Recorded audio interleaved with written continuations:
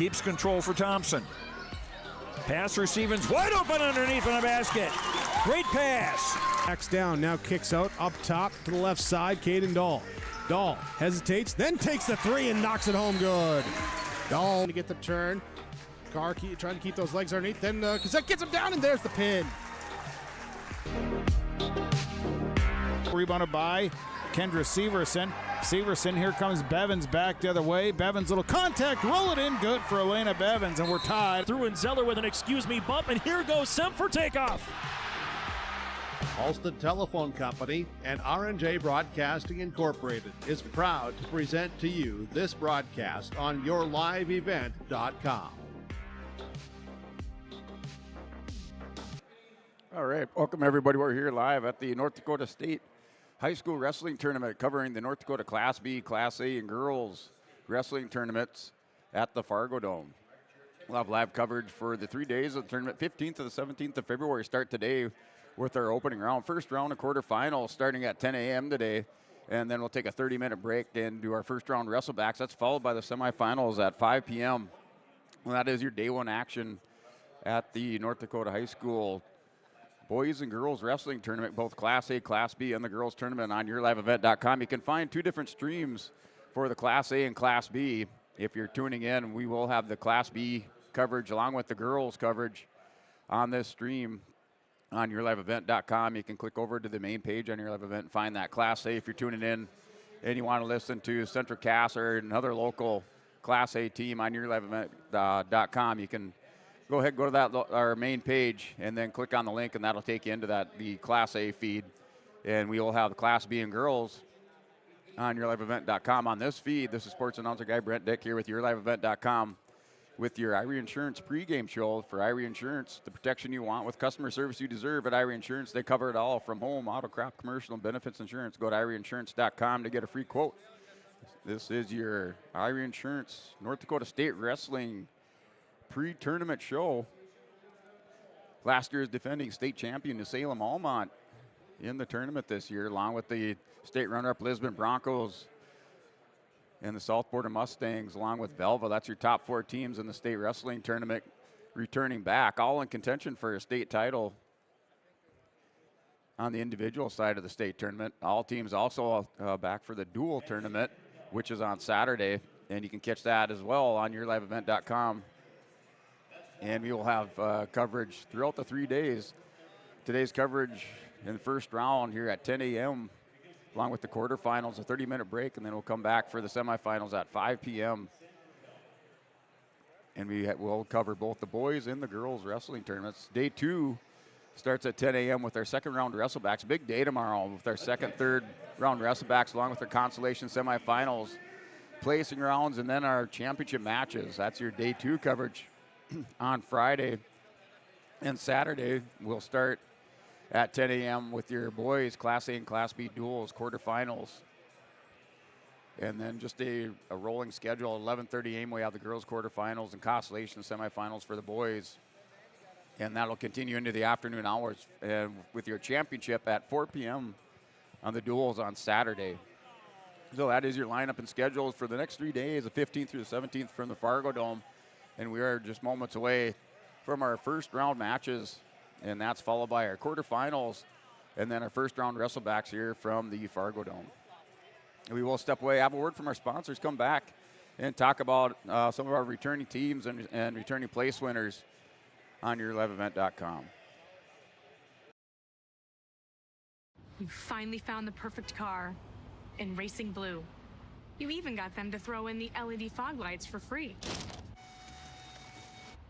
Auto Owners insures your car because some people never learn to parallel park. That's simple human sense. River's Edge Insurance Agency Halsted, 218-456-2172. Keep going, more.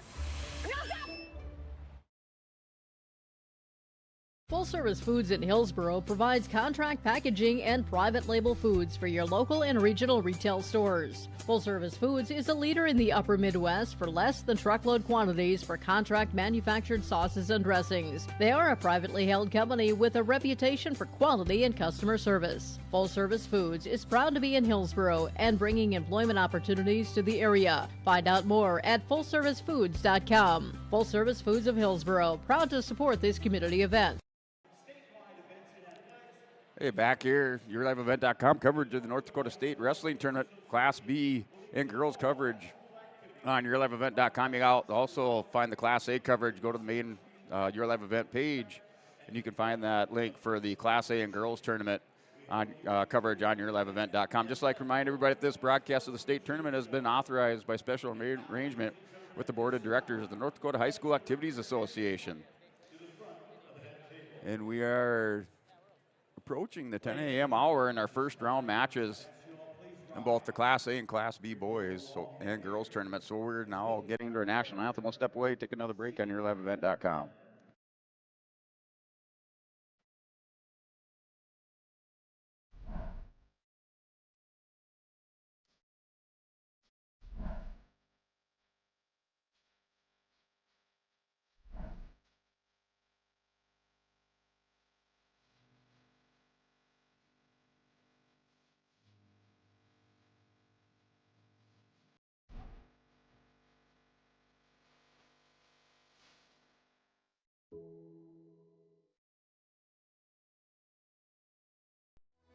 Even as a kid, I knew I wanted to be part of Polar Communications because they have such a long history of taking care of their employees.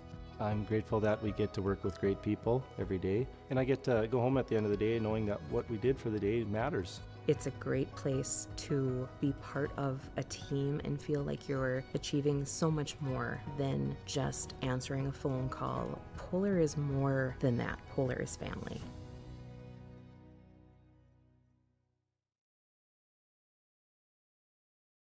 Dakota Heritage Bank, serving you with 10 locations across North Dakota and northwestern Minnesota, has a strong background in ag and business lending, but they can also help with auto, recreational, personal, or home loans, including home equity lines of credit. Dakota Heritage Bank is a family-owned community bank where decisions are made locally. Our friendly staff greets you with a smile, takes the time to get to know you, and can help you with your banking needs. Visit us online, dhbanknd.com. Dakota Heritage Bank, Equal Housing Lender, member FDIC.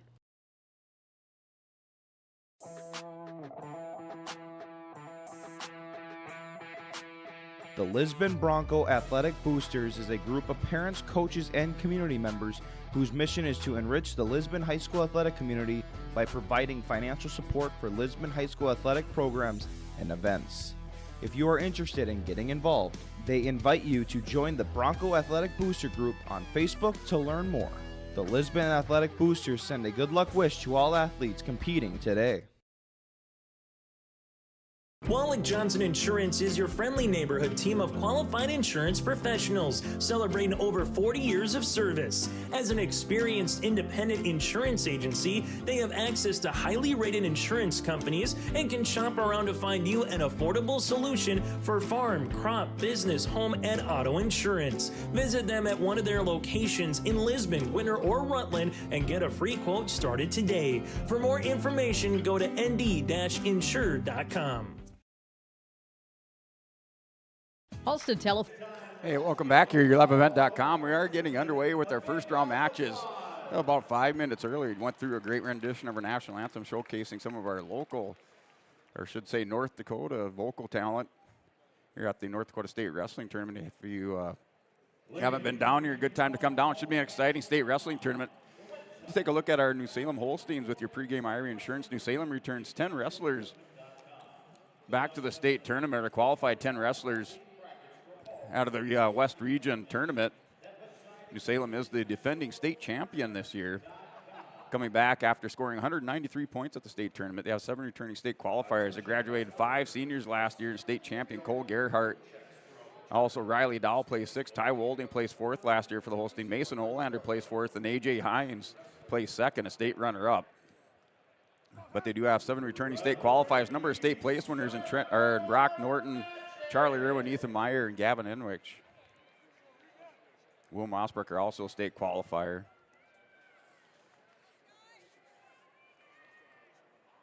For the New Salem Holsteins, and Colton Beaker. Beaker qualified at 182 pounds, while Mossbrucker last year at 106. He's back in the state tournament once again, along with Beaker for New Salem Almont. So matches coming up on the board. Not sure I've ever been to too many tournaments where they started early, but we're ready. The matches are up, starting at 107 pounds. First match is starting at 107. Here with your Irie Insurance pregame. Look at the runner-up Lisbon Broncos. Broncos return 7 state qualifiers, 4 state place winners to the squad. They scored 164 points last year, placing in second. They bring back Grayson Lyons, Noah Anderson, Cash Waitson, Griffin Greenlee, Mike Nelson, Blaze Ranky, and Drew Anderson to the squad. Nelson, Ranky, and Anderson, along with not Greenlee, not in the tournament, but along with Nelson, Ranky, and Anderson, returning state place winners for the Broncos. Those matches are underway at 107 pounds. Bodie Henderson, Northern Lights on the mat, Loudonhaugen, Newtown Partial, Lander Rice for Kilder, Sky Kramlich for Carrington, Isaiah Hackman for Velva, and Regan Gustafson for Stanley. It's your first round boys matches. Boys on match 6, 7, and 8 inside the Fargo Dome. We are running 8 mats, a little bit different setup than this year, a lot better setup last year's matches.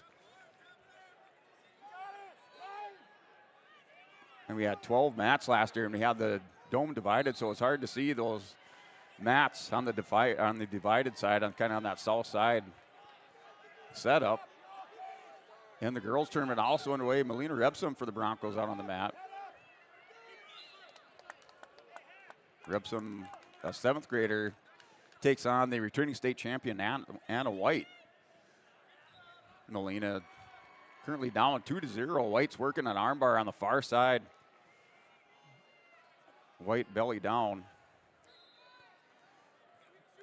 Anna White for Central Cass is up 4-0, so she did pick up a couple near falls, trying to walk around this armbar, and turns over Melina Repsum for the Broncos and wins by fall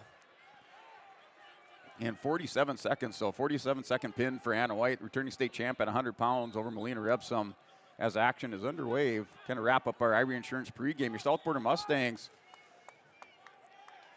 finished in 3rd place last year and challenging for a state championship this year, both on the individual side and the dual side. And they returned 12 returning state qualifiers. You look at that alone, that's a lot of returning state qualifiers. Kind of when you weigh that as far as the front runners coming into the state tournament, but they do have 12 returning state qualifiers. They did qualify 12 for the state tournament along with the Broncos. And they're returning state qualifiers, state place winners for South Border. They have Rylan Vetter, Joseph Keller, Brody Hoffman, Carson Glazeman, Jace Nitschke, Shane Nitschke, Brody Michelson, Tristan Lepp, Riker Vetter, Cole Stock, Danny Schumacher. All returning state qualifiers or state place winners for the South Border Mustangs. It's kind of your top 3 teams, along with your Velva Aggies. Velva last year at the state tournament finished in 4th place, also challenging for state individual and state dual team championship here at your North Dakota State Class B individual wrestling tournament, state dual tournament on the 17th. Individuals, the 15th and the 16th. Take a look at some of your area wrestlers. We'll cover Lisbon, Kindred, Mayport CG, Hillsborough Central Valley, Oaks, Lemoore, Northern Cass. We'll keep you as up to date as we can on those schools here on the East Region side of the state, Southeast sub-region. On the boys' side, and then the East Region for the girls' side. Currently on mat 6, Bodie Henderson has a 6-0 lead over Loudonhaugen. Sky Kramlich on mat number 7 is up 8-3 on Lander Rice of Kildare. Kramlich working for a foul. Rice rolls through. Rice able to roll through. He's in the situation position. Kramlich in the bottom hunting for a leg. It's a now 11-3 lead for Sky Kramlich on mat number 7. And Isaiah Hackman for Velva has a 2-0 lead on Regan Gustafson. Now 2-1. That's in the second period with 52 seconds remaining. That's on mat number 8.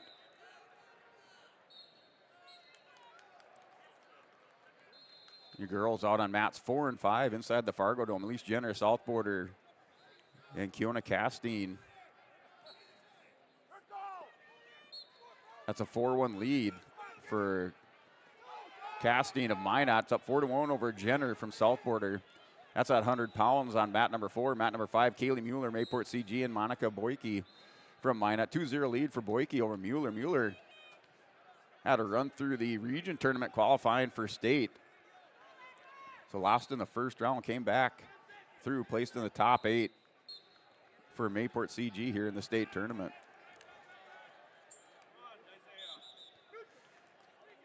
And Hackman and Gustafson, still 2-1 is the score. A lot of these matches, regular season matches, come into the state tournament. They tighten up quite a bit in the state tournament. Now with 11-3 lead for Sky Kramlich over Lander Rice of Killdeer. Bodie Henderson, Loudonhaug, and Henderson with the 8-0 lead. That's going into the third period. 8-0 lead for Bodie Henderson over Loudonhaug and Newtown Partial.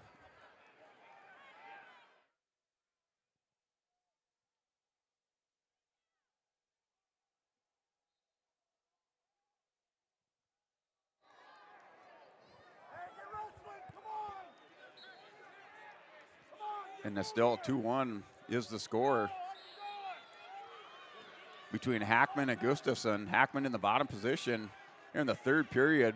Gustafson has an armbar locked up as Hackman attempts to get to his feet. Up to his feet, potentially dangerous called.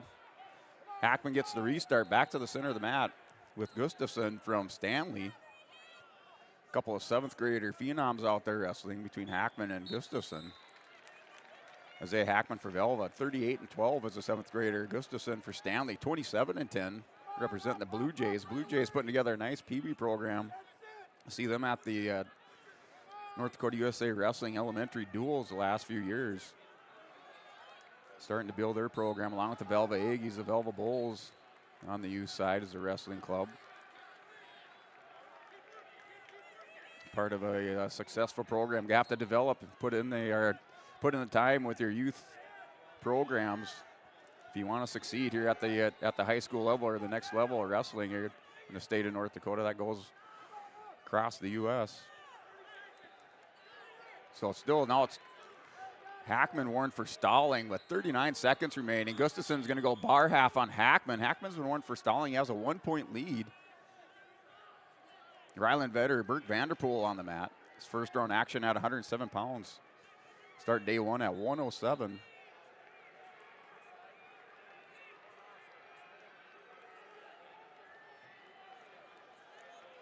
I'd also like to thank Ryan Opdahl, Farmers Union Insurance Agency. From Whole Model Business, Life Farm Insurance. Visit the agency downtown in Hillsboro or call 701-436-5777. And we will try to give you an hourly update. That is your Ryan Opdahl, Farmers Union Insurance hourly update. We'll come back, try to recap highlight some of the local wrestlers, the teams here at the state tournament on the Class B side, also the girls side. Now Jenner from South Border in the girls on mat number 4, and Keon Castine. It's a 4-3 lead for Castine of Minot. That's 4-3 with Jenner there in the second period with under 18 seconds remaining.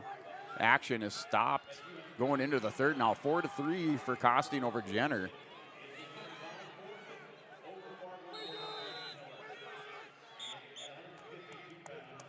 Kaylee Mueller and Monica Boyke. Boyke wins by fall over Mueller.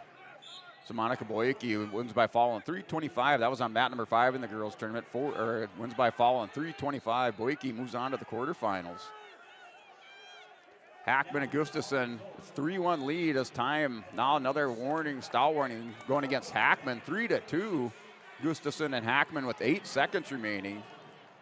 So Hackman with the escape and the stall warning. He's up by 1 with 3 seconds here with Gustafson. Gustafson tries a little as time expired, so no pin. So no pin in that as Hackman wins by decision 3-2 in the first round. So as advertised, good matchup to watch was that between Gustafson and Hackman. Gustafson tried a little throw at the end, desperation throw. That's a 5-2 win for Isaiah Hackman of Alva. He advances into the quarterfinals. Ryland Vetter, Bert Vanderpool. Vetter with a 2-0 lead. Vanderpool for him, Hettinger Scranton, an 8th grader, 32-20. Ryland Vetter, turning state qualifier state last year at 106 for South Border. Has a 2-0 lead going into the second period. Now we have Ian Anderson for the Broncos here at 107 pounds. Anderson wrestles Kale Schwartz from Bowman County Beach. Schwartz works the head of Anderson. Now goes collar tie with Anderson. Ian finished in 5th place at the regions on the East Region side. One of the seeded wrestlers in the state tournament.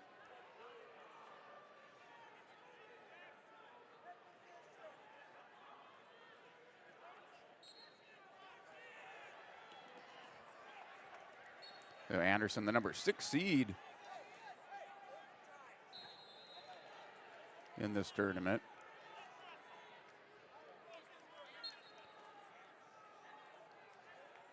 Ian Schwartz, now Schwartz back working the head of Anderson. Anderson holding the center of the mat. This is Ian Anderson for the Broncos.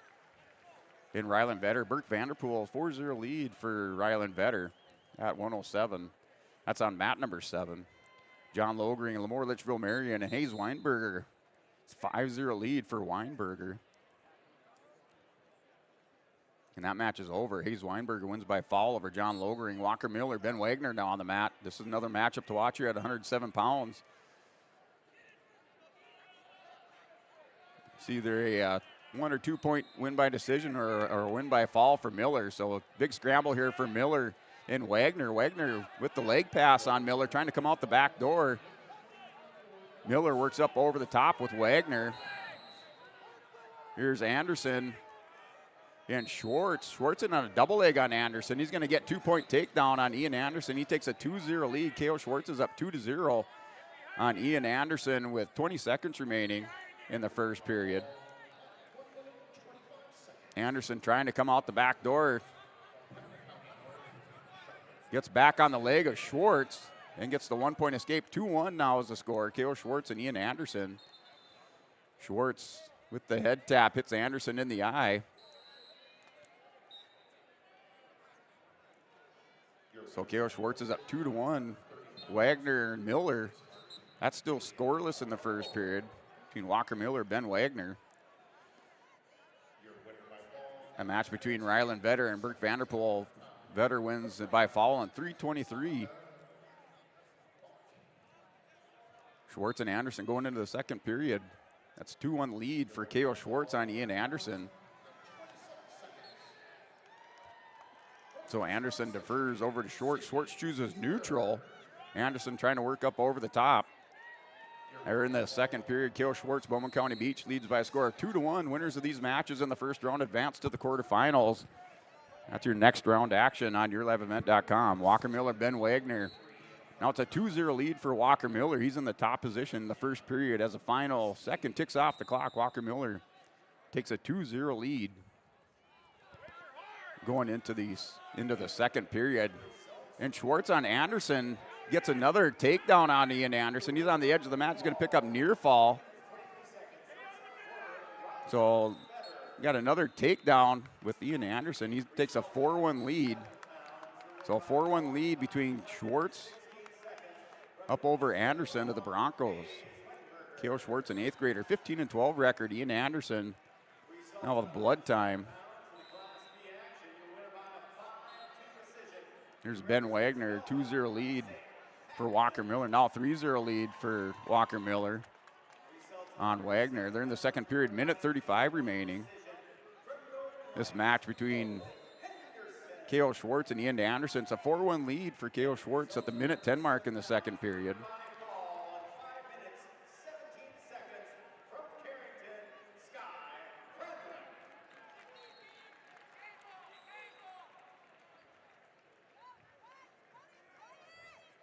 Here's Gavin Rude, Tristan Miller.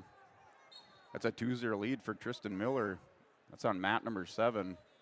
Miller in the top position there in the first period. Miller, as time expires, rolls through, working for a tilt on Rude. So 2-0 lead for Tristan Miller. Now Anderson works over the top on Schwartz, gets the 1-point escape. 4-2 is the score.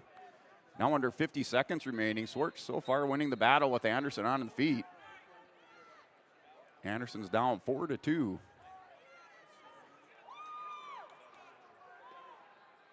And Anderson trying to work underneath Schwartz, blocking the leg of Anderson as he tries to go underneath.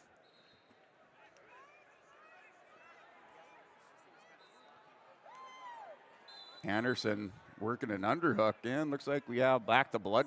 1 point for Anderson. 4-3 is the score now. I believe it's 1 point. Not sure what that call was. Here between Schwartz and Anderson. Anderson back with the underhook on Schwartz. Down to 12 seconds in the first period.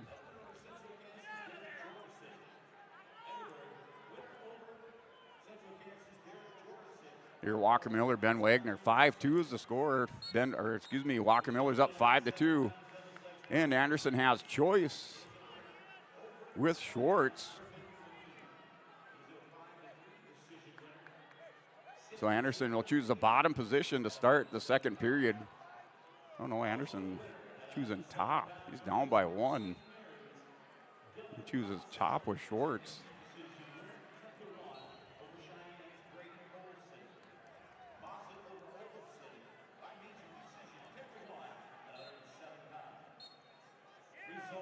So Anderson with 2 escapes, chooses top position. I thought it was his choice. He picked top, so he must feel like he can turn Schwartz.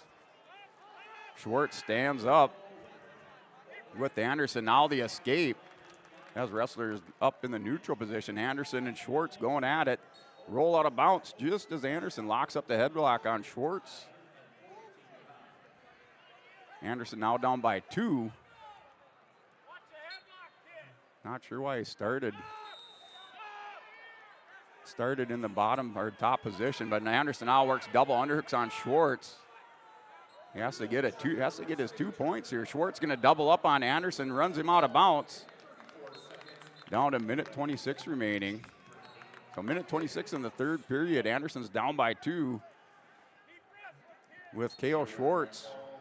Schwartz shoots on Anderson. Anderson gets Schwartz down to the mat. Working double underhooks, takes him over. Anderson working for the fall for the Broncos in the first period. Has Kale Schwartz on his back. Here's Ian Anderson. Those shoulders are flat in the wind by fall for Ian Anderson. Comes through. So Anderson picks up the win, come from behind in the third period. Finally puts together a pinning combination for the Broncos. That's on mat number 8. Gavin Rude, Tristan Miller. Miller's up 7-0. So Miller with the 7-0 lead. Walker Miller and Ben Wagner. 7-2 between Walker Miller and Ben Wagner. They're on blood time. So they have a Bank North blood timeout. So your Bank North blood timeout over on the match between Miller and Wagner. 7-2 lead, Walker Miller, Ben Wagner. Here's state champion Dalton Feist out there at 114 pounds against TJ Boyer from Ondak Thunder. Boyer with the comes up over the top or underneath on Feist. Boyer kind of hot and cold this year, going at it with Dalton Feist. Now Feist working the single leg, trying to turn the corner on TJ Boyer. Boyer momentarily had Feist on his hip, going to his back. Now Feist is going to step around, picks up the 2-point takedown. He's up 2-0 on TJ Boyer. Rude and Miller. Gavin Rude in the bottom position for the Kindred Vikings. And now Cruz Ranke on the mat. So Cruz Ranke, Riley Weeks from Bishop Ryan. Ranke state, or I should say region champ. East region champion for the Broncos. He defeated Dalton Feist and Drew Carr. Defeated Dalton Feist in the semifinals last week and Drew Carr in the championship match of the East regions. Now out here trying to put the string together another tournament run up against Riley Weeks in the first round on mat number 6 at 114 pounds. Dalton Feist, TJ Boyer. during the Bank North timeout. So Bank North, they take community to heart, helping their customers achieve their financial goals while supporting and improving the great rural communities we serve. They're more than just a bank. At Bank North, it's a community partner they can always count on. It's values-based banking. To learn more, visit ibanknorth.com, member FDIC, and equal housing lender. That's your Bank North blood timeout between Boyer and Feist on mat number 8. Rude and Miller, that's a final. It's Tristan Miller wins by decision 7-0 over Gavin Rude. Walker Miller from EEK wins by decision 7-2 over Ben Wagner. As we move into our 114-pound matches on the boys, Class B, Cruz Ranke, Riley Weeks. It's a 2-1 lead for Ranke. Ranke with the 2-point takedown, Weeks with the escape. As we're at 45 seconds and a quick pin for Joysted, or I should say for Riley Hasbrook over McCoy Jorsted. Riley Hasbrook for Hettinger Scranton with the quick win by fall at 114 pounds, saving some of that energy for the quarterfinals. That's a headlock thrown by Boyer. So TJ Boyer is down 5-1 in the first period to Dalton Feist. Boyer went up over the top with a headlock, had Feist rolling out of bounds. Now Feist and Boyer going at it toe-to-toe, wrestling pretty loose, both wrestlers in this matchup at 114 on mat number 8.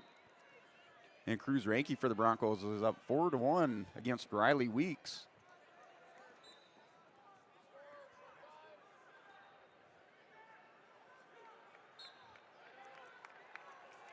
I'm going to take a look at Napoleon last year. They finished in 18th place with 38 points. They had 2 returning state qualifiers to the squad this year with Feist and Liebrand. Liebrand not all are on the squad, so Dalton Feist, returning state champion. Your only returning state qualifier coming back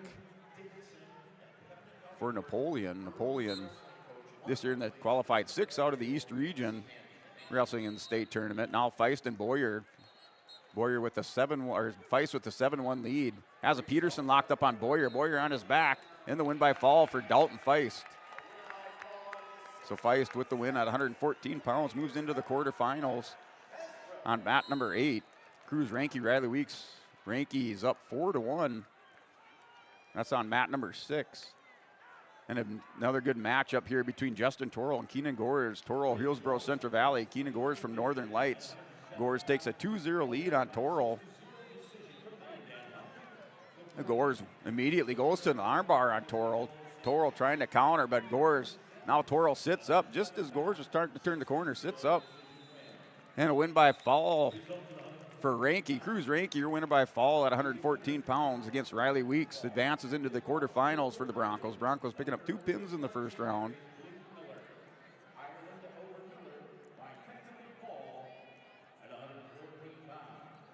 So Broncos with 2 pins, picking up wins at 107 and 114. Ian Anderson had his hands full at 107 pounds. Ends up prevailing in the third period, winner by fall. Cruz Ranke, winner by fall for the Broncos at 114. Now Carson Henningsen, Drew Carr on the mat.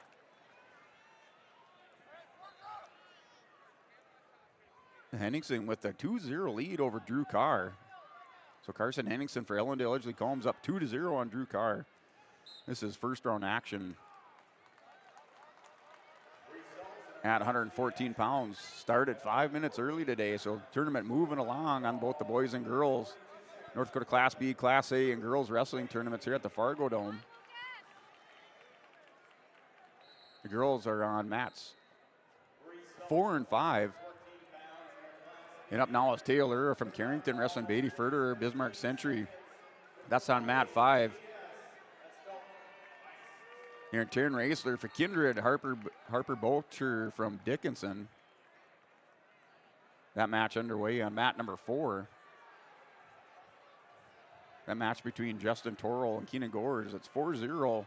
They're going into the second period with 1:30 remaining. So 4-0 lead for Keenan Gores over Justin Torrell. Torrell for Hillsborough Central Valley.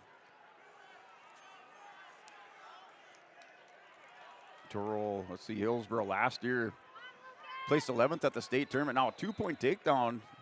Toro is up, or I should say is down 4-2 on Keenan Gores. Now 4-2 score. Drew Carr with the reversal ties it up at 2 with Carson Henningsen. As the last second expires in the first period, Carson Henningsen and Drew Carr, they're tied up going into the second period at 114 pounds on mat number 8. That defers, so Carr defers over to Henningsen. Henningsen chooses neutral with Drew Carr. And Toro, Justin Toro, Hillsboro Central Valley, and Keenan Gores. Toro, now Gores drops down, little level change. Drops down to a double. Gores with the big sprawl. And Gores back up to his feet. They're working that far center edge of the mat. Toro with his feet in bounce. Gores on the back side of the mat now. The Gores and Toro with 16 seconds remaining in the second period. It's a 5-2 with the 1-point loss of control. 5-2 lead for Keenan Gores. Cole Mulgren, Kimmer Bulbells, and Lucas Soli, 114 pounds. That's 4-1 lead for Mulgren. And Lura Henningsen still, now it's a 4-2 lead for Drew Carr. So Carr with the 2-point takedown takes the 4-2 lead over Carson Henningsen in the second period with the 1:05 remaining in the period. Toro and Keenan Gores 5-2 going into the third. Keenan Gores in first place, or in the top position, has the 5-2 lead on Justin Toro. And Mulgren working for a foul over on Lucas Soli of Velva. And Cole Mulgren from Kinmer Bulbells picks up the 3 near fall. He's up 11-1. Now Toro puts Gores on his back. It's a 5-4 lead for Keenan Gores. And 2 near fall come by way of Justin Toro. Toro with the 1-point lead is up 6-5. Here in the third period, 1:28 remaining. Toro now tilts over Gores. Gores in some trouble. He's down as Toro in the third period with 1:17 has Keenan Gores on his back picking up near fall.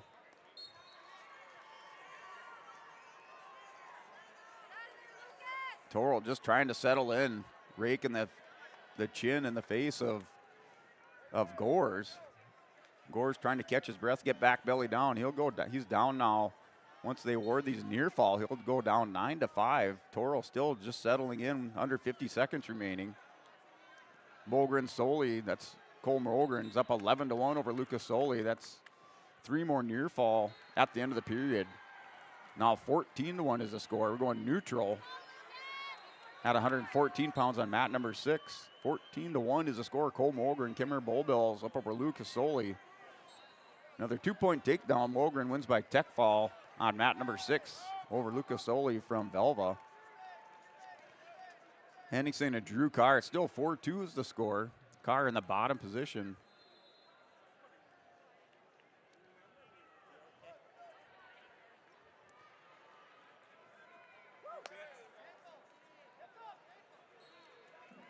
And now Carr working up over the top. They're in the situation position. Henningsen has the near leg caught as Carr steps around, hooks the ankle, picks up his 2-point takedown.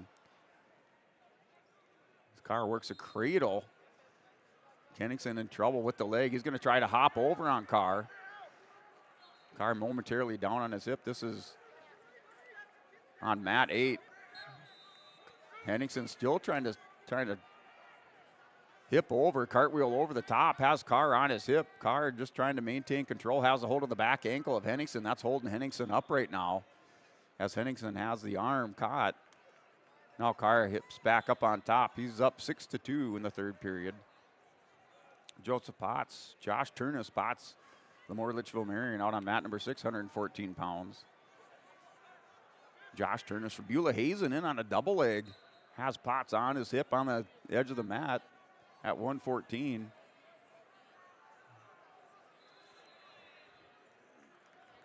So Joseph Potts now is down 2-0 to Josh Turnus from Beulah Hazen. Harley Romerman and Ava Vilitzi out on mat number 5. Romerman for the Lisbon Broncos, an 8th grader, 15-22. Ava Litzy for South Border, a 7th grader, 34-11 record. It's a 2-1 lead. Now 4-1 lead for Litzy over Romerman. That's in the first period with 12 seconds remaining. As tall girl Josie Carbon goes out with 5 seconds remaining. It's a 4-1 lead. And Litzy throws over Romerman in the first period. Time expires. 3 more near fall for Ava Litzy of South Border. She has a 7-1 lead over Arlie Romerman. Joseph Potts, Josh Turnus. Turnus has it at half. Nelson very deep, trying to pull up or suck up Joseph Potts. He's up on his knees running this half. Nelson Potts just trying to counter out.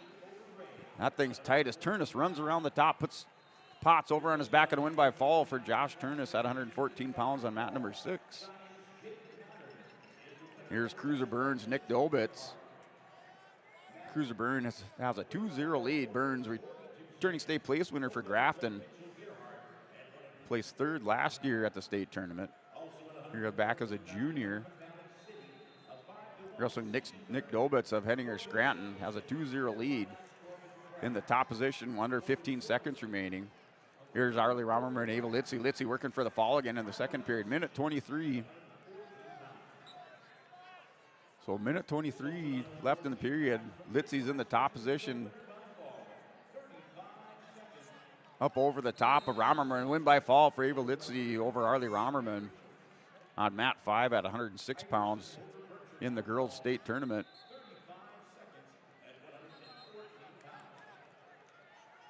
Regan Sand, Pitch Hager out on mat number 6. Regan Sand for Ellen Diligently Calm, the 7th grader. Pitch Hager for Velva. Working a fall, and winner by fall is Pitch Hager over Regan Sand at 121 pounds.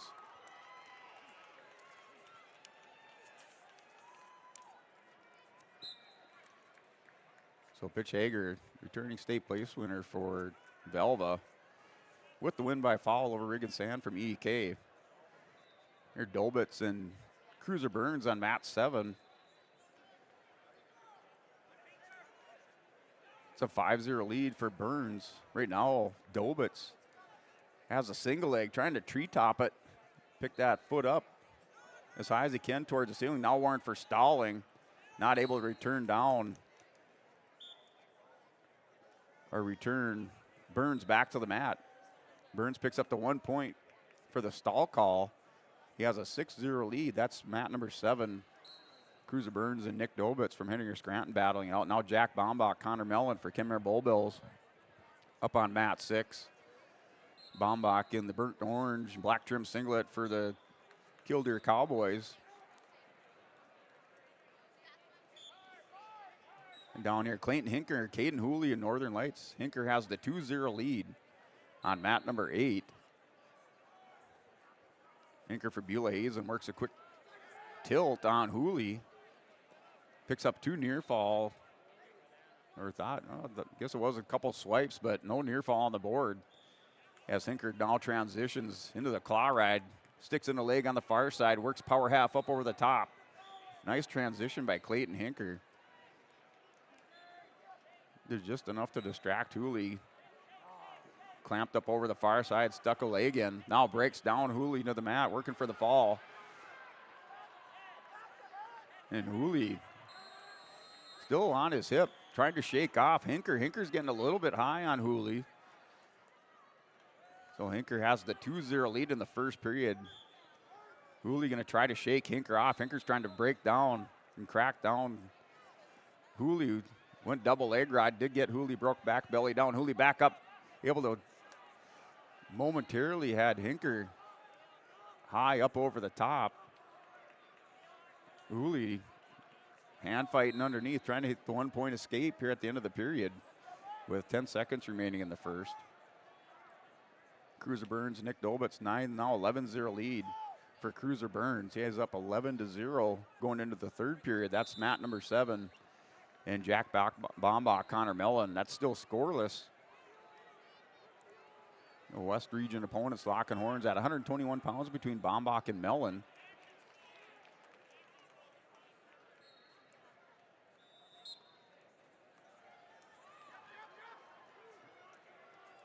Cruiser Burns, the number 1 seed at 121 pounds, has 11-0 lead.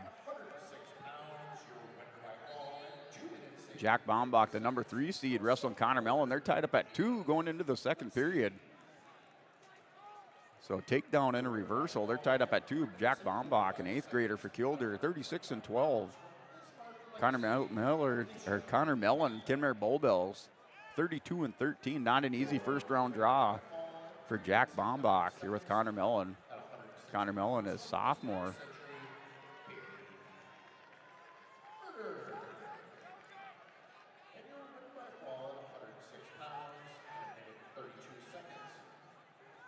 And tied up at 2, Connor Mellon in the bottom position. This is mat number 6. Match to keep your eye on mat number 6 between Bombach and Mellon. Here's Julian Hinker. Hinker trying to work a 2-point reversal, rolls over, Hooley to his back. Picks up near fall, picks up the reversal. He's up 4-0 in the near fall. Working for the pin, has the head scooped on the far side, walks around towards the head, trying to force down those shoulders on Hooley. Hooley rolls through for Northern Lights. Now back belly down, 3 near fall for Clayton Hinker. He goes up 7-0. Cruiser Burns, Nick Dolbitz, 11-0 lead for Cruiser Burns.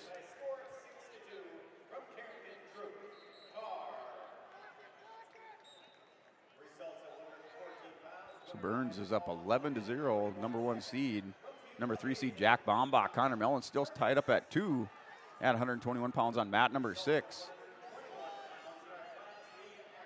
Now Hinker working for fall on the near edge of the mat, right out in front of the table, and win by fall for Clayton Hinker over Caden Hooley of Northern Lights. That was at 121 pounds, mat number 8. Burns up 11-0, final 10 seconds. Tick off the clock, another stall warning. This time goes on Burns. So Burns with the stall, he's up 11-0.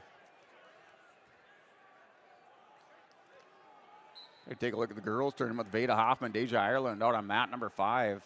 Hoffman for the South Border Mustangs wrestles Deja Ireland for Bismarck Demons. That's 3-0 lead for Deja Ireland at 112 pounds. And Danica Bennett for Pembina County North wrestles Jocelyn Boyer for Northwood. Boyer is up 3-2. Boyer with the 3-2 lead. Working the head.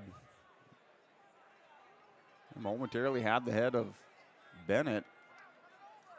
Boyer for Northwood in the bottom position. Now works up to her base. That's over on mat number 4. Wrestling against Danica Bennett from Pembina County North.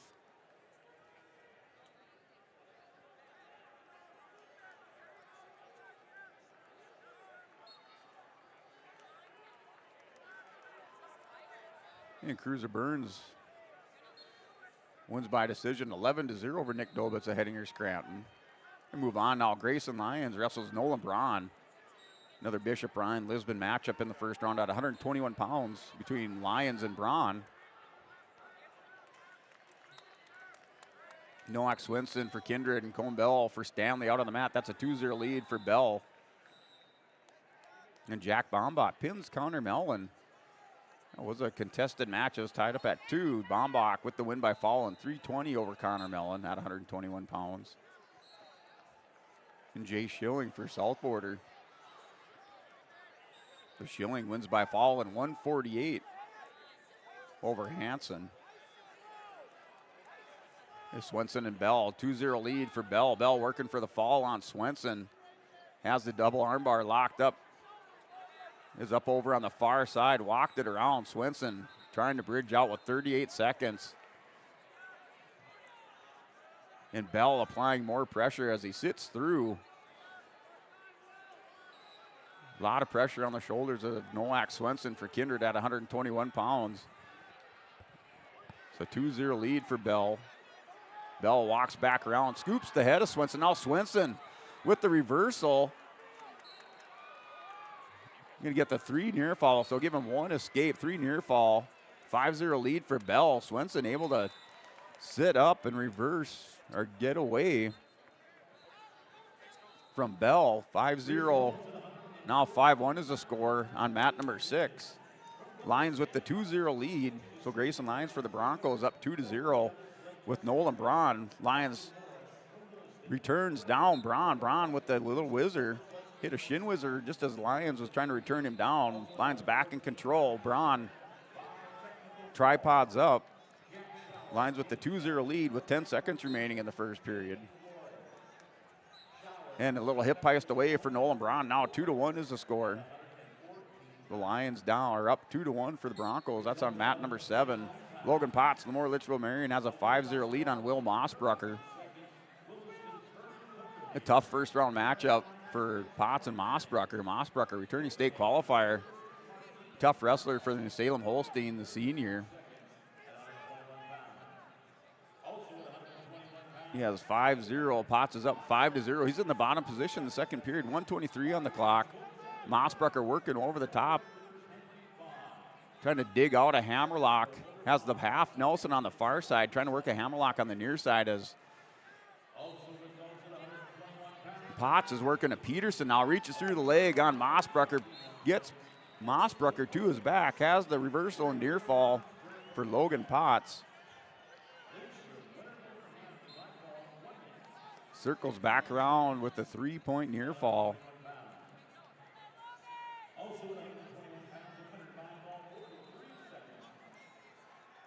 So Logan Potts, Will Mossbrucker. Now 10-0 lead for Logan Potts over Will Mossbrucker.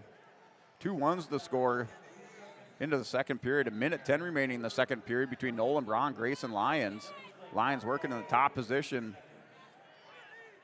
Up in the situation, they got stalemate call between Bronze and Lions on mat number 7. Adeline Hansen out for the Broncos on mat 5. Hansen, the 8th grader, wrestles Natalie Carlson from West Fargo United. Hansen in the top position with the 2-0 lead. Works the power half on the far side on Carlson.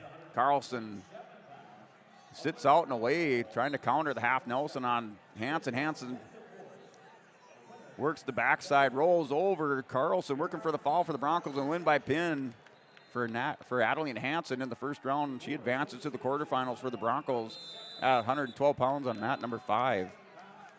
And Vivian Backer and Victoria Sanchez. It's a 2-0 lead for Sanchez of Valley City over Vivian Backer. Sanchez in the top position at 112 pounds. Has the armbar locked up on Backer, trying to walk around the head, gets her turned over. And Grayson Lyons working for the fall. And the win by pin for Grayson Lyons of the Lisbon Broncos over Nolan Braun at 121 pounds on mat number 7. Cash Wadeson with the quick pin of Logan Nielsen of Mayport CG. You blinked, you missed the match over on mat number 6 between Wadeson and Nielsen. Cash Wadeson with the quick win by fall for the Broncos. Potts and Mossbrucker still locked horns. 10-0 lead for Logan Potts. Mossbrucker and Potts. Potts back working that Peterson on Mossbrucker. Mossbrucker kind of high up around the head, just trying to hip over on Potts while Potts is trying to work the Peterson on Mossbrucker. 2-point reversal for Logan Potts. Now a 12-0 lead in the clasp call on Potts. So gets a 2 reversal, 1 point for Green. 12-1, Logan Potts is up on Will Mossbrucker. And Gavin Giffey, Matthias Dahlstrom. Dahlstrom for Oaks has a 2-point takedown and working near fall on Gavin Giffey of Northern Cass. Giffey for the Jaguars is down 2-0 with near fall coming for Dahlstrom. Northern Cass last year sent 3 wrestlers to the state tournament. Carter Waits and Will Trebross are engaged in Igard. Here's Giffey and a win by fall. Matthias Dahlstrom with the win by fall over Gavin Giffey of Northern Cass. And now Logan Potts settles in, working for the fall on Will Mossbrucker. Mossbrucker belly back, belly down. 2 near fall. 14-1 is the lead for Logan Potts. Potts coming out, dominating Mossbrucker. Has the big half Nelson, the old Lemoore half. And just as time expires, Mossbrucker able to sit up, come out the back door on Potts, gets on top for the 2-point reversal, 14-2, but it's 2 periods too late. Logan Potts wins by decision 14-3 over Will Mossbrucker of New Salem Almont. Now Charlie Irwin, defending state champion, out for New Salem Almont, wrestles Raider Barstead of Velva. Quick 2-0 lead for Irwin.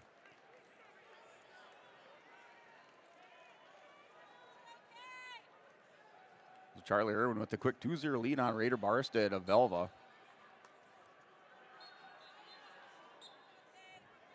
Braylon Herman, Logan Werner locked in a battle.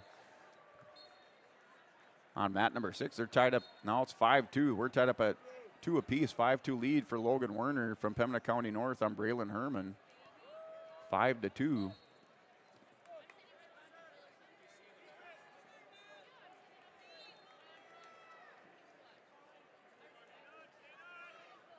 Brody Michelson for South Border. Kate Elsey, Mondack Thunder.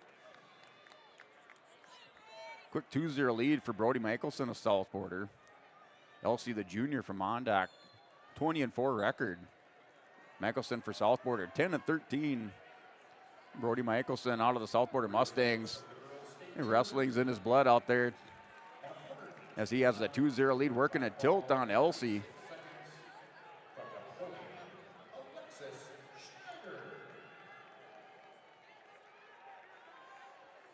As they go out of bounds, we're warned for stalling, so stall call warned against Michelson. Michelson hit with the stalling. At 112 pounds, your winner by fall at 1 minute 53 seconds. From Lisbon, Adeline Henson.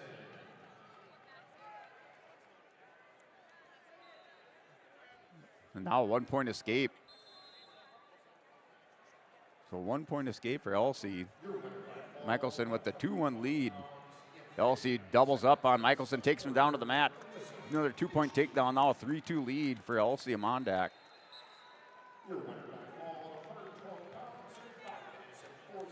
Brody Michelson, Cade Elsey. Elsey, the number 8 seeded wrestler in the tournament. At 127 pounds, has the 3-2 lead on Brody Michelson.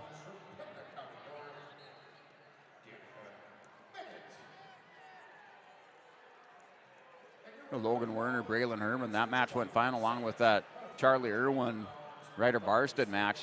Charlie Irwin wins by fall in 111 over Barstead of Velva.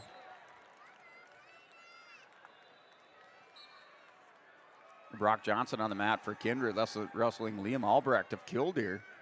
Johnson in the top position has the 2-0 lead. Johnson here at 127 pounds.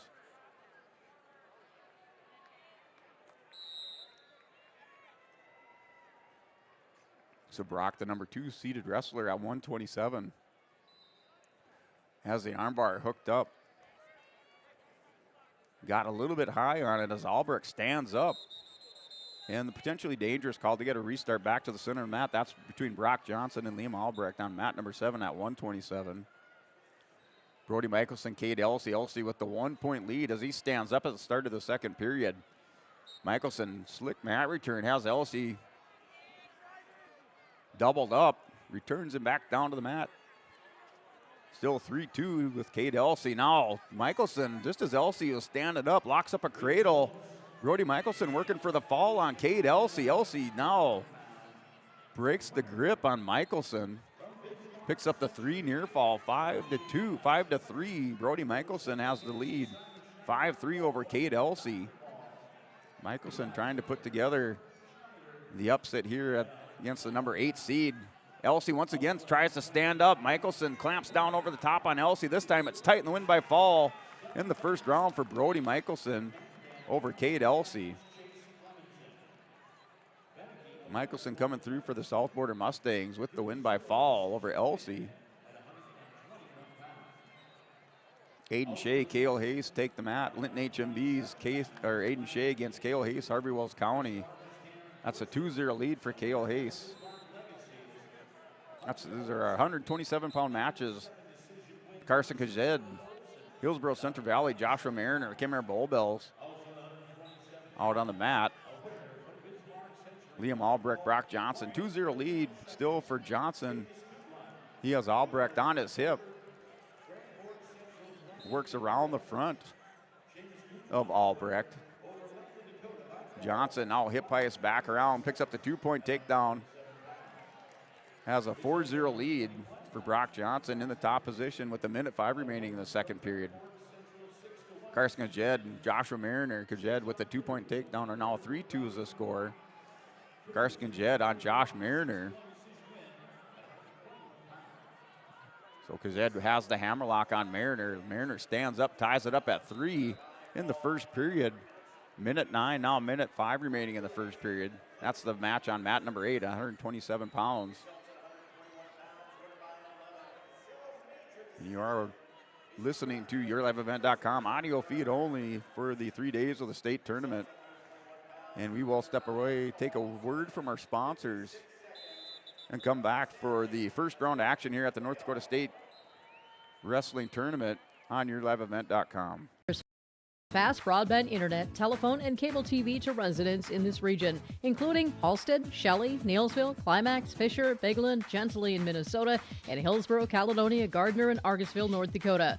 Serving the area residents since 1904, Halstead Telephone continues to create a bright future for this region using 100% fiber optic technology. Service plans offer flexibility and choices, and there's local support personnel ready to help. Contact Halstead Telephone Company today. Goose River Bank is here for the communities we serve, building relationships that last a lifetime. Serving the strong Red River Valley and beyond, we are your neighbors, friends, and family, committed to providing everything from everyday personal banking to loans for your farm or business. Visit one of our locations in Mayville, Hillsborough, or Hatton, or reach out and we'll happily come to you, because it's the neighborly thing to do. Goose River Bank. Strong bank, strong communities. Hey, welcome back. YourLiveEvent.com. We are first round coverage, North Dakota State Wrestling Tournament at 127 pounds. Out on the mat, we started the day at 1:07 at 10 a.m. I should say we started 5 minutes early. And out on the mat, Hillsborough Central Valley's Carson Kajed and Kimmer Bulbell's Joshua Mariner. 5-3 is the score. Carson Kajed has the 5-3 lead. They're currently in a Bank North timeout. So they have that Bank North timeout on mat number 8. That's a 5-3 lead. That's still in the first period. 47 seconds in the first period. So they do have blood time. Looks like they have blood time cut. Mariner still being tended to by his coaches. And back to action between Carson Kajed and Joshua Mariner. 5-3 lead. Mariner in the bottom position with 47 seconds remaining in the first period. And a false start. Wrestlers reset back to the mat. Liam Albrecht, Brock Johnson. 7-3 lead for Brock Johnson over Liam Albrecht from Killdeer. Here's Aiden Shea, Cale Hayes. Hayes with the win by fall in the third period. So Cale Hayes wins by fall over Shea of Kenmare Bull Bells. Here's Liam Albrecht, Brock Johnson. Still 7-3 the score for the Kindred Viking. And Carson Kajed, Joshua Mariner, 5-3 with 23 seconds remaining. That match still in the first period, just dragging along between Kajed and Mariner, grinding this one out in the first period, down to 20 seconds remaining. And 1 point escape, 5-4 is our score in the first period at 127 pounds on mat number 8. The Hillsborough Central Valley last year at the state tournament placed 11th. 5 returning state qualifiers, and Kajed last year placed 5th at 120 pounds. Sawyer Owen, state runner-up for Hillsborough at 126. Also state qualifiers last year, they had Braden Chenot, Fernando Rios, and Ben Thompson.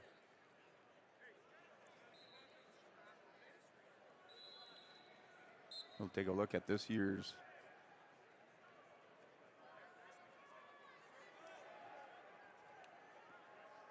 state tournament for Hillsborough. Hillsborough was 6 wrestlers in the tournament. Kajed working for a fall on the near edge of the mat. They roll out of bounce. And just as Kajed working near fall on Mariner. They're called out of bounds. A 7-4 lead for Carson Kajed over Joshua Mariner. Elvie Henderson back in action on mat number 7 at 133 pounds, wrestling Brock Freer. Henderson has the armbar locked up on Freer. Pembina County, and just as he rolls him over, the quick win by fall for Elvie Henderson over Brock Freer. Henderson back in action after the howl. Kazed works for the pin on mat number 8. Carson Kazed wins by fall over Joshua Mariner at 127.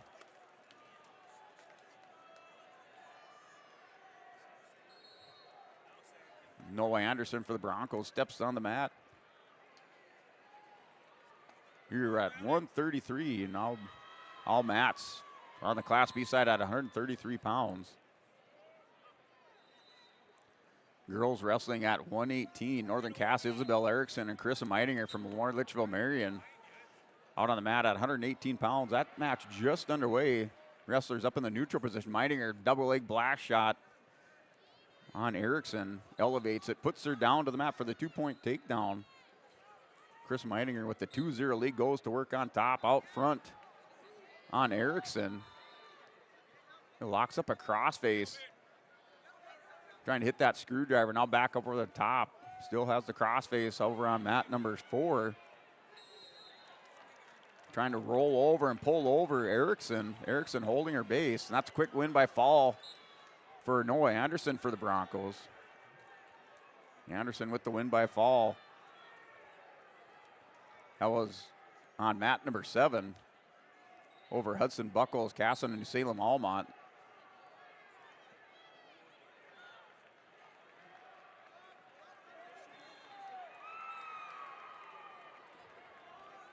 Take a look at your Tim Kazed Seed Sales Harvest scoreboard. This is the first round action. We're at 133 pounds, started today at 107. You see your current teams: Lisbon out front with 20 points, South Border in second place with 12, Beulah Hazen in third, tied with New Salem Almont with 8. And then a number of teams with 6 points at 5th place with Carrington, Ellendale, Edgeley, Calm, Hillsborough, Central Valley, Northern Lights, and Velva.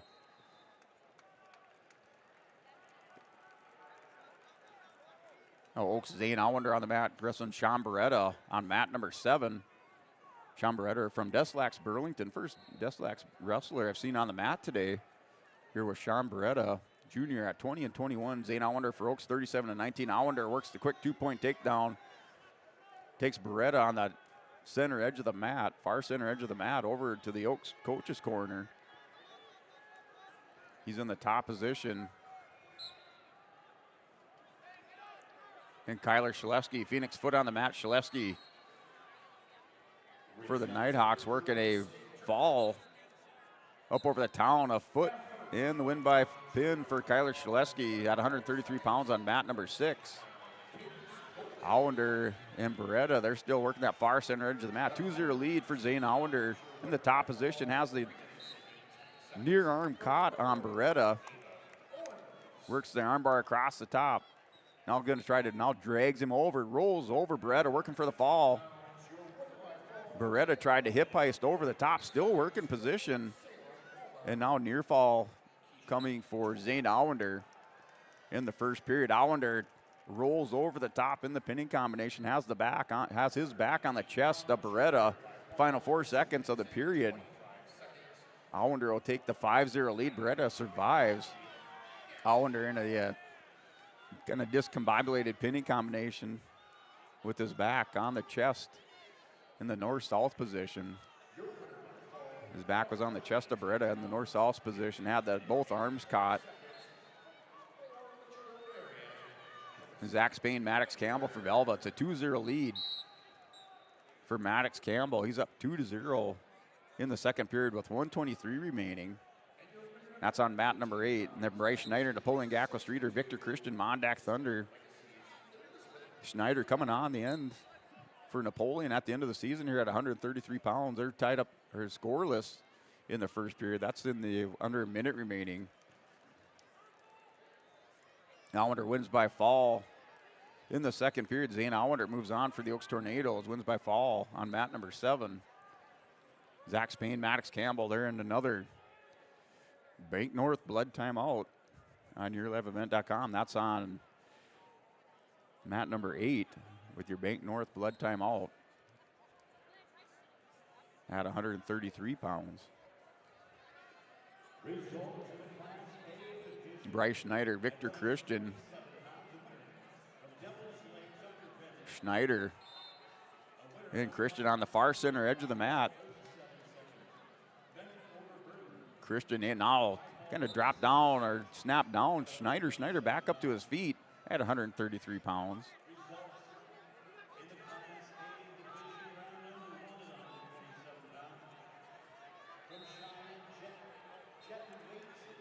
They go into the second period. It's scoreless between Schneider and Christian. Victor Christian, the number 6 seed for Mondack Thunder. Bryce Schneider, a freshman for Napoleon with the 26-24 record. They're scoreless. Schneider in the bottom position to start the second period.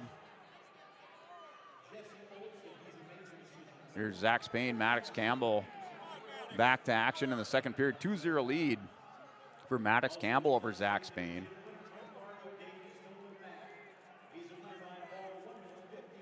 Campbell for the Velva Aggies placed 5th last year at the state tournament. Velva brings back 6 returning state qualifiers, state place winners, and Maddox Campbell, Pitch Hager, and Carson Hildry returning state champion for Velva. They graduated 3 seniors off their state squad last year with Schumeyer, Seltzler, and Lackaduk. Also returning state qualifiers in Yanish, Barstead, and Vincent on this year's squad. Now Campbell returns Spain down to the mat, picks up the 2-point takedown.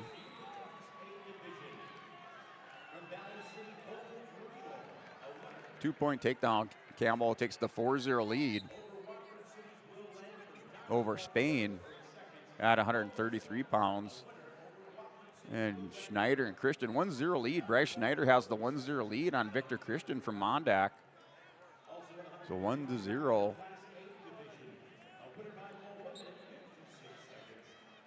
And Tristan Lepp, Zach Doctor out on the mat.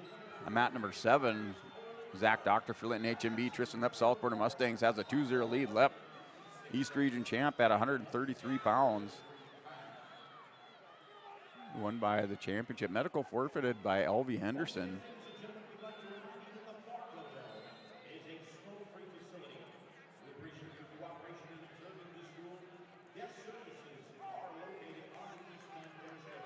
So Lepp earlier in the day had went at it with Sawyer Owens, defeated Owens, made his way into the championship match in the East Region tournament. There's Schneider and Christian, still 1-0 is the score. So 1-0, Bryce Schneider, Victor Christian. Christian chooses the bottom position. That's on mat number 6, 133 pounds. Lepp with 2 more points on the board. Picks up a couple near fall. So Lepp picks up 2 more near fall. He's up now 3 near fall. And we'll see, nope, just 2. He's up 6-0 on mat number 7 at 133 pounds. Has a 6-0 lead, Lepp and Doctor. Zach Spain, Maddox Campbell. Maddox Campbell for Velva has the 5-0 lead on Zach Spain. Now 7-0 in the third period. Campbell opening up his lead, taking control of the match on mat number 8 at 133. Bryce Schneider, Victor Christian. Schneider has Christian in trouble. Got to count. Trying to stretch out the arm on Victor Christian. Bryce Schneider for Napoleon working near fall. Now up over the top, gets the shoulder down, gets a 2 count for Bryce Schneider. Schneider up 3-0. Once he picks up the 2 near fall, Christian, as he was getting near fall, fired off his back, works the 2-point reversal. Now it's 3-2. The score is 3-2 in favor of Bryce Schneider. 45 seconds remaining. Victor Christian and Mondack lets up Schneider. Schneider's going to try to work a reversal. 4-2 lead. Bryce Schneider up over Victor Christian. Christian, we're trying to work back through. Schneider throws Christian to his back. He will. Let's see if he scrambles through. No takedown award. And now 1 point. 4-3 is the score. Schneider has the Oh, 6-3. So they did give a 2-point takedown and the escape. 6-3 is your score. 10 seconds remaining between Victor Christian and Bryce Schneider. Napoleon Gackle Streeter. Bryce Schneider wins by decision 6-3 over Victor Christian of Mondack Thunder, the number 6 seed. The bracket buster here in the first round at 133. Bryce Schneider over Victor Christian. Elijah Ramos, Miles Theolgis on the mat.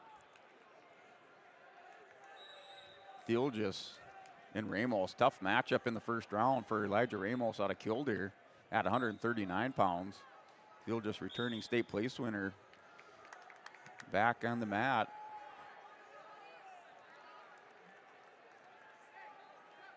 First time since the Christmas holiday that I'd seen him was at the East Region tournament. So back here wrestling in the state tournament.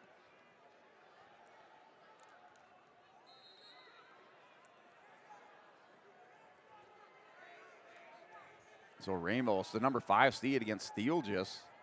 Theolgis works the 2-point takedown off the edge of the mat. Ramos, number 5 seed, Mal Theolgis unseeded coming into the tournament. Theolgis, the freshman, 11-6 record. Ramos from Killdeer, 25-21, a junior.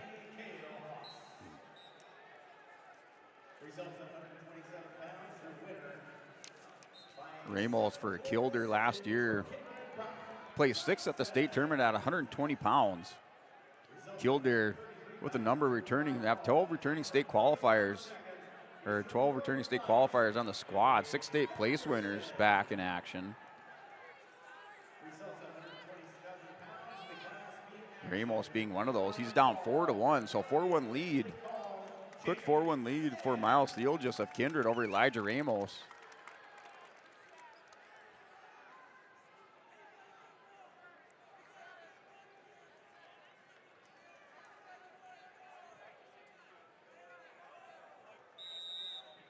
And Caden Smith, Case Hollander out on the mat. That match just underway. Actually, minute 12 on the clock.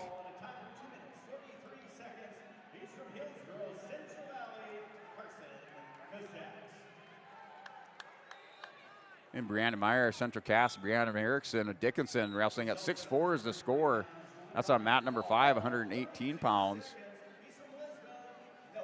Meyer cracks down Erickson, spins around here in the girls' side.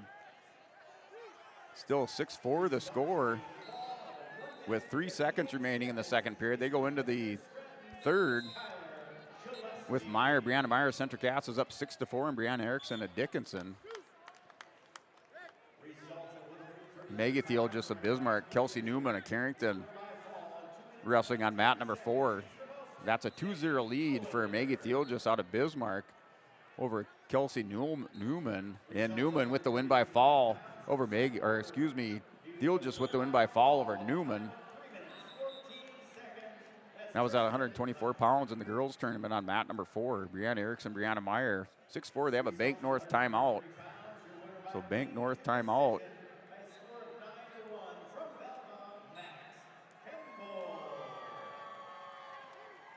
That's over on mat number 5. That's between Brianna Meyer, Brianna Erickson. And now back in action. They're going into the third period, or they are in the third period with 53 seconds remaining. 6-4 lead for Meyer. Meyer in the neutral position to start the third. I guess that was injury time, so that was my bad. That was injury time on the clock. That's the start of the third period. 6-4 lead for Meyer. They start the third period in the neutral position. Theolgis and Ramos, 6-3 is the score. Miles Theolgis has the 6-3 lead. Returning state place winners out there battling it out between Ramos and Theolgis. Here's Sawyer Owens up 12-0 on Gabe Clifton. Owens took control of this match. State runner-up last year for Hillsborough Central Valley. Wins by tech fall in the second period. 15-0 over Gabriel Clifton of Carrington. A Bank North timeout between Erickson and Meyer of Central Cass. That's over. Meyer's working the fall. She has an 8-4 lead on Brianna Erickson. Did pick up a couple near falls. She will have 2 near fall. Up 10-4 as Erickson's able to roll through, down with 45 seconds, now 40 seconds remaining in the third period. So 8-4, now 10-4 is the lead on mat number 5 between Brianna Meyer, Central Cass, Brianna Erickson, and Dickinson on mat number 5. And Meyer working additional near fall on the far edge of the mat. Meyer working for the pin with 15 seconds remaining in the third period for Central Cass. As the officials down there taking a look. Time down to 5 seconds here for Meyer to work the pin on Brianna Erickson. Meyer with the lead, 10-4. Theolgis and Ramos going into in the third period with 1:23 on the clock. Miles Theolgis has the 6-3 lead on Elijah Ramos. Theolgis with the double leg takedown.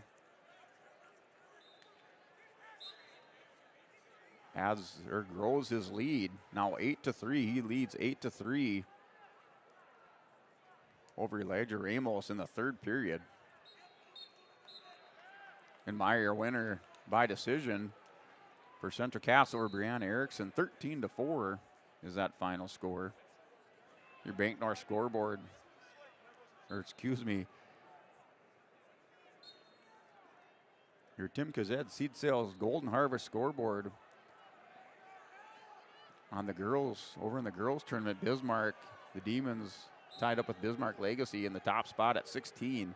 Pembina County North in third with 10. Bismarck Century in fourth, tied with Central Cass, Mandan, Minot, New Salem, and South Border, and Valley City all tied up with 8 points for that 4 or 5 spot. That's early on. They're at the 124-pound weight class on the girls' side. Ramos and Theolgis now. Theolgis on the mat. Injury to his leg. Here for Miles Theolgis, Elijah Ramos. I didn't see what happened. So Theolgis has the 8-3 lead. He tried to gut it out, working through his injury. 32 seconds of injury time left. They're in the third period. 8-3 is the score between Elijah Ramos and Miles Theolgis on mat number 7. William Cook, Walker Sheldon on mat number 8. That's a 4-0 lead for William Cook. Case Allender and Caden Smith 2-0. Caden Smith of Dislax Burlington has the 2-0 lead over Case Allender. That's in the third period with 40 seconds. Those wrestlers locked horns on the far center edge of the mat as Smith circles back around. They get a stalemate restart. Allender's down 2-0 to Caden Smith, the Deslax Burlington at 139 pounds on mat number 6.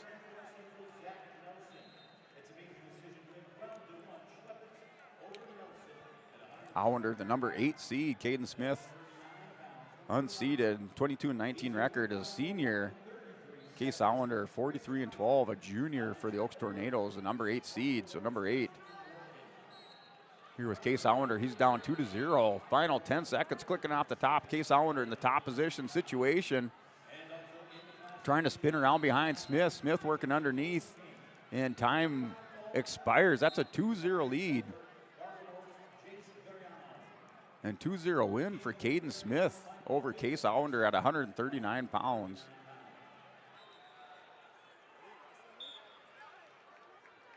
So Caden Smith, your winner on mat number 6, 2-0 over Case Allender of Oaks.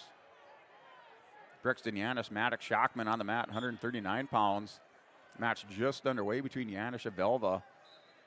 Yanis, returning state qualifier for Velva, 26-6 record. He's an 8th grader. Maddox Shockman from the Moore junior, 19-11 record for the Lobos.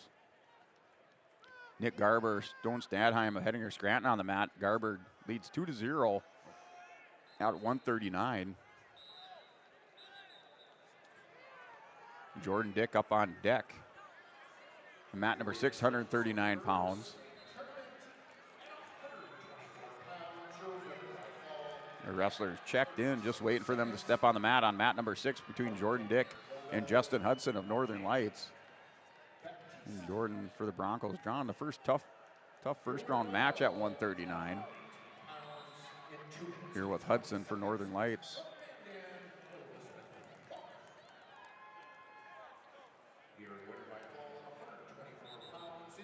So Justin Hudson, the number 4 seed, 18-3 records as senior.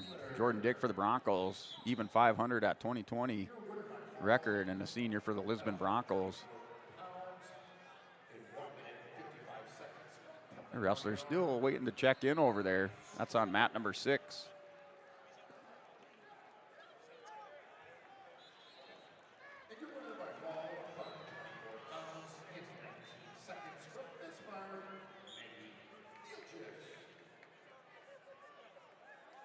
Jordan Dick, Justin Hudson, all that match is underway on mat number 6. Brexton Yanish, Maddox Shockman. That's scoreless, still between Yanish and Shockman in the first period with 10 seconds remaining.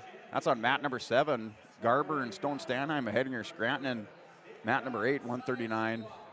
That's a 2-0 lead for Garber in the second period with an under minute 20. And Justin Hudson with the quick 2-0 lead on Jordan Dick at the minute 30 mark of the first period. Hudson working over the top on Jordan. Jordan working hand control with Hudson. Hudson breaks Jordan down with the chop and purchase. All right, feeds the hand on the far side. Now Jordan works back up to his base as Hudson goes hammerlock, trying to dig out the wrist of Jordan Dick. Jordan left those arms kind of wide to the side. Left the opening for Hudson to tie up the wrist. That's on mat number 6. Mat number 7. Between Yanish and Shockman. They're in the second period. It's a 1-0 lead for Brexton Yanish of Velva. Maddox Shockman for Lemoore Lobos. They're wrestling in the neutral position. Yanish kind of in the throwback Aggie singlet, blue with the gold Aggies on the front.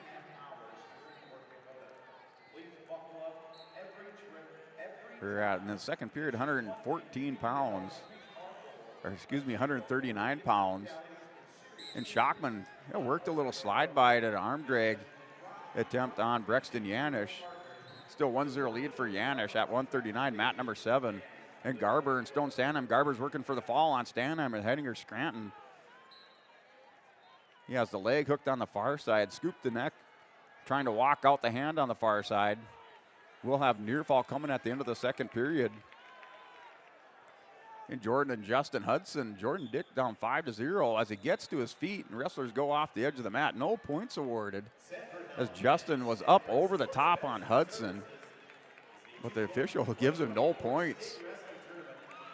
And as they roll out of bounce, and Hudson goes neutral with Jordan in the second period. For Justin Hudson, Jordan Dick, it's 5-0 lead for Justin Hudson. Jordan Dick not awarded any points at the end of the first period. Jordan on his knees, now back up to his feet. Hudson working inside tie on the right side as wrestlers break apart. Hudson snap at the head, Jordan backs up, Hudson level change.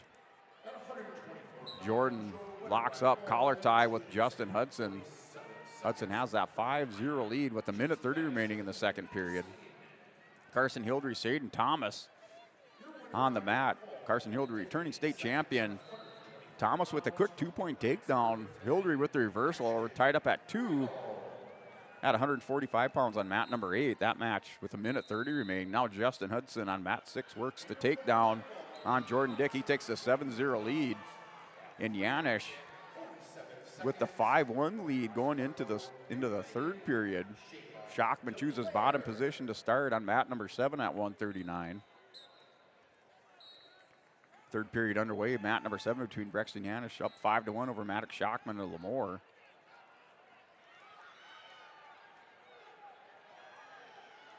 And Hildry for Velva. I work near fall, or working near fall on Shaden Thomas of Grafton. Thomas gives up the 3 near fall.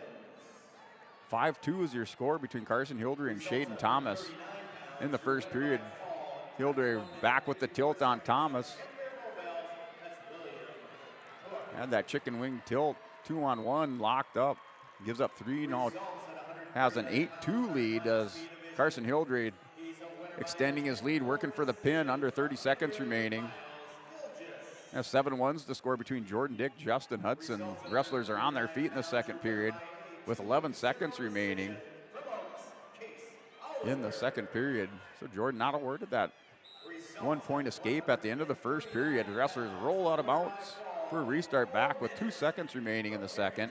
Hildre working for the win by fall over Shaden Thomas with 3 seconds on the clock in the first period. For Carson Hildre, wins by fall for Belva over Shaden Thomas.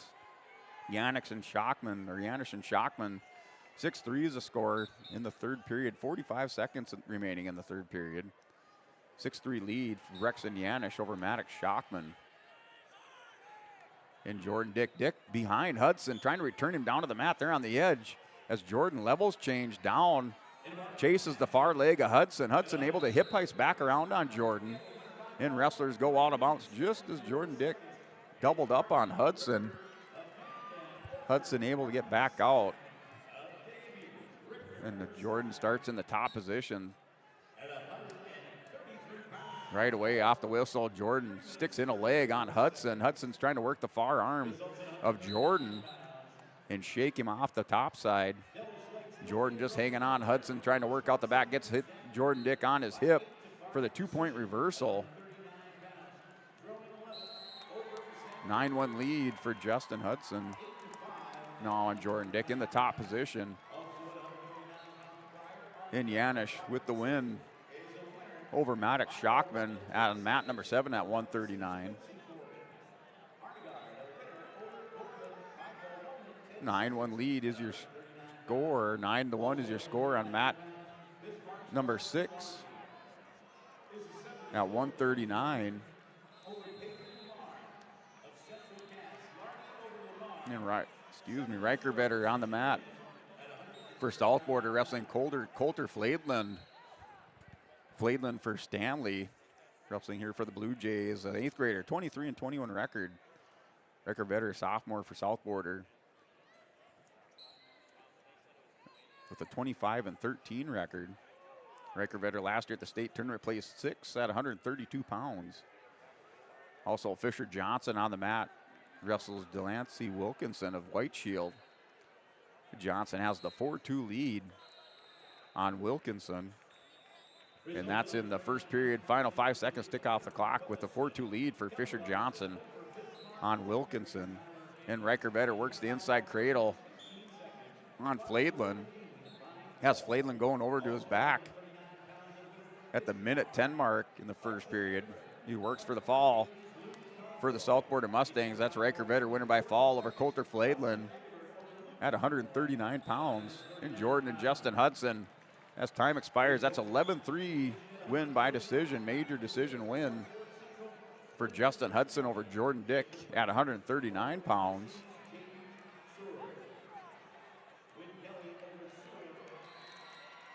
So Jordan drops down that first round consolations at 139 for Lisbon. And moving up, we're up at 130 pounds on the girls' side of the tournament. So Cassidy Monroe for Bismarck, Jasmine Ybarra for Carrington. They're tied up at 1.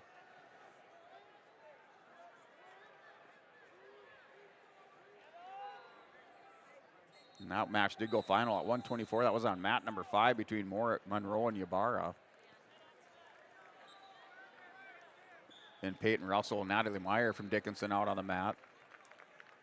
On mat number 4 at 130 pounds. And on the mat is Deegan Kirschman for Valley City and Kylie Yutter on mat number 5. That's Kirschman for Valley City out.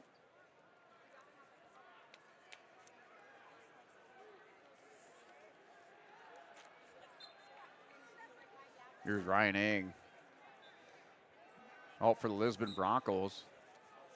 He wrestles Colton Beeker, New Salem Almont. Eng goes in, little slide by, trying to drag Beeker down to the mat. Picks up the 2-point takedown for Ryan. Ryan with the quick 2 takedown, rolls over Beeker to his back, working for near fall. 2 near fall for Ryan against Colton Beeker, the returning state qualifier for New Salem Almont. And they roll out of bounds, 4-0 lead for Ryan on mat number 8 at 145 pounds. And Carson Glazman out for Southport on mat number 7. Wrestles Jeremiah Schmidt from Williams County. Logan Feist for Napoleon on mat number 6 at 139. Wrestling Ethan Meyer. That match going final. That's Ethan Meyer, your winner by fall over Feist. And Eng now with a 6-1 lead on Colton Beeker of New Salem Almont. Eng up 6-1. Puts a leg right in on Beeker, catches the far wrist. So Eng scoots in the leg on Beeker. Beeker just trying to muscle out of this with Eng. Eng still working the arm and the wrist on Beeker. And Trevor Daly having DeLong out on the mat. That's on mat number 6. And Glaceman for Southport wins by fall over Jeremiah Schmidt of Williams County. That was at 145 pounds on mat number 7. We go back for a restart with 36 seconds remaining between Ryan Eng and Colton Beeker. Beeker off the whistle on the restart. Center of the mat stands up. Ryan Eng returns him down. Beeker working hands. Ryan with the forward trip on Beeker. Now chops the wrist, goes underneath. Ryan armbar has the armbar locked up on Beeker. He's going to lock this around. Beeker with the hip heist trying to counter this. Ryan walks around the head on Beeker. Beeker ties up that leg. Ryan walks it over, picks up the count. Working for the fall here with 8 seconds remaining. Picks up his near fall for the Broncos at the end of the period on Colton Beeker of New Salem. Has the 3 near fall. Ryan goes up 9-1 at the end of the period. Has the 9-1 lead on mat number 8 at 145. We're waiting for Emerson Schwab to show up here. Mat number 5 at 130 pounds for the girls side. Right now on mat 5, that's Deegan Kirschman and Kylie Yetter. We do have a Bank North timeout between Ryan Eng and Colton Beeker, with Ryan up 9-1 here with Beeker. Beeker looks like never seen anybody take a stick of chewing gum to start, but I must have something medical he has to deal with over in his corner. While he's over there receiving a little counseling from his coaches, his 9-1 lead for Ryan Eng over Colton Beeker. And down under a minute of injury time.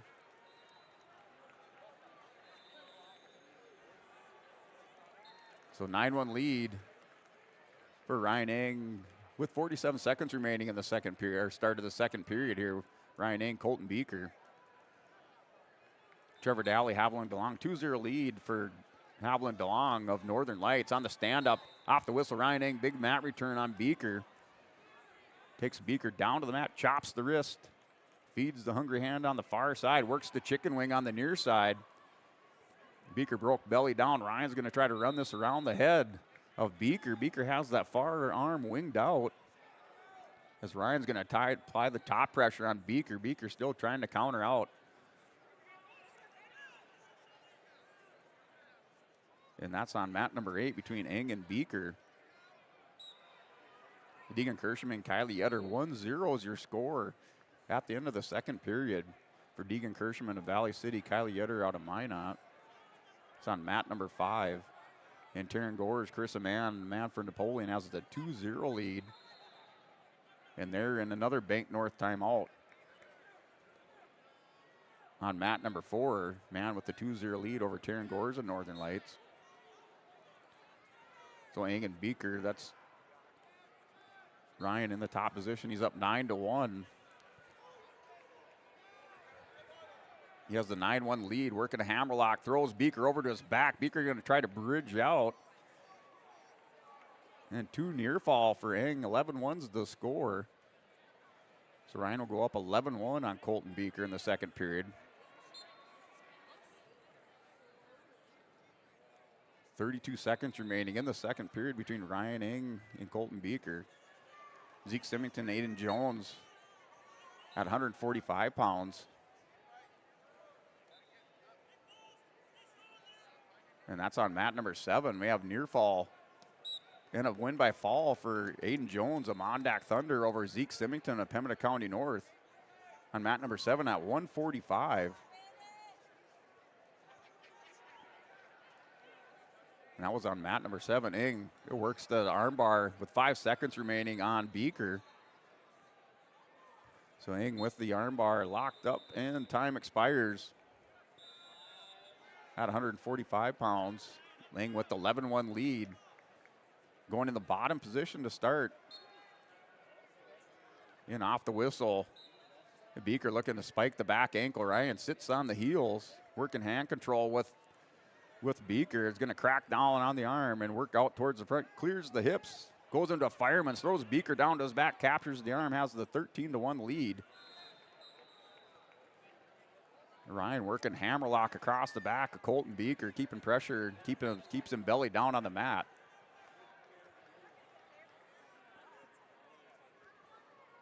Still now reaches back through underneath the far shoulder. Has the hammerlock across the back, steps around front for Beaker. Beaker chin whipped over to the mat. Ryan working for the fall and the pin for Ryan Ing of the Lisbon Broncos in the 3rd period. He advances into the quarterfinals. Waiting for Blaze Ranke to take the mat here. Mat number 6 on deck. DeLong and Trevor Daly. Right now it's a 7-0 lead for Haviland DeLong at 145 over Trevor Daly. And Emerson Schwab on the mat for the Broncos. Wrestles Anna Karski at Dickinson. That's on mat number 5 at 130 pounds.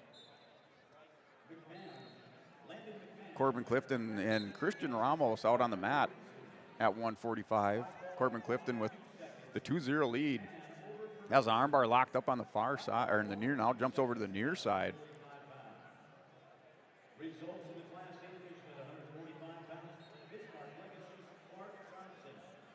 And Ryland Wald for Oaks and Harrison Schwartz, Deslax Burlington take the mat at 145. And mat number 8 for the boys Class B tournament, Schwab and Karski on mat number 5, locked horns. Schwab returning state runner-up for the Broncos. You're at 130 pounds. With a minute 15 remaining in the 1st period. Wrestlers in the neutral position. And locked horns at the just off center of the mat.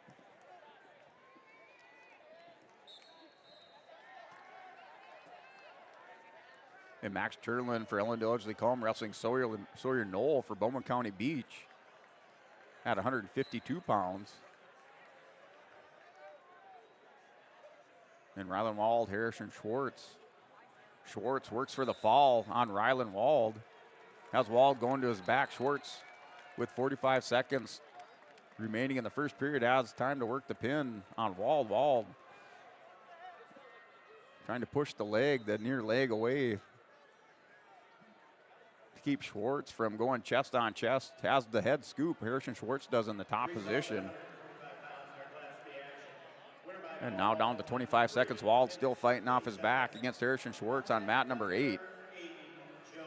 And Sawyer Knoll takes a 4-0 lead on Max Chernlin. Chernlin down, belly down. Blaze Ranke on the mat. Has the cradle hooked up on Brody Froelich of New Salem Almont. Froelich able to work underneath with some hand control. Ranke with the 2-0 lead on Froelich. Now works and breaks him down. Goes half Nelson on the far side. Spins back around Froelich to his feet. And the 1-point escape for Brody Froelich of New Salem Almont, the junior with an 8-8 record. Blaze Ranke, a senior for the Broncos, 37-2. That match between Schwab is over on the girls' side. We'll wait to see the final result of that on mat number 5. Ranke now has the 4-1 lead on mat number 6. And Sawyer Knoll wins by fall over Max Chernlin at 145. Now Ryland Wald, Harrison Schwartz, 7-0 lead for Schwartz. Ranke's working for the fall. Has the double armbar locked up in the win by pin for Blaze Ranke on mat number 6 at 152 pounds over Brody Froelich of New Salem Almont.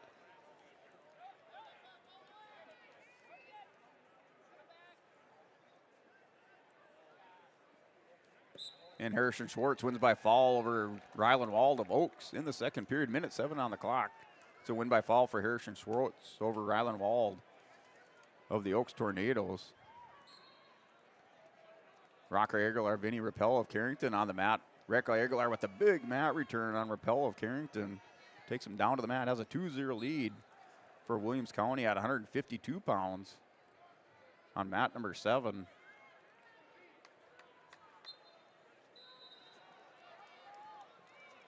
And Zadner, Dovenmuller, Hillsborough Central Valley, Madden Barstead. Dovenmuller coming on at the end of the season for Hillsborough Central Valley. Barstead in on a single leg. Barstead up underneath, turn the situation position. He's going to turn the corner in the forklift. Gets back around for 2 points. Split the legs, post to the inside knee, and spins around for a 2-point takedown. Madden Barstead goes up 2-0 on Xander Dovenmuller of Hillsborough Central Valley. And Emerson Schwab wins by fall over Karski of Dickinson. That was a win by fall, and 154 for Emerson Schwab, who's on to the quarterfinals. And we will roll right straight into the quarterfinals. Here at day 1 of the North Dakota State Wrestling Tournament. And then we'll have approximately a 30-minute break to start our first round of the consolations. That's followed at 5 p.m. by our semifinal matches on day number 1. Here's Rocca Aguilar has a cradle locked up on Vinny Rappel of Carrington in the first period. Under 20 seconds remaining. And Madden Barstead, Xander Dovenmuller, Hillsborough Central Valley, 4-1 lead in the first period for Barstead. Things kind of settled down with 30 seconds remaining. Barstead in the top position. Works underneath with the ball and chain tilt. Reaches back through the legs of Dovenmuller. Dovenmuller on his belly, able to get a little separation, spun back around and temporarily had the leg of Barstead as Barstead back in the riding position, back behind the arms and the elbows of Dovenmuller. They're working this near center edge of the mat with 3 seconds remaining in the first period. 4-1 is the lead as time expires in the first period between Xander Dovenmuller, Hillsborough Central Valley, and Madden Barstead of Velva.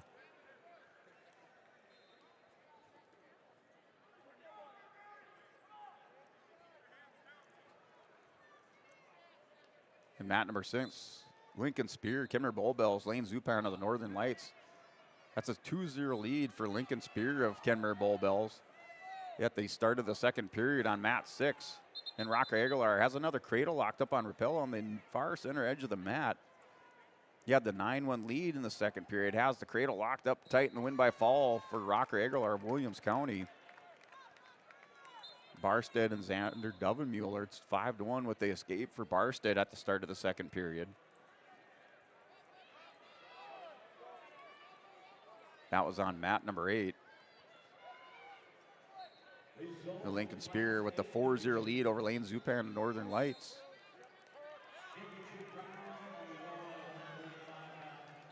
The wrestlers out on the mat now. Zayd Heyer of the Oaks Tornadoes, Ryland Wetzel, Harvey Wells County on mat number 7. Wetzel for Harvey Wells County. The freshman doubles up on Heyer. Heyer turned down to the mat for a 2-point takedown for Wetzel.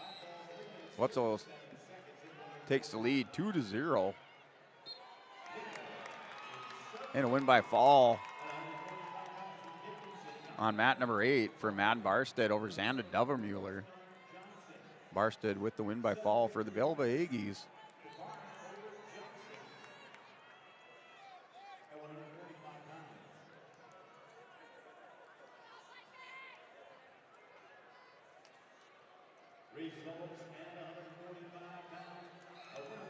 Matches continue to roll along. We're at 152 pounds on the boys' side. 130 pounds for the girls. Girls on mats number 4 and 5. Class B boys on mats 6, 7, and 8. You can catch the Class A audio feed as well if you want to follow along for the Class A tournament on yourliveevent.com. That's a separate link on the main Your Live Event page.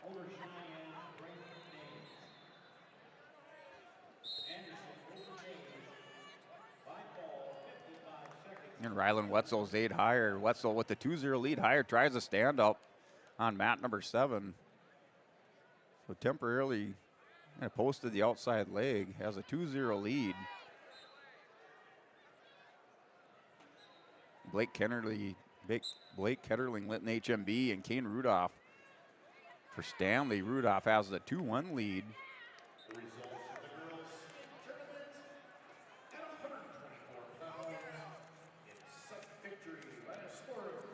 And last year, Rudolph, a state qualifier for Stanley. The Stanley Blue Jays last year at the state tournament scored 35.5 points for 19th place. They have 4 returning state qualifiers, 2 returning state place winners. Yeah, Keen Bell and Trey Bombach, state place winners. Kane Rudolph and Ethan Jessen were state qualifiers for the Stanley Blue Jays at the 2023 state tournament. And Rylan Wetzel, Zaid higher, still 2-0 lead for Rylan Wetzel at the end of the first period. Time expires. Wetzel takes the 2-0 lead into the second period. Bryce Moak and Brody Hoffman out on the mat. Moak for Mayport CG wrestling Brody Hoffman. Hoffman with the 2-0 lead. Now 2-1 in the first period. Moak, a senior for Mayport, has a 35-12 record.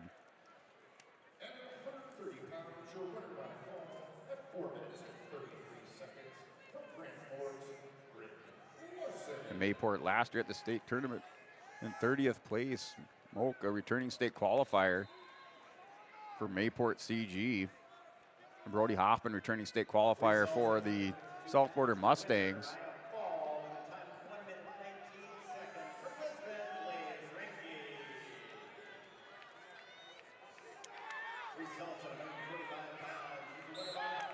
And Hoffman works around the top. The throws over Malk to his back, working for a fall for South Border. He rolls through.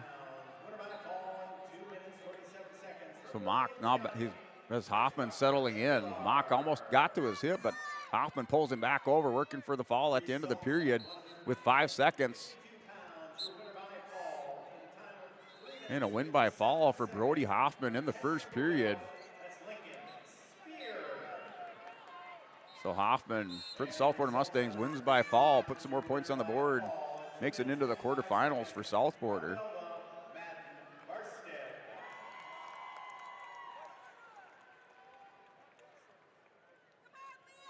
Zaid Higher, Rylan Wetzel, 4-0 lead for Rylan Wetzel over Zaid Higher. That's 4-0.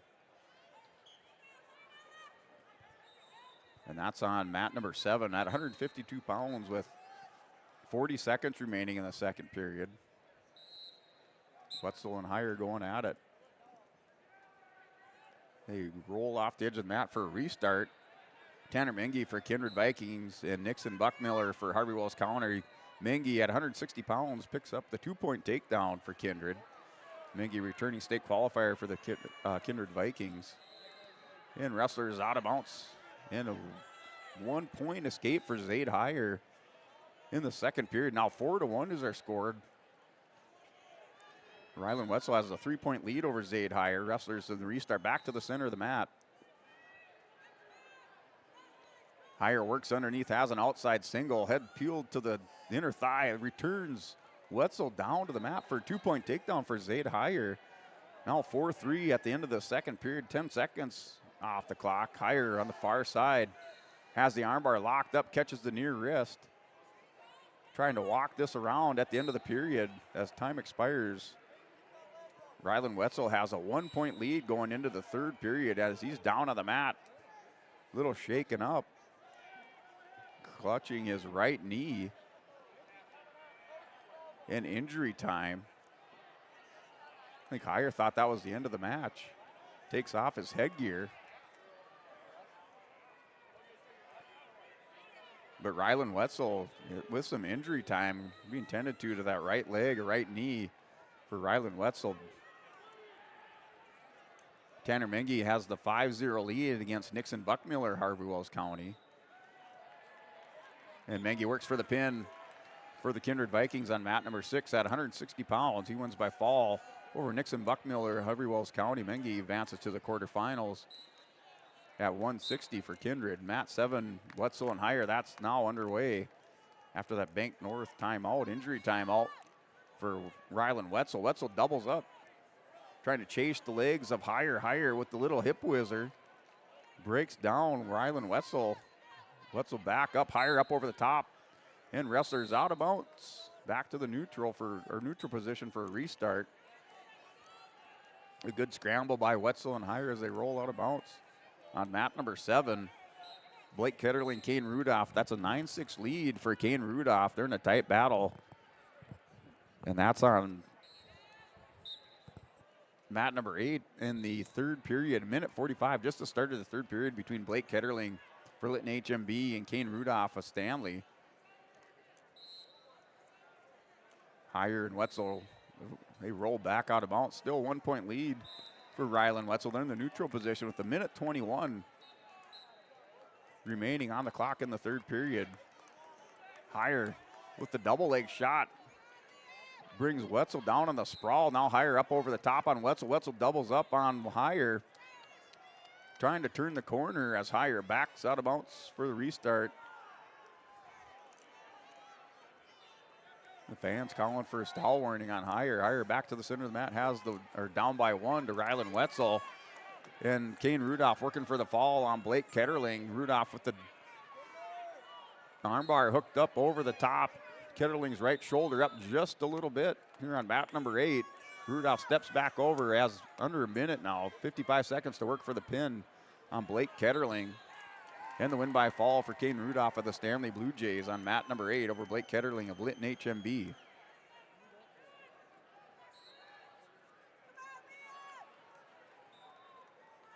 And on the mat, 136 pounds, we have Liam Glynn of Ellen Dilgley Combe and Lucy Charnowski. It's a 4-3 lead for Lucy Charnowski of Fargo on mat number 5. And Brianna Edwardson, Devils Lake, and Kendra Garcia for Carrington in the girls' state tournament on mat number 4. And that's a 2-point takedown. Glim with the 2-point takedown. Now it's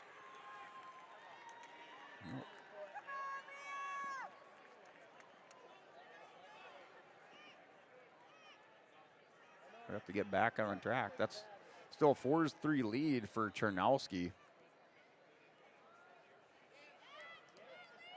So Charnowski up over the top. She's up over the top of Glenn. That's 6-3. Takedown went to Charnowski. Charnowski 6-3 over Glenn.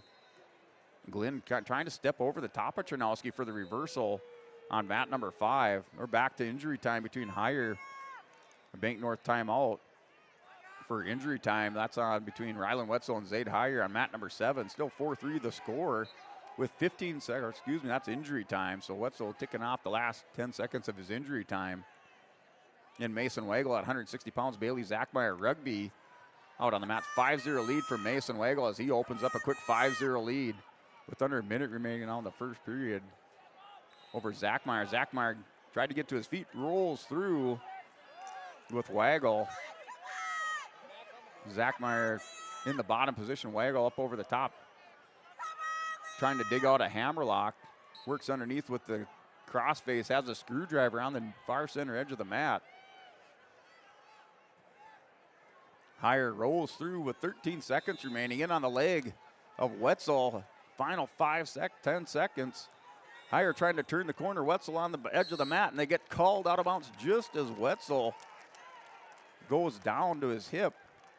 Higher had turned the corner. We're tied up at 4 between Rylan Wetzel and Zaid Higher. We're tied up at 4. Higher doubles down. Then we're going into overtime on mat number 7. Sudden victory overtime. Both wrestlers slow get up to their feet for the restart. In sudden victory overtime on mat 7. Wagle has the cradle locked up on the stand-up by Zachmeyer. Rolls him over at the end of the period. 5 seconds, working for some near fall for Mason Wagle to close out the first period. Here's Wetzel in on a single leg on Higher on the edge of the mat. Higher trying to counter, drops down. to the ankle, and they roll out of bounds for a restart. Rylan Wetzel, Zaid Higher at 152 pounds. Greg Fear, Cole Stock, they're tied up at 3 on mat number 6. Between Fear and Stock. Greg Fear at the region tournament had pinned Cole Stock. And they're tied up at 3 in the second period. And Stock in on a single leg attempt. This is Higher in Wetzel on mat number 7 at 152 pounds. They're on the edge of the mat. Wetzel on his hip. Higher gets the arm out, pulls his head, and arm around the waist. Trying to get over the top and behind, and the 2-point takedown for Zaid Higher over Rylan Wetzel. He wins in sudden victory overtime, 6-4 at 152 pounds for the Oaks Tornadoes. Weigel has the cradle locked up in minute 14 in the second period, picks up 3 more near fall, working for the pin for the Napoleon Imperials, and that does it at 160 on mat number 8. Mason Weigel advances to the quarterfinals. And Greg Fear and Cole Stock now 5-3 is their score going into the third period on mat number 6.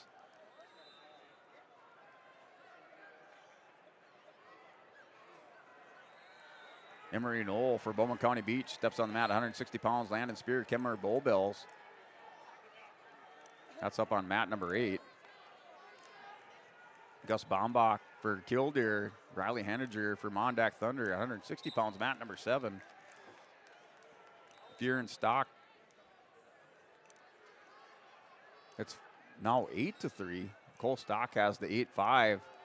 So 3 near fall for Stock, 2 reversal for Fear. Stock with the 8-3 lead. This is a first round match at 160 pounds on mat number 6. Stock back to the center of the mat. Third period with a minute 12 remain, minute 13 on the clock on mat number 6.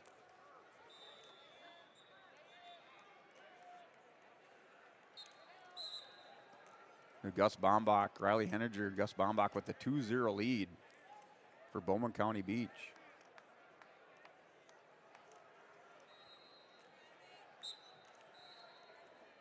Or excuse me, Gus Bombach for Killdeer, Riley Henninger, Gus Bombach with the 2-0 lead for Killdeer on mat 7.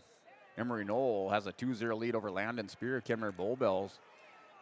Emery Knoll locks up a cradle as Spear stands up. Now Spear hip heists into Emery Knoll, working for a spladle. And Knoll has kind of the spladle locked up on Spear. Picks up a count. And the spladle with the near fall for Emery Knoll. And Stock working for the fall on Fear with 17 seconds remaining for Cole Stock. He has the 10-5 lead. Trying to work for the fall at the end of the period with 10 seconds. Working the leg, trying to hip over and get Fear. Fear with the 1-point escape, 3 near falls. So 2 near fall for Cole Stock. It's 12-6. With more near fall for Cole Stocks and the 1-point escape. 12-6 is your score at 160 pounds. Seconds, final seconds tick off the clock. Greg Fear goes down to Cole Stock by a score of 12-6.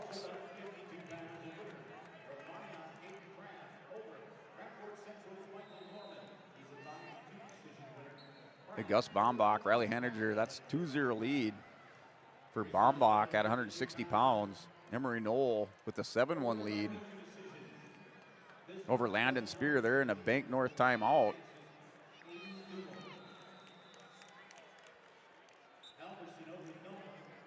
That's on mat number 8.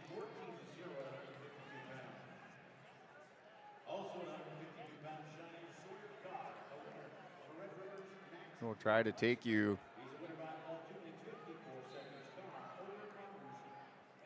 with a little recap here for Ryan Opdahl. Farmers Union Insurance Agency update and recap. Take a look at a couple of your teams in the state tournament up to through the 160-pound weight class on the Class B boys side.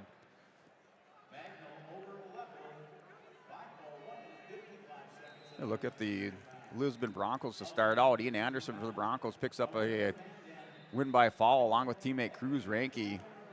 Grayson Lyons also into the quarterfinals for the Broncos along with teammate Cashton Waits and Noah Anderson. And Ryan Eng Jordan Dick for the Broncos at 139 drops into the consolation rounds. And Blaze Ranke into the quarterfinals at 152 pounds. Still waiting for Eli Lyons for the Broncos at 160, along with Mike Nelson at 172, Madden Schwab at 189, and Aiden Hinkle at 285. Your upcoming matches for the Broncos still in this first round. Wrestlers in this round. The winners advance into the quarterfinal matches.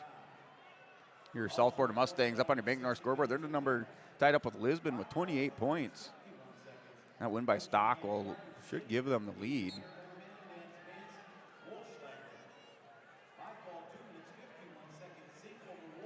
Try to continue here with our Ryan Opdahl Farmers Union Insurance Agency recap for South Border. South Border now in the lead with 30 points on the Bank North,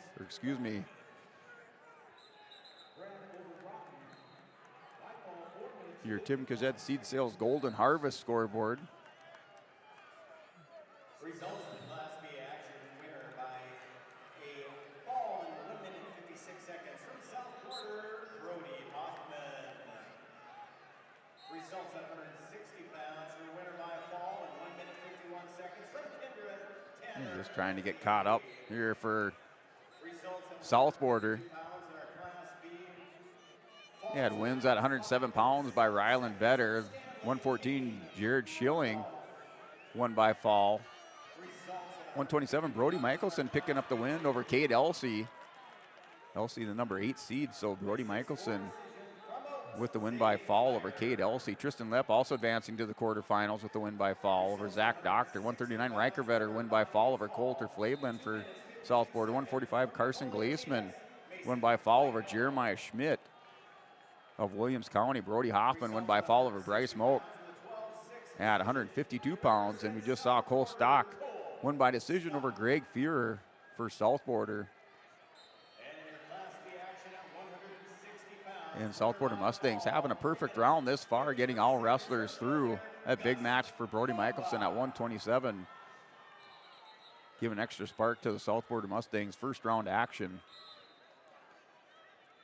as Brody Michelson defeated number 8 seed Cade Elsey by fall at 249. So that's your Ryan Opdahl Farmers Union Insurance Agency update. For your home, auto, and business life, farm, and insurance, visit the agency downtown Hillsborough. Call 701-436-5777.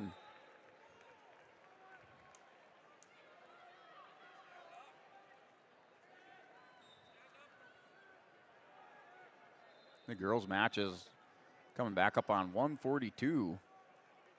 We do have Central Cass's Grace Lamar out on the mat, on mat number 5, and Phoebe Wade of Bismarck. That match just underway in the first period. It's scoreless in the first for Lamar and Wade. On mat number 5, wrestlers on their feet. The first 20 seconds ticked off the clock with Lamar and Wade still on their feet. Wrestlers in some work in hand control, and Wade with the high crotch. Lamar hits the headlock on Wade as Wade was coming back up after that high crotch shot. She fell right into a headlock here with Grace Lamar with the win by fall for Central Cass on mat number 5 at 136. And Eli Lyons for the Broncos out on the mat. He has a 2-0 lead, working for the fall with 14 seconds remaining in the first period. He's all over his opponent, Tanner Blackwell of Hettinger Scranton, and the win by fall for Eli Lyons as he goes Saturday Night Ride for the Broncos with 7 seconds remaining. Pitt wins with a win by fall in 1:53 of the first period. That was on mat number 7.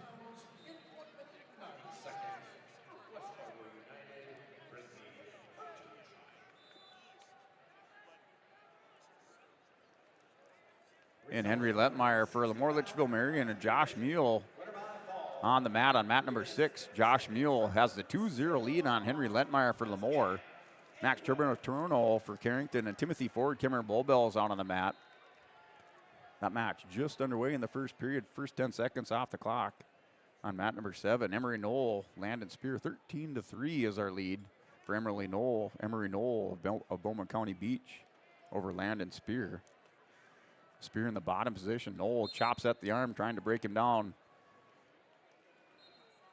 Catches the far wrist, so working underneath on Landon Spear in the third period. With 1:03 on the clock, that's a 13-3 lead for Emory Knoll over Landon Spear. And Max Gibertono and Timothy Ford. That's scoreless between Ford and Gibertono in the first period with 1:10 remaining in the first. Here's Henry Lettmeyer, Josh Meal working for the fall for the Oaks Tornadoes. Trying to join Team Zaid Higher in the quarterfinals. He wins by fall in the first period. That's Josh Meal, winner by fall over Henry Lettmeyer, Lemoore Litchfield Marion.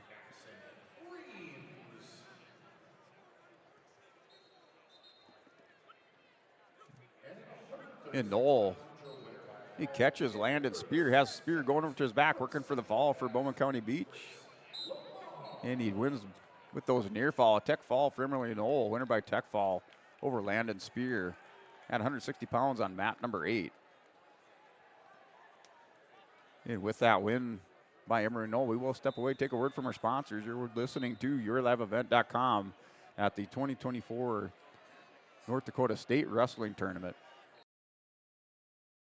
Hillsborough Drug and Gift is your area full-service pharmacy with prescription and over-the-counter medications, cough, cold, and flu medications, health and beauty items, and more. They offer mail-out service and free delivery in Hillsborough and Halstead. And remember, you can now text Hillsborough Drug anytime for your prescription refills at 701-636-5231. There's always something new with a great selection of seasonal items, gifts, and cards for all occasions at Hillsborough Drug and Gift. They're always happy to help you, and they thank you for your business at Hillsborough Drug and Gift. Farming today doesn't always feel the same way it used to. Then again, some of it feels all the same. Maybe it isn't so much the jobs that changed, but how they get done. Now that's a different story. Everything got bigger and smaller at the same time. Insurance, accounting, and taxes can get complicated, so you need someone who's looking to keep every dollar possible in your pocket. Ag Country. The Hillsborough Vets Club thanks you for your support of their activities and events. Stop in and to check out their new menu. Enjoy the Vets Club appetizers every Wednesday from 5 till 7. And as I've said many times, they have the best roasted chicken around. Enjoy roasted chicken every Saturday from 5:30 till 7:30. Get there early because sometimes it's gone early because it is the best roasted chicken. Fries and coleslaw also available with this meal every Saturday. Dine in or take out. The Hillsborough Vets Club. Hey, welcome back. YourLiveEvent.com. Continuing coverage of the North Dakota State Wrestling Tournament on Your Live Event. This is the Class B and girls coverage. You can also tune into your Class A coverage on YourLiveEvent.com. Go to the main page, select their Class A feed and girls tournament feed. But this is your Class Boys or Class B boys and girls coverage on YourLiveEvent.com. We are in our first round action. Started at 10 a.m. We're approaching the noon hour. And Cale Hebel for Lemoore on mat number 6 has a cradle locked up on Boston Fike of Harvey Wells County. He's in the first period with 50 seconds remaining.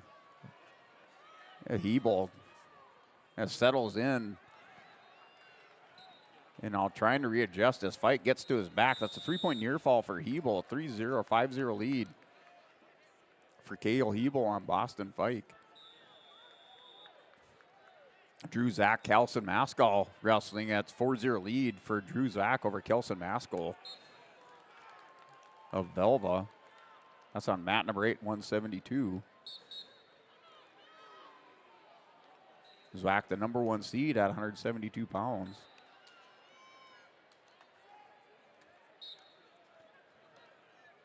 And Max Gibertono and Timothy Ford, that match went final. Ford with the win.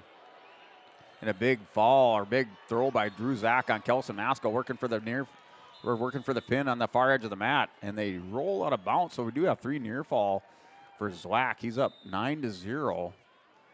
So Drew Zach with the 9-0 lead on Kelson Maskell. Back for the restart in the second period with 1:47 on the clock. Maskell with the quick Granby. They roll out of bounds. It's a 9-0 lead for Drew Zwack on Kelson Maskell. And Jason Nitschke out on the mat at 172 pounds for Southport. Wrestles Ben Thompson in Hillsborough Central Valley. That match just underway on mat number 7. And Zwack working more near fall. Has the 3 near fall. With the 2 near fall, has an 11-0 lead in the second period. 1:10 on the clock in the second. And a big kind of gator roll attempt by Thompson. Thompson gives up the 2-point takedown with that gator roll attempt. Nitschke up over the top on that little head-to-knee stand-up by Ben Thompson. Locks up the cradle, working for the fall for Southborder. Here's Jace Nitschke. And a win by pin for Jace Nitschke over Ben Thompson as Southborder continues to roll along in this first round. With that win by fall, Jace Nitschke over Ben Thompson. Drew Zwack working for the fall on Kelson Maskell. 11-0 is the score with Zwack in the first or second period with 27 seconds on the clock. The left shoulder up just by a little bit. Official down taking a peek at it. Kelson Maskell trying to stay alive with 15 seconds remaining in the second period. And he gets back belly down. 3 more near fall. 14-0 lead for Zwack at the end of the second period. Lo Schneider and Macy Boyce out on the mat. That's a 5-6 lead, or 6-5 lead for Macy Boyce over Lo Schneider. Schneider in on the double leg on Boyce. Takes her down to the mat. Lo Schneider working for the pin. She's down. She has the 2-point. Now it's tied up at 9. And Schneider working for the fall on Macy Boyce. A Minot. The win by fall for Lo Schneider on mat number 4 at 142 pounds. In the girls' state tournament.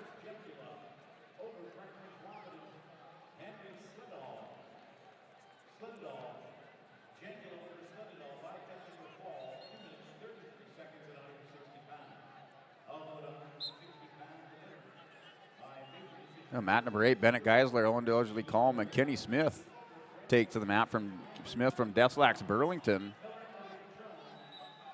Kenny Smith, the junior, 37-14 record. Geisler, well, a shot out of the can and works around, had a single leg locked up on Smith. Smith able to stand back up, gets back to the neutral position. No points awarded on mat number 8.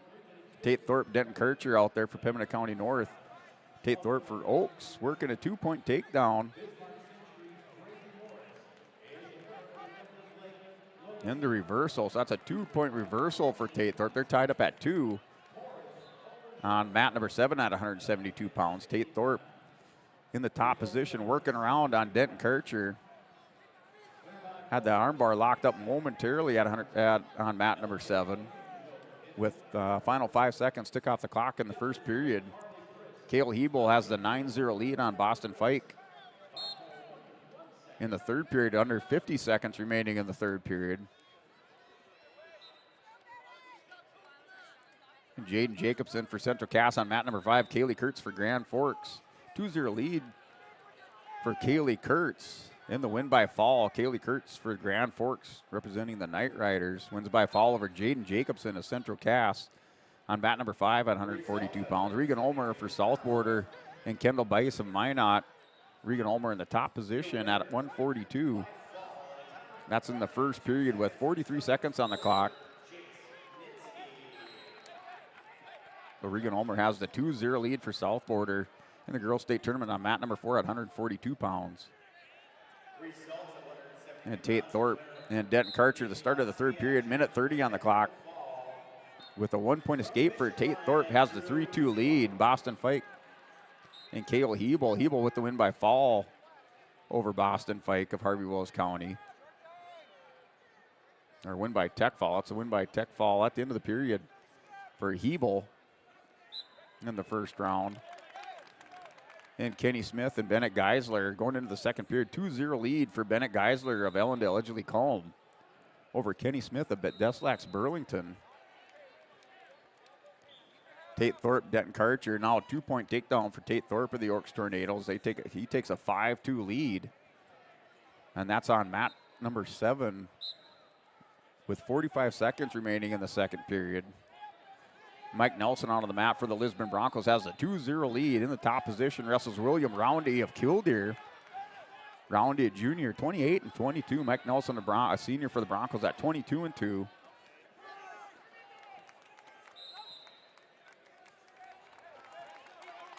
Roundy for Killdeer.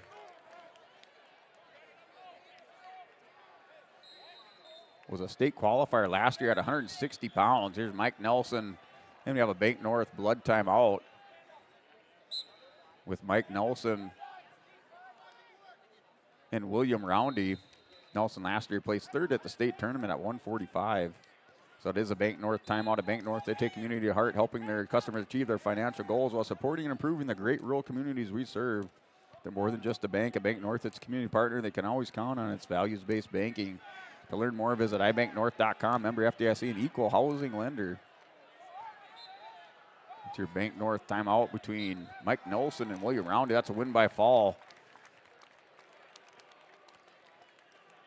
for Kenny Smith. So Kenny Smith comes back through. He's down to Bennett Geisler, 3-0. Wins by fall in the second period for Deslax Burlington. Here's Tate Thorpe, Denton Karcher. Tate Thorpe works near fall. He's up 10-2 on mat number 7. Has the 10-2 lead.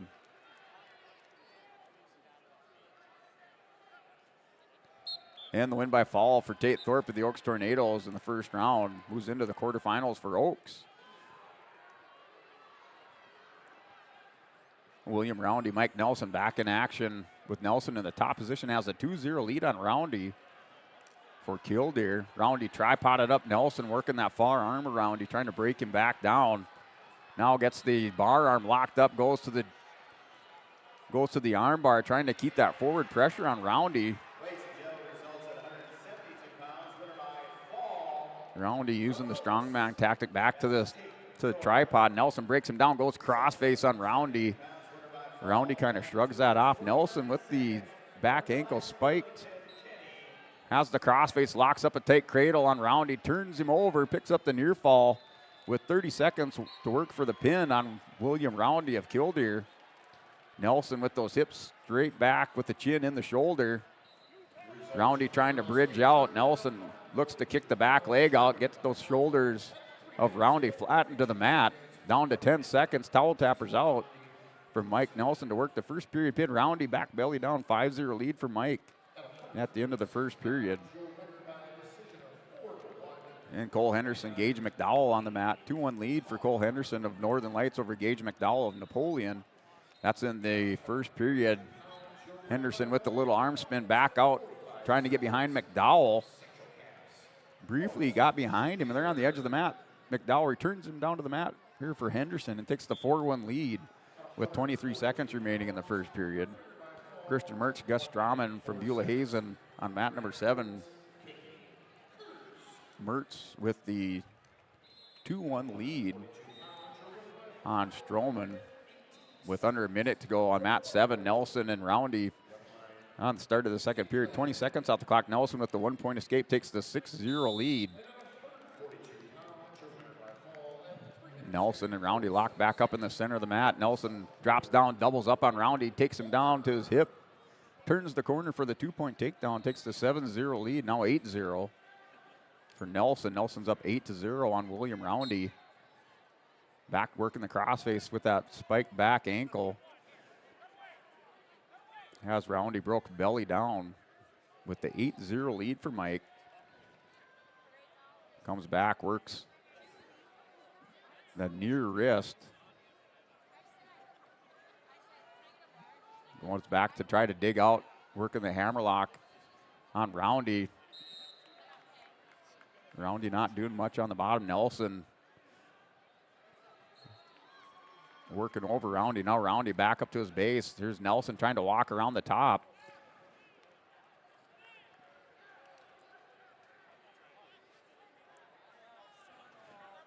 Nelson breaks Roundy back down, gets him belly down, working, still trying to work around. Roundy's just trying to counter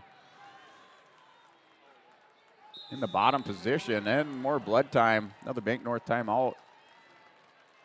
with Nelson and Roundy on mat number 6. That is another Bank North timeout over on mat number 6 with Nelson and Roundy. And Christian Mertz, Gus Strom, and Mertz has the 2-1 lead at the start of the second period. So Christian Mertz is up 2-1. Here's Matt Schwab out on the mat.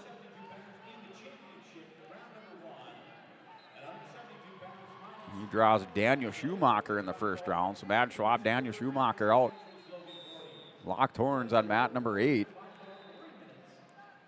Southeast sub-region foe. Schumacher goes double underhooks on Schwab. Schwab's trying to circle out, gets out of bounds. Schumacher came back, placed 3rd in the East region. Here's Nelson working a spladle. Nelson works a spladle on Roundy. Roundy's able to roll back through on Nelson. Nelson in a little bit of trouble. Has to try to roll Roundy back through at the end of the period. Now Roundy reverses it on Nelson. And the 2-point reversal for William Roundy on Mike Nelson at the end of the period. Nelson had the spladle, got high as Roundy rolls through. 8-2 is the score. Roundy chooses neutral with Mike.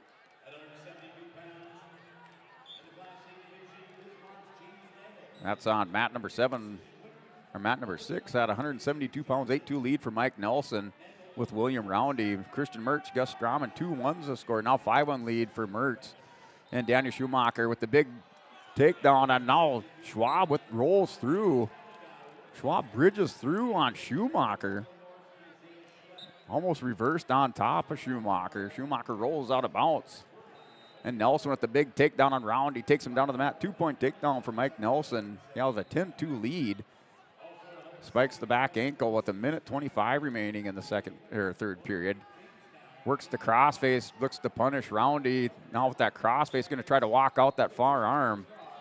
And more blood time. So as Mike Nelson starts to turn Roundy, they go back to blood time. Another Bank North timeout. Here for mat number 6. Between Mike Nelson and William Roundy. This time Roundy with the blood time.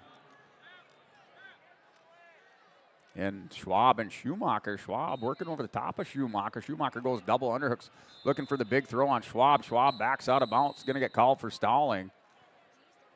9 seconds on the clock between Matt Schwab, Daniel Schumacher at 189 pounds, mat number 8. That's in the first period. And Schumacher, little snap down, goes back, double underhooks, looking for the big throw on Schwab as time expires in the first period. Schwab defers over to Schumacher. Schumacher chooses bottom to start.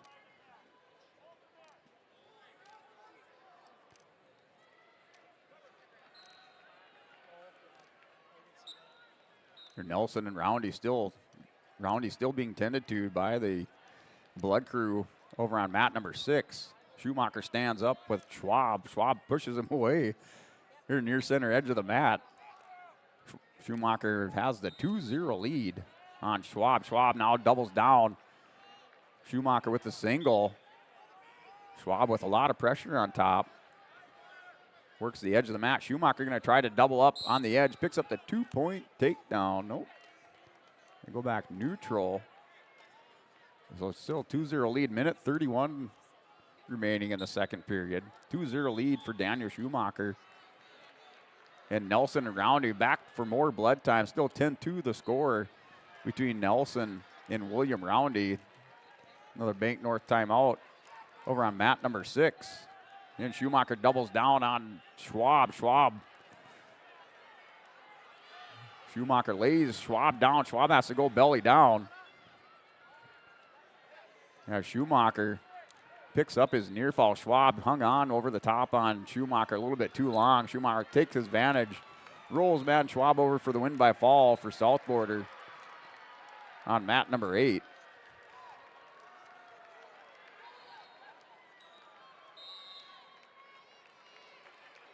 Still waiting on that Bank North blood timeout with Roundy and Nelson. Both wrestlers bleeding this time. Roundy's had the last 2 blood timeouts.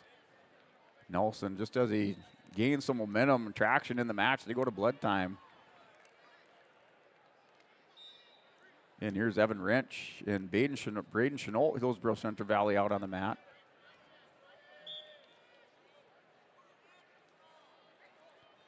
And Clancy Meyer Dickinson wins by fall over Alexis Ranke of the Broncos. That was in the third period. That was at 142 pounds on mat number 4.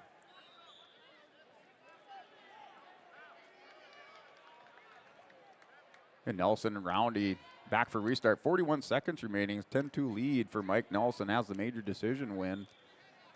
If the score holds, Roundy tripods up, tries a little hip heist around on Nelson. Roundy steps over on Nelson, catches Nelson on his hip. Nelson trying to skip those hoops over. Roundy picks up the 2-point reversal with under 25 seconds remaining. 10-4 is your score. So just as I curse Mike Nelson with that reversal by Roundy, it's 10-4 up by 6. Nelson's lead. Down to 13 seconds remaining. Now Roundy's going to go out front, try to hit the cement mixer on Nelson. Nelson's belly down, just going to hug the mat with his hips. Here's Roundy. Roundy's going to take Nelson over. Final 2 seconds, and that's it. And time expires here for Nelson.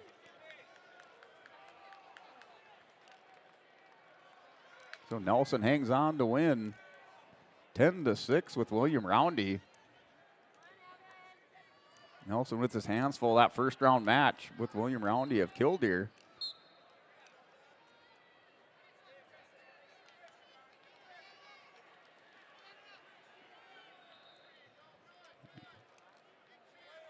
Moving along here, 189 pounds on the Class B side, Braden Chenault, Evan Wrench. Chenault with the 2-0 lead over Evan Wrench of Velva. Chenault defers. They're going into the second period. 2 minutes on the clock. They're in the neutral position on mat number 8. Brody Sott, Headinger's Scranton, and Jonathan Smith, Deslax Burlington. 2-0 lead for Jonathan Smith. Oaks is Carter Protasek out at 189 pounds on mat 6. Ashton Weathersby for Williams County. And Weathersby working for a fall on Carter Protasek. He's up over the top, the junior, with the win by fall at 189 over Carter Protasek. So Weathersby wins by fall over Protasek on mat number 6 at 189.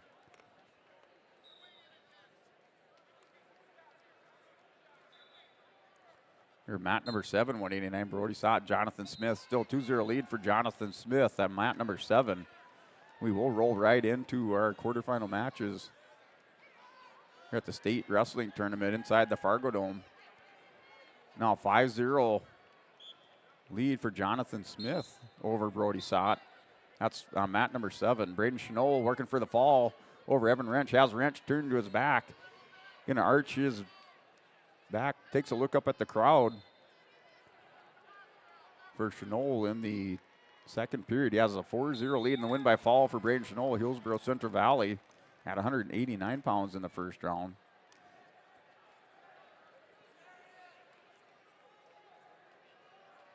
And Tucker Jones, Lemoore, Litchfield, Marion wrestles Trey Baumbach of Stanley.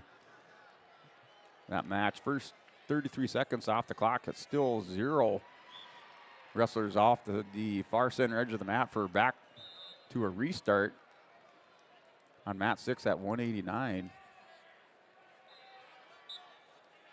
Braden Chenault, Evan Wrench, that match is over with. Chenault wins by fall for Hillsborough. Shane Nitschke, Jaden Foss on the mat. Foss for Velva. Here's Shane Nitschke.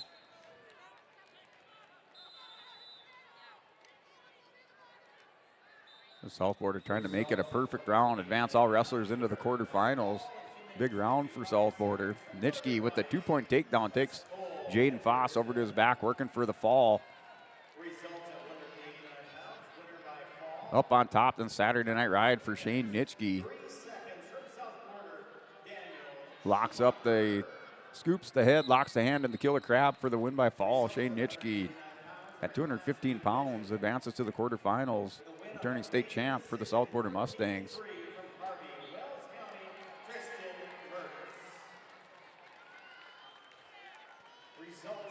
And Tucker Jones, Trey Baumbach. That's a win by fall for Trey Baumbach of Stanley. over Tucker Jones at 189 pounds. And here is Kildare's Birch Bang and John Leonard out on mat number 8, 215 pounds.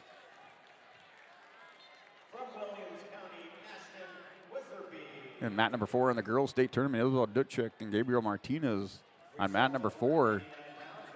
That's scoreless in the second period between Dutchik of Central Cass and Martinez of West Fargo. And Martinez in the top position. They're working up over the top, has Dutchik broke belly down. That's over on mat number 4 at 148. And mat number 5 is Georgie Carley of Watford City, Megan Ebach of Minot. That's 2-1 lead for Ebach of Minot. And that's in the third period, under 40 seconds now. That's a 2-1 lead for Ebach of Minot, the senior, 13-14 record. Georgia Carley of Watford City at 14-10. It's at 148 pounds on mat number 5. And Dutchik and Martinez had half Nelson on Dutchik. Dutchik able to get base down, reaching over the top. They're still scoreless in the second period, under 40 seconds remaining in the second period. What's on mat number 4? Dutchik still broke belly down. Martinez up over the top, works the armbar on the near side. Dutchik counters out, gets to her base, posts the outside leg, gets back, trying to work that arm back from Martinez. Now Dutchik stands up, gets the 1-point escape. She takes the 1-0 lead for Isabel Dutchik of Central Cass, has the 1-0 lead on mat number 4. And Birch Bang and John Leonard. It's a 2-0 lead for Leonard. Leonard's up 2-0 on Birch Bang for Kildare. Birch Bang, a returning state qualifier for the Kildare Cowboys at the 2023 state wrestling tournament. And here's another interesting matchup between Drew Thorpe and C.L. Weinberger. At 215 pounds, Weinberger for New Salem, the junior, 33-11, picks up the 2-point takedown on Thorpe, the freshman from EEK, with 36-10. Catches the far wrist, trying to walk around the top of Drew Thorpe. Thorpe muscles back with Weinberger, now rolls through Weinberger. Cartwheels over the top, has the half Nelson suck the near side. Thorpe with his hands full, currently in the bottom position with 1:15 remaining in the first period. It's a 2-0 lead for C.L. Weinberger. Here's Carter Engelbretson and Braden Junt from Deslax Burlington. That's at 215 pounds, match just underway. And Dutchik and Martinez. Dutchik and Martinez now tied up at 2 apiece on mat number 4 at 148 pounds. Along with Georgia Carley and Megan Ebach. That's 2 apiece. They're in sudden victory overtime, or in the second period of overtime.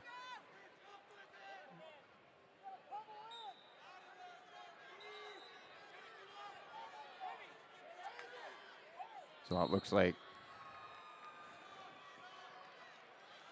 Ebach and Carley going into the second overtime with 30 seconds on the clock, now 15. Ebach stands up, trying to work the escape, a 1-point escape for Ebach. She takes a 3-2 lead with 5 seconds remaining in the second overtime.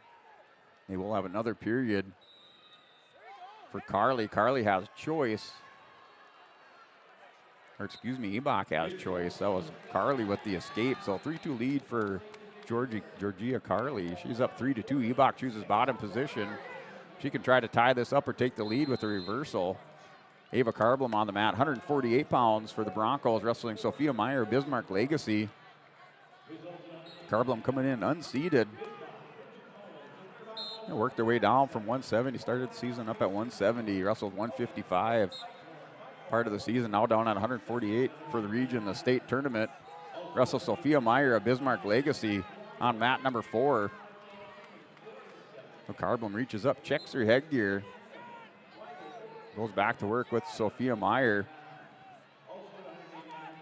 Here, Tate Thorpe. That's a 3-2 lead for Drew Thorpe. Drew Thorpe's up 3-2 on Weinberger from New Salem.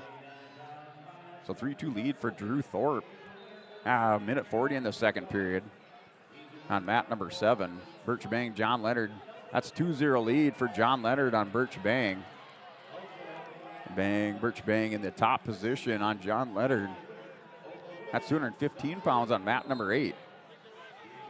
And Bang has the half Nelson locked in on Leonard. Leonard able to counter, down under a minute now in the third period. Now Birch Bang, the state qualifier for the Killdeer Cowboys, has Leonard going over to his back, working for the fall. Leonard rolls through, Bang gets him back down, both shoulders on the mat. Working for the fall is Birch Bang for Killdeer on John Leonard. At 215 pounds, Birch Bang working for the fall. Official down there takes a look. And the win by fall for Birch Bang over John Leonard. At 215 pounds on mat number 8. And Weinberger for New Salem Almont has the 5-3 lead back and forth battle at 215 pounds. On mat number 7, C.L. Weinberger for New Salem Almont's up 5-3 on Drew Thorpe. And Ava Carblum for the Lisbon Broncos at 148 in the girls' state tournament against Sophia Meyer. That's scoreless going into our second period. Carblum in the top position with Sophia Meyer. Carblum goes back to work on top, grabs the far ankle on Meyer. Meyer works hand control, stands up on Carblum on the edge of the mat. And 1 point escape for Sophia Meyer of Bismarck Legacy. She has the early 1-0 lead in the second period. And Jamestown, Gabby Romans, a senior, 29-13 on mat number 5, takes on Riley Dewald, a senior for Napoleon Gackle Streeter. That match just underway on mat number 5. Carblum and Meyer locked horns at 148 on mat number 4 in the girls' state tournament. Here's Thorpe and Weinberger. They're going into the third period in the neutral position. Started third period neutral position for Drew Thorpe, C.L. Weinberger.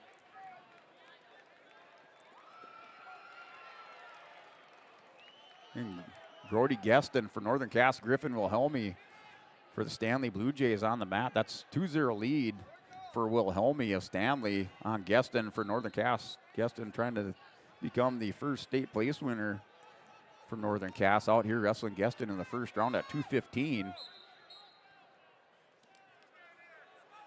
Weinberger and Thorpe. Thorpe's in the bottom position in that situation, wrestling and scramble. Weinberger goes back to work on the ankle, cracks Thorpe down, belly down. Up over Thorpe now in the north-south position. Thorpe just trying to muscle and hold on to this ankle as Weinberger steps around, hooks the ankle, the back ankle. For 2 points, he takes a 7-3 lead. Theo Weinberger's up 7-3 on Drew Thorpe. And Wilhelmy gets around the top of Brody Geston, works for the fall for the Stanley Blue Jays. Has the head scooped. And Geston goes down by fall for Northern Cass. Griffin Wilhelmy with the win by pin over Brody Geston of Northern Cass at 215 pounds on mat 8. And Ava Carblum at 148 pounds in the bottom position against Sophia Meyer. She's down by 1. She's in the bottom position to start the third. Tripods up over on mat number 4. Carblum works and Meyer breaks her back down. Carblum broke back belly down. Sticks those forearms into the mat, able to scoop those hips underneath as she's trying to counter this half Nelson by Meyer. Meyer throws the half Nelson on the near side, catches the far wrist. Now Carblum reaches up, counters the half Nelson. Meyer back with it. As Carblum's tripods back up. It's a 1 point lead for Sophia Meyer. Bismarck Legacy has the half Nelson buried deep on Carblum. Carblum now gets wrist control with Meyer. Meyer able to break her back belly down just as Carblum had gained some momentum. She had those hips up almost away. Sophia Meyer goes to work back on top, breaks Carblum back belly down. A 1-0 lead for Sophia Meyer, under a minute remaining in the third period. Meyer back, works the half on Carblom, trying to walk around the top.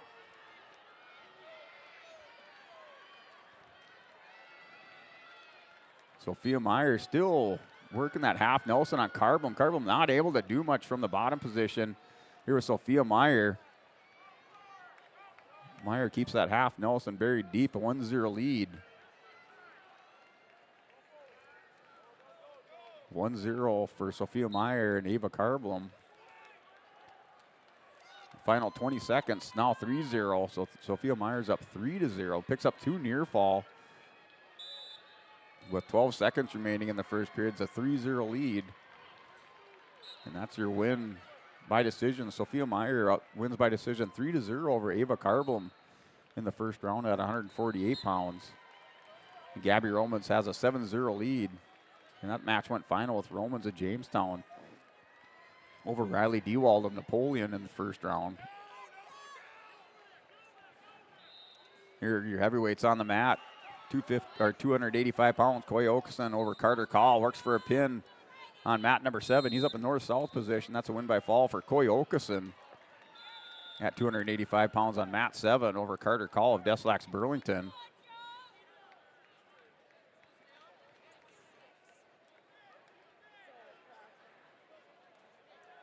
And Clayton Grove, Seth Irie at 285 pounds out on mat number 6. Clayton Grove with the 2-0 lead on Seth Irie from Illendale Edgley Combe. And Caden Rose, Joseph Clegg, Mayport CG at 215 on mat number 8.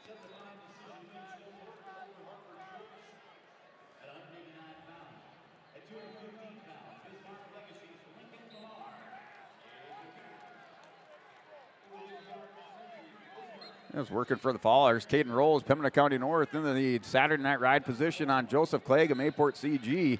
Has the head hug and the slap of the mat by the official. It's a win by fall for Caden Rose at 215 pounds on mat 8. Caden Rose for Pembina County moves on into the quarterfinals. Grove and Irie, that match goes final with Clayton Grove, your winner by fall over Seth Irie on mat number 6 at 285 pounds. Mat 7, Jermaine Gizzy and Brett Tosted from Northern Lights. On mat number 7, an exciting match between Tosted and Aiden Hinkle. Tosted with the number 8 seed for Northern Lights coming into the tournament at 285. Step on the mat, Porter Johnson, Harvey Wells County, Max Klein for the Oaks Tornadoes. On mat number 8 at 285. He will roll straight into our quarterfinal matches at the state wrestling tournament. This is your Class B coverage along with the girls coverage. And we're on the east side of the Fargo Dome with mats 6, 7, and 8. The girls wrestling is out on mats 4 and 5 in the center of the dome. A good crowd on hand for the first day of action at your state tournament.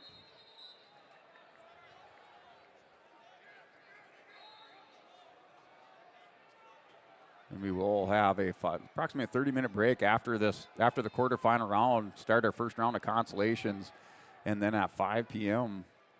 roll into the semifinal matches at the state wrestling tournament. That's all Class A, Class B, and girls semifinal matches on day 1 of the state wrestling tournament from the Fargo Dome.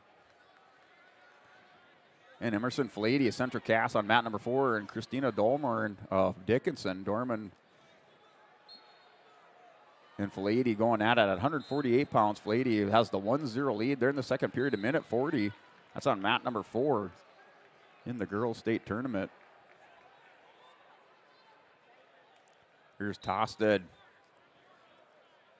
and Jermaine Gizzy. They go 2-0 lead for Brett Tosted of Northern Lights. He has a 2-0 lead on mat number 7. They start the second period in the referee's position. Tosted was on the top position with a quick 1-point escape for Gizzy. And Max Klein, Porter Johnson, that's 2-1. Klein holding his ground against the bigger Porter Johnson of Harvey Wells County on mat number 8. And Johnson picks the bottom position to start our second period. He's up 2-1 on Max Klein. And Brody Weisenberger and Rodney Wolf battle it out. It's 2-1 lead for Rodney Wolf at the end of the period. Rodney Wolf, runner-up in the East region at heavyweight. Fell to Cole Nitschke in the finals.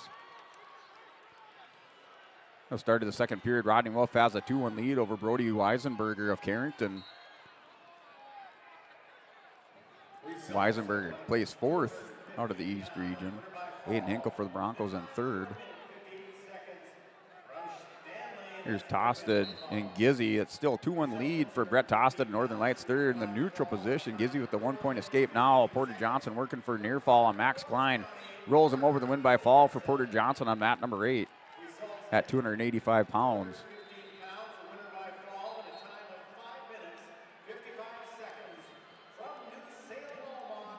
And Emerson Filady and Christina Dorman, they do have a bank. Excuse me, that's like Filady down on the mat, and Dorman with the near fall. She has a 4-1 lead.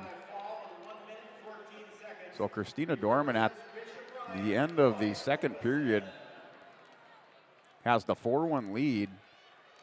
Filady chooses a top position to start the third.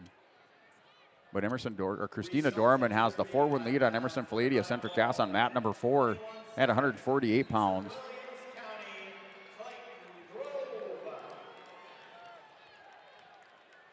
Here's Cole Nitschke, Jamison Rimey out on mat number 8, 285 pounds.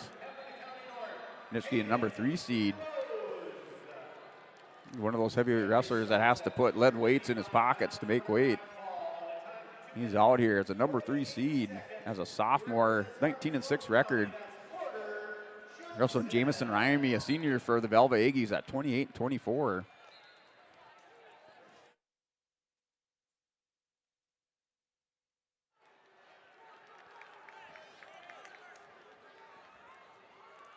So that's a scoreless in the first period between Jamison Rimey and Cole Nitschke. The match just underway. First minute of the period ticks off the clock. And Jermaine Gizzy over Brett Tosted. He has a 3-2 lead going in the third period. 3-2 lead for Jermaine Gizzy of Beulah Hazen over Brett Tosted at Northern Lights. So Gizzy is up by 1. Weisenberger and Rodney Wolf, 4-1 lead for Rodney Wolf. They're in the neutral position in the third period. Wolf goes underneath on Weisenberger. Weisenberger steps around behind, 2-point takedown. Go behind takedown for Weisenberger. Score is 4-3, now 5-3, 1-point escape for Wolf. Weisenberger trying to take Wolf into the deep minutes of the period in the third. Weisenberger goes to double under her, double overs around the neck of Wolf. On mat number 6. That's a 5-3 lead for Rodney Wolf against Brody Weisenberger from Carrington. And Emerson Filady and Christina Dorman. Dorman, that match went final. So Christina Dorman wins over Filady of Central Cass.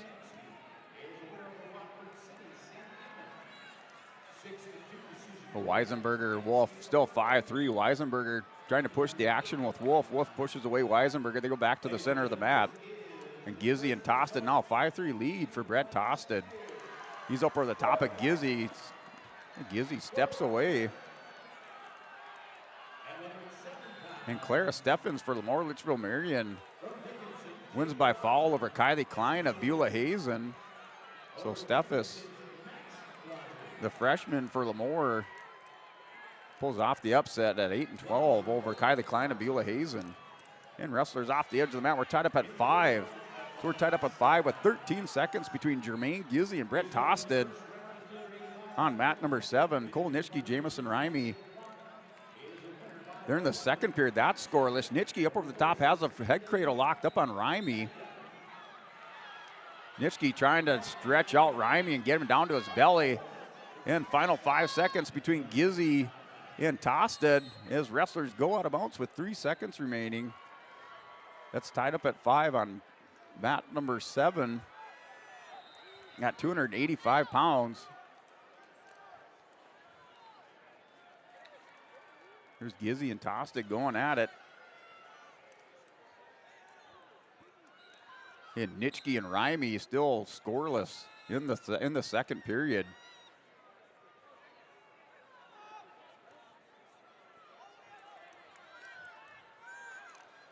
So Southport are trying to close out this first round with a perfect round. Here's Rimey. Rimey gets up, and Nitschke down on the ankle. He has to return Rimey to the mat as they work the edge.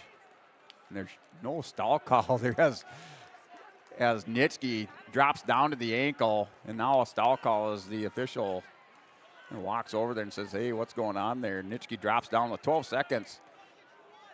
Nitschke with the stall warning with Rimey. Rimey, here's Nitschke goes and holds down Rimey in the final 5 seconds of the period. And that's still scoreless. Cole Nitschke and Rimey. Rimey is going back down underneath with Nitschke. So Rimey trying to pull off the upset for the Velva Aggies on Cole Nitschke. They're going into overtime. That's 5, and Gizzy wins by 7-5. Sudden victory over Brett Tosted and Northern Lights. Tosted tried a headlock on the edge of the mat. That's flipped. Gizzy gets around behind him for 2 points. We're now in our quarterfinals with Ian Anderson for the Broncos wrestling Ryland Vetter of South Border. That's at 107 pounds. There's Vetter and Anderson. So Vetter in onto the leg. Anderson hit a nice little shuck just as Vetter dropped in on a single leg on Ian Anderson. Anderson trying to turn the corner of Vetter. Anderson has the crossface locked up. Vetter cracks Anderson down to the mat, gets a 2-point takedown as he turns the corner. So 2-0 lead for Ryland Vetter on Ian Anderson. And Cole Nitschke, Jamison Rimey still working. 285 pounds. Rimey with the tripod stand-up. Stands up, turns into Nitschke now. We're 1-0 lead for Rimey here with Cole Nitschke. Nitschke and Rimey going at it with the minute remaining on the clock. And Aiden Hinkle out for the Broncos on mat number 7 at 285. Hinkle with a 2-point takedown on Symington. Symington tripods up. Hinkle steps up, trying to pull Symington back on the mat. Trips him down. Gets Symington on this hip. Aiden Hinkle's working for the fall for the Broncos. Symington's on his back. He tries to roll through. Hinkle catches him. Symington belly down with Hinkle. Now Hinkle in the top position. Picks up his near fall. Gets around back behind Symington. Actually, he picks up a 2 near fall here for Hinkle. Nitschke's trying to crack down on Rimey. Rimey steps away. Hinkle gets down, Nitschke gets down on Rimey's. Gets Rimey to his hip with 10 seconds remaining. And Nitschke works for the pin on Rimey. Not sure what happened. Rimey's knee. So Nitschke got down on Rimey's knee, and Rimey down on the mat. Looks like he's injured. Here's Hinkle and Symington. Symington now working reversal on Hinkle. As Hinkle had a 4-0 lead. Hinkle's on his hip with Symington. Hinkle trying to scoot those hips out. 2-point reversal. Now Hinkle gets back over the top on Symington. 2-point reversal for Hinkle. Here's Vetter. Vetter up on Anderson in the second period. 2-0. Anderson in the bottom position stands up on Vetter. Vetter now 1-point escape for Ian Anderson and Ryland Vetter in the quarterfinals. Hinkle working for the fall at the end of the first period. Has Symington over on his back. And now Symington rolls through on Hinkle. And 3 near fall for Aiden Hinkle. 9-2 is your score. 2-point takedown for Vetter. Vetter has the 4-1 lead on Ian Anderson. Vetter, the number 3 seed at 107 pounds, working on Ian Anderson. Quarterfinals at 107 pounds. Hinkle and Symington. 9-2 is the score. They start in the neutral position in the second period. Hinkle right away goes double overs. Symington goes into Hinkle. Anderson gets stood back up. 4-2 is the score. Second period between Vetter and Anderson. Under 30 seconds remaining. Vetter back working the dump on Anderson. Vetter in the bottom position trying to block the knee. Anderson has caught the shoulder or the upper arm and elbow of Ian Anderson. And down to 10 seconds. They get called for a neutral restart. So Hinkle has 11-3 as the lead. Here with Hinkle and Symington. It's 11-3, Aiden Hinkle, Gavin Symington. Symington goes in. Hinkle misses the headlock on Symington. Symington has double unders on Hinkle. And wrestlers go off the edge of the mat. 11-3 lead for Aiden Hinkle. And start of the third period, 4-2 lead for Ryland Vetter over Ian Anderson at the start of the period. Anderson hooks up the cradle on Vetter. Vetter gets stretched out here with Anderson. Anderson working over the top on mat 6. Here's Hinkle working for the fall on Symington with 50 seconds remaining on mat number 7. And Hinkle settling in, work for the pin with 40 seconds remaining on the clock in the second period. And win by fall for Aiden Hinkle for the Broncos on mat 7. Vetter and Anderson, it's 4-2 lead for Ryland Vetter. Anderson in the top position. Vetter kind of hunkered down in the referee's position, trying to pass the wrist to Anderson. They're working for some action there to Anderson on top. Vetter stands up. Anderson's going to catch both arms. Returns Vetter back down to the mat. Vetter still not doing much. Now posts up to the outside. Little sit out here with Ian Anderson. Ryland Vetter, that's 4-2s under a minute in the third period. Vetter sits out. Anderson's going to try to twin whip him open. And now Vetter gets those hips cleared of Anderson. They're in the north-south position situation. As Vetter stands up, Anderson drops down to the ankle. And 1 point loss of control for Ryland Vetter. He has a 5-2 lead on Ian Anderson. So it's 5-2 lead for Ryland Vetter over Ian Anderson. Vetter in on a double leg with Anderson. Under 30 seconds remaining. Anderson working front headlock. Has head in the hole with Vetter. Vetter's just going to hang on to the arms. And a stalemate called with 25 seconds remaining. In off the whistle. Vetter shoots in on Anderson. Anderson's going to try to step around behind for a takedown. With 15 seconds remaining. No takedown yet awarded to Anderson. Anderson up over the top on Vetter. Vetter's just going to hang on to the leg with the final 5 seconds ticking off the clock. That's a 5-2 win for Ryland Vetter over Ian Anderson. 1 second on the clock, and that does it. And your winner by decision, 5-2, Ryland Vetter over Ian Anderson. Anderson goes into the consolation rounds. Vetter into the semifinals at 107 pounds.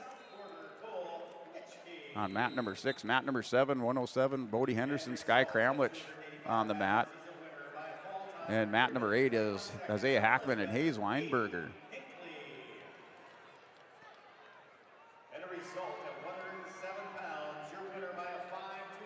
Well, with that win by Ryland Vetter, we're going to step away, take a word from our sponsors on YourLiveEvent.com. We're rolling into our quarterfinal matches from the Fargo Dome at the North Dakota State Wrestling Tournament.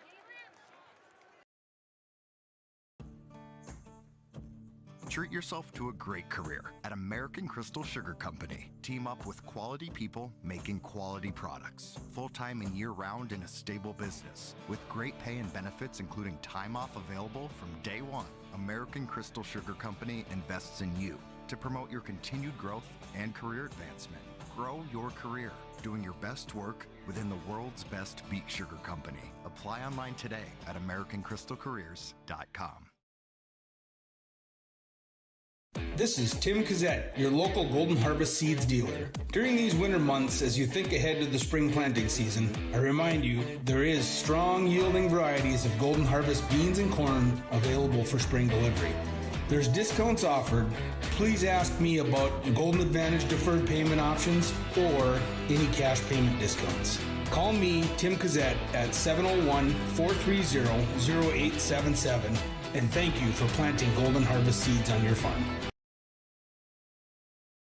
You'll fall in love with carefree living when you move to Benedictine Mission Court in Ada. Sign a lease this month and get your third month of rent free. Not only that, Benedictine will waive your community fee. That's a value of over $4,000. Benedictine Mission Court offers housekeeping, 3 meals a day, common areas, on-site spiritual care and worship services, and indoor access to Essentia Health Clinic Ada. Call today to schedule a tour, 218-784-5250. Benedictine Mission Court in Ada. There's a new inventory of trailers at Bloomfield Enterprises of Hillsborough. You can see the latest inventory online at bloomfieldtrailers.com. Bloomfield Enterprises has a full line of Big Tex trailers. Big Tex has affordable and versatile utility trailers for all your jobs. Big Tex has a full line of products from ATV trailers to gooseneck to dump trailers and more. Call Larry at 218-368-7989 or Tim at 701-430-0877. Bloomfield Enterprises in Hillsborough. Hey, welcome back. Your liveevent.com coverage of your North Dakota State Wrestling Tournament Class B and your girls state wrestling tournaments from the Fargo Dome. This is day one coverage. We're rolling into our quarterfinal matches at 114 pounds. Of Dalton Feist wrestling Riley Hasbrook, Hedringer Scranton. Feist with the 5-0 lead. That's going into the second period. Feist had worked a pinning combination at the end of the first period. They ran out of time. Currently in the neutral position at the start of the second period on mat number 6. In mat number 7, Cole Mogren and Justin Torrell wrestling. That's a 2-1 lead for Cole Mogren at the end of the first period. Just as Torrell's locking up double unders on Cole Mogren, time runs out on the clock. It's 2-1 lead for Mogren going into the second period. And Isaiah Hackman, Hayes Weinberger on mat number 8 at 107 pound, another quarterfinal match. 5-0 lead for Weinberger in the third period. 5-0 lead for Hayes Weinberger with Hackman. Weinberger back working the leg on Hackman.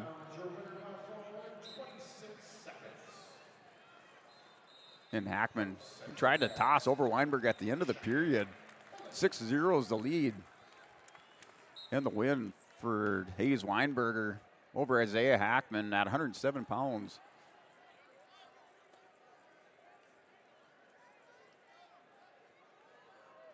And Dalton Feist, Riley Hasbrook's 5-1 is your score on mat number 614 pounds.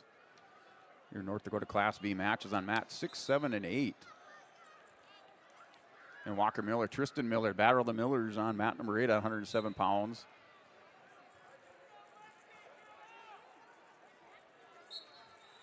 And take a look at your girls state tournament with your Ryan Opdahl Farmers Union Insurance Agency hourly update over on the girls side. Take a look at your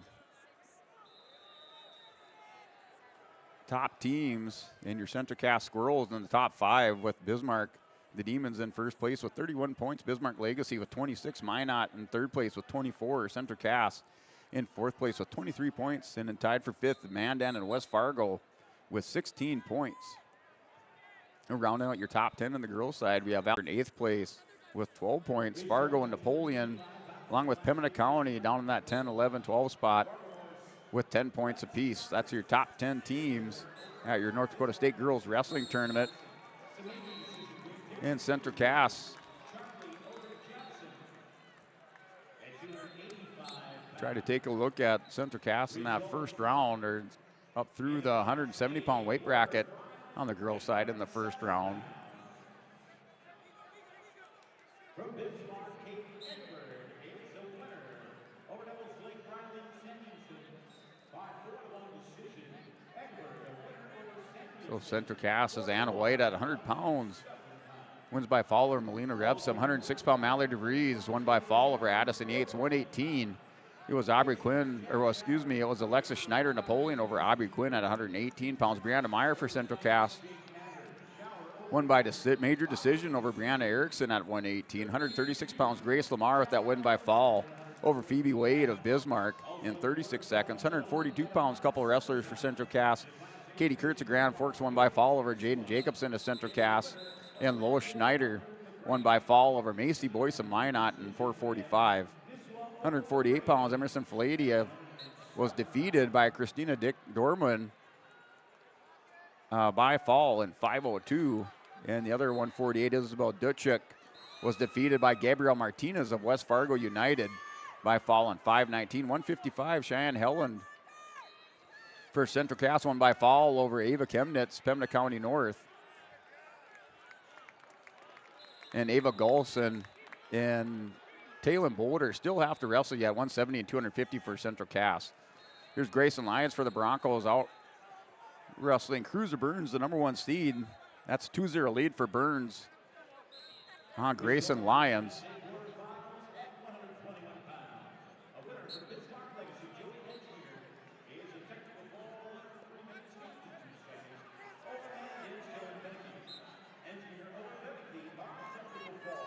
And Dalton Feist with the 11-2 lead.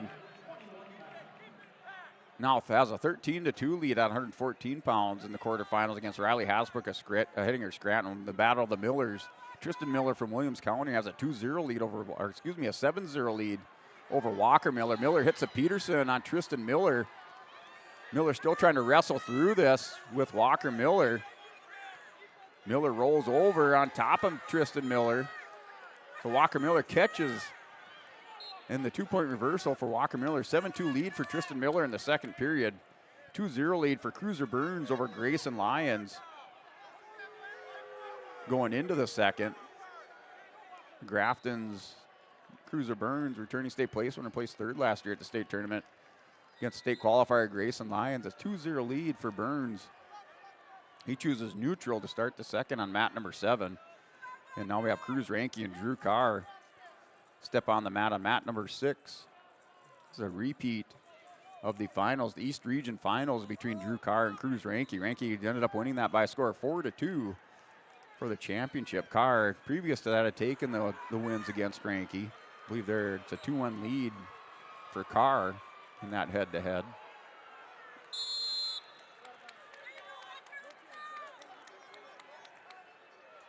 So Ranke on the mat.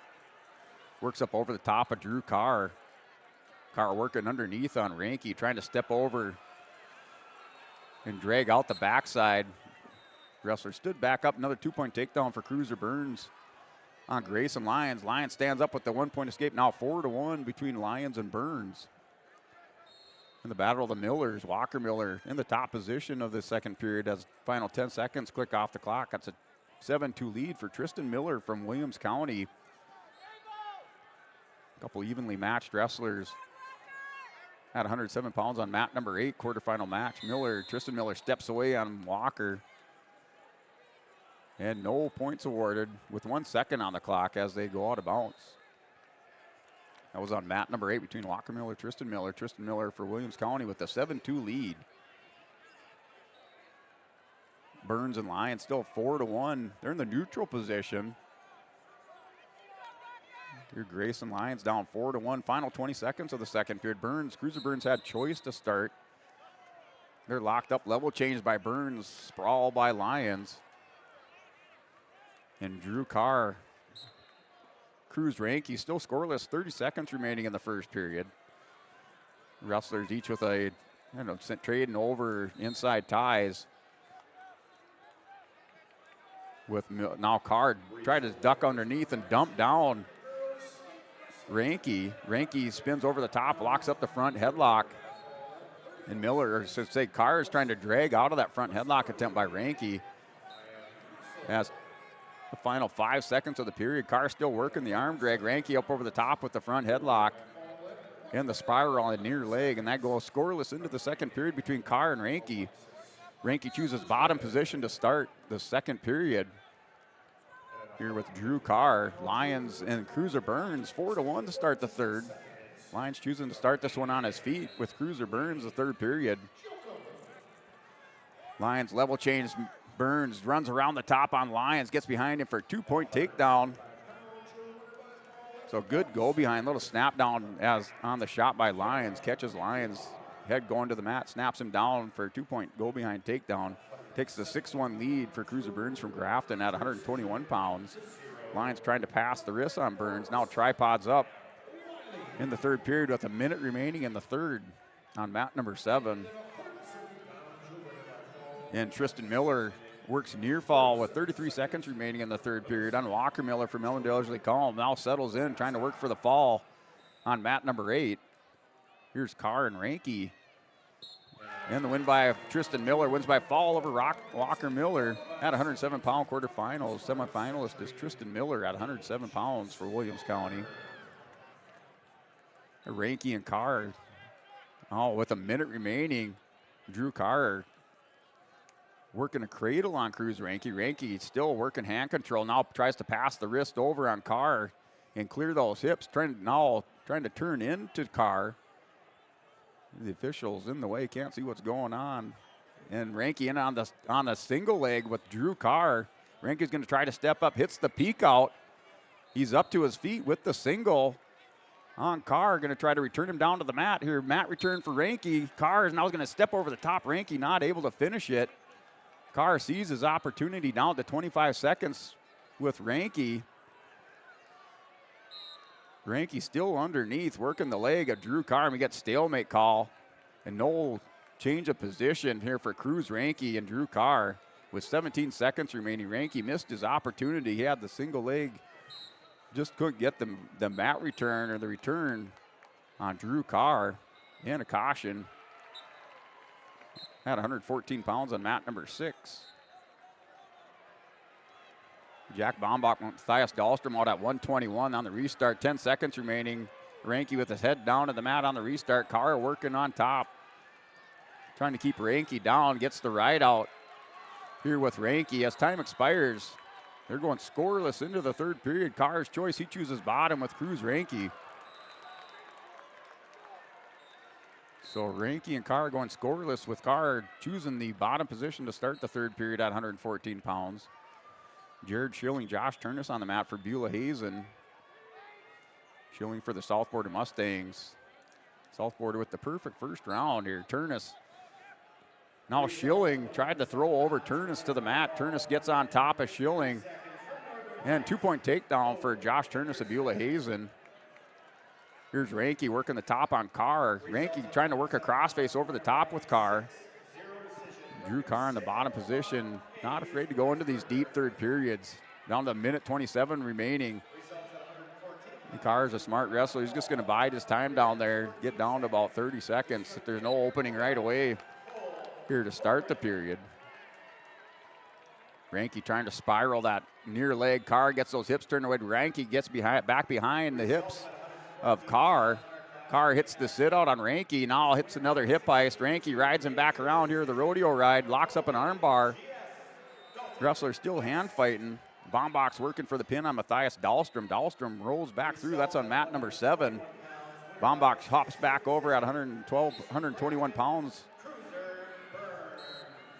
So Jack Bombach working for the fall at 121 pounds. As Cruiser Burns over Grayson Lyons by decision 6-2 in the quarterfinal match at 121.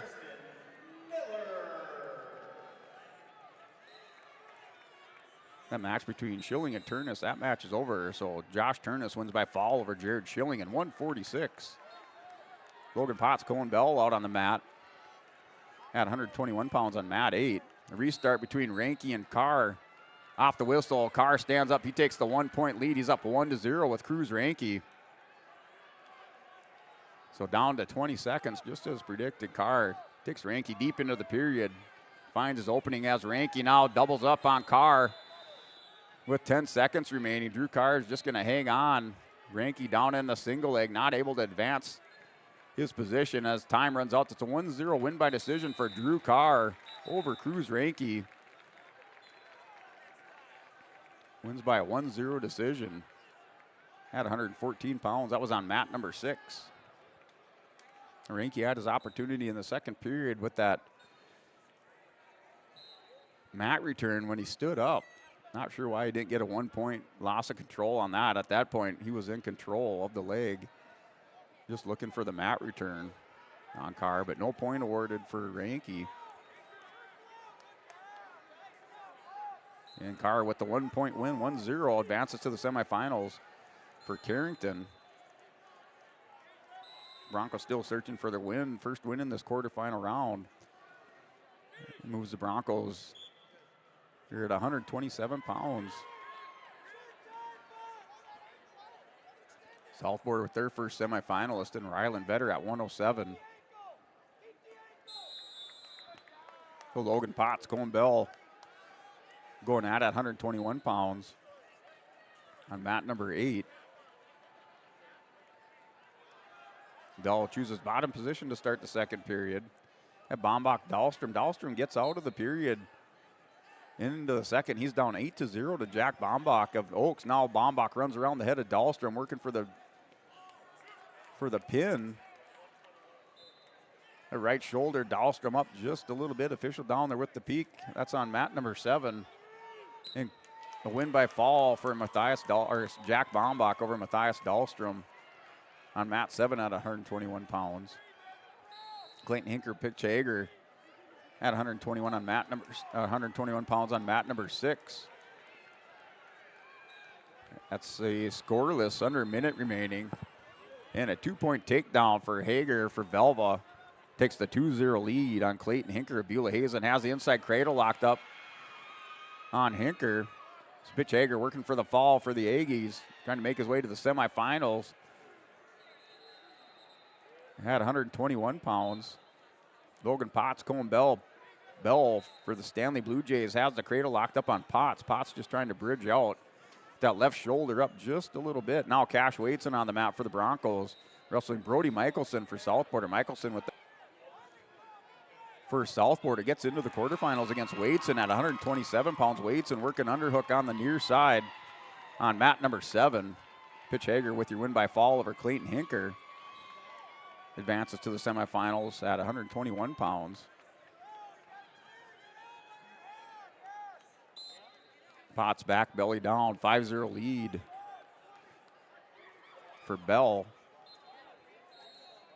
And Bell for the Stanley Blue Jays, returning state place winner. Placed second, well, state runner-up last year at 106 pounds, wrestling Logan Potts here. Logan Potts, state place winner for Lemoore. At the 2023 state tournament, placed 7th at 106. So old foes back here in weights and working for the fall on Michelson. Has the double unders, the cash money locked up and win by fall for Cash Waitson over Brody Michelson. Waitson into the semifinals at 127 pounds for the Broncos. Now Carson Kajed for Hillsborough Central Valley. Logan Werner at 127 pounds on the mat. Werner returning state place winner for Pembina County North. Along with Carson Kajed for Hillsborough Central Valley. Kajed last year placed 5th at 120 pounds. Logan Werner placed 3rd at 113. So returning state place winners battle out. Werner wins the first battle. He has a 2-point takedown. He takes the 2-0 lead over Kajed. Jaker and Brock Johnson out at 127 on mat number 7. That's scoreless in the first period. Number 2 seed Brock Johnson. Logan Potts, Cone Bell still 5-0 lead. With Logan Potts in the top position, wrestlers called out of bounds for a restart on mat number 8.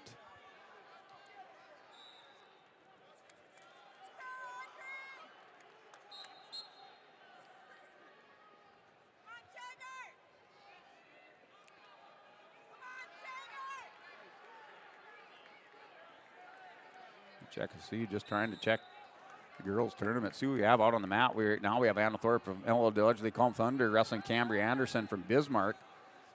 And that is scoreless. And Ava Gullison for Central Cass and Audrey Fear. We do have a Bank North timeout. Looks like Nevaeh Buffett for the Broncos down on the mat. In the girls tournament.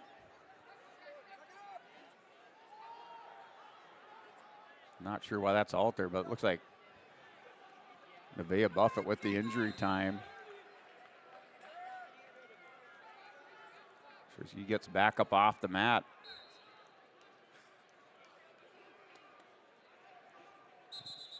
For the Broncos. So that was Pastors from Deslax Burlington with the win by fall and 134 over Nevaeh Buffett of the Broncos.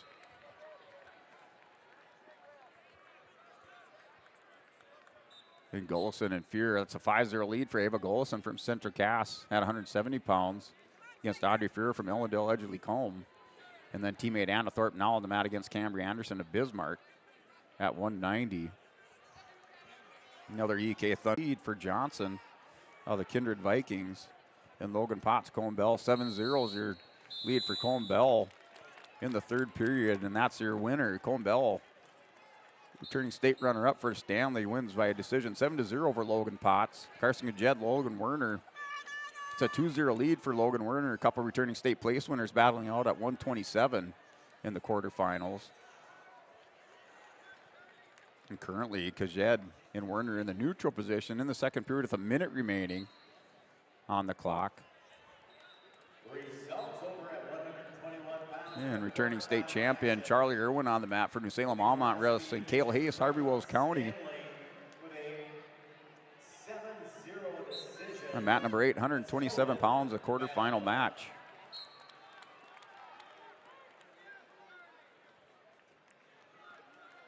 Here's Karsten Gajed and Logan Werner, 2-0.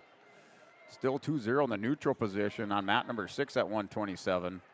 Charlie Irwin with the quick 2-point takedown on Hayes from Harvey Wells County. That's 2-0 lead for Charlie Irwin, going to work on the arm. Trying to dig out this near wrist on Cale Hayes.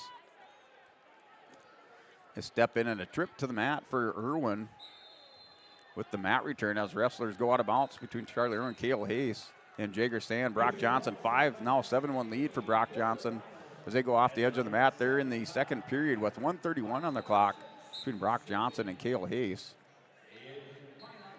Carson Jed, Logan Werner, they're tied up at 2 going into the third period, so we're tied up at 2 at 127. Irwin working for the fall on Cale Hayes of Harvey Wells County. Irwin with Hayes stacked up. Her right shoulder up just a little bit. Irwin up over the top a little bit too high. Now stretches out the arm, shifts his weight up towards the head on Cale Hayes. Hayes with the roll through. Irwin resets, scoops the head. Those shoulders now flattened out. Hayes is go rocking back and forth trying to get out of this pinning combination, but Irwin keeps tightening the noose on Cale Hayes. And the win by fall for Charlie Irwin. At 127 pounds, he's in the semifinals at 127. Carson Kajed, Logan Werner, now 3-2 lead. It's 3-2 lead for Logan Werner over Carson Kajed at 127 pounds. Elby Henderson, Maddox Campbell on 133. That's on mat number 8. So this match just underway between Elby Henderson, Maddox Campbell of Alva Aggies versus the Northern Lights. And Brock Johnson still with that 7-1 lead on Jager Sand. Carson Jed, Logan Werner. Werner's up 3-2 in the third period with 40 seconds remaining in the third period. Both wrestlers up on their feet at 127. And Kajed with double overs. Werner steps out. Kajed with the level change. Now Werner wades back into Kajed. Kajed pushes back. They're back to the center of the mat. Just trading collar ties, under 25 seconds remaining. And a big snap down by Kajed takes Werner down to the mat. And roll through, gator roll by Kajed. He catches Werner, but no points award. Another gator roll. And Werner this time steps around for the 2-point takedown on Carson Kajed. Carson Kajed with the last minute gator roll. Almost catches Logan Werner. Werner advances into the semifinals at 127. He wins by decision. 5-2 over Carson Kajed on mat number 6 at 127 pounds. Here, Jager Sam, Brock Johnson, 9-1 lead for Brock Johnson. He's up by 8 in the third period, minute 23 remaining. And Elby Henderson, Maddox Campbell. Henderson with the 2-0 lead at 133. Anderson and Shaleski on the mat. This is the number 4, number 5 seeded wrestlers at 133. Anderson and Shaleski, kind of the tale of two different body types. Shaleski, long and lean, hovering probably over about 6'2". Anderson about 5'7", short and stocky. That's 133 pounds. Quarterfinal match on mat number 6. Anderson in on a single leg on Shaleski. Goes through, hits the forklift. Shaleski using those long arms and legs, going to try to counter this. Has a hold of the back ankle. Anderson just going to try to press this on Shaleski and step around. And not able, he has to post that outside leg. He had the outside leg free. You got to try to elevate that outside leg and spin back around behind him. That just adds to a little more elevation and power behind that when you hit the spin or the hip ice back through, working through the forklift. So Anderson with the nice shot on Shaleski, not able to finish it. 133 pounds. Quarterfinal match on mat number 6. In Sand and Johnson, that's the end of the period. 9-5 is the score. Brock Johnson wins by decision. Outlast Jagger Sand. Sand with the last minute trying to hit the come from behind on Johnson. Johnson a little shaken up, walks off the mat under his own power. But he advances to the semifinals at 127. Now Sawyer Owens back on the mat. Returning state runner-up for Hillsborough Central Valley, and Bryce Schneider. For Napoleon, Schneider putting together a good late season run for Napoleon. Picks up the upset in the first round. They're on the mat on mat 7. Here's Anderson again on Shaleski. Goes back.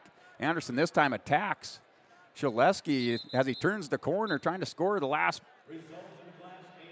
minutes of this period. And Anderson over around the top on Shaleski. Now Shaleski trying to pass the leg on Anderson. Scramble Anderson out the back door. 2-point takedown for Anderson at the end of the period, just as he locks up the cradle on Shaleski. Anderson with the 2-point takedown, trying to make it into the semifinals. Shaleski with choice, chooses bottom. Anderson scores 2 points at the end of the period.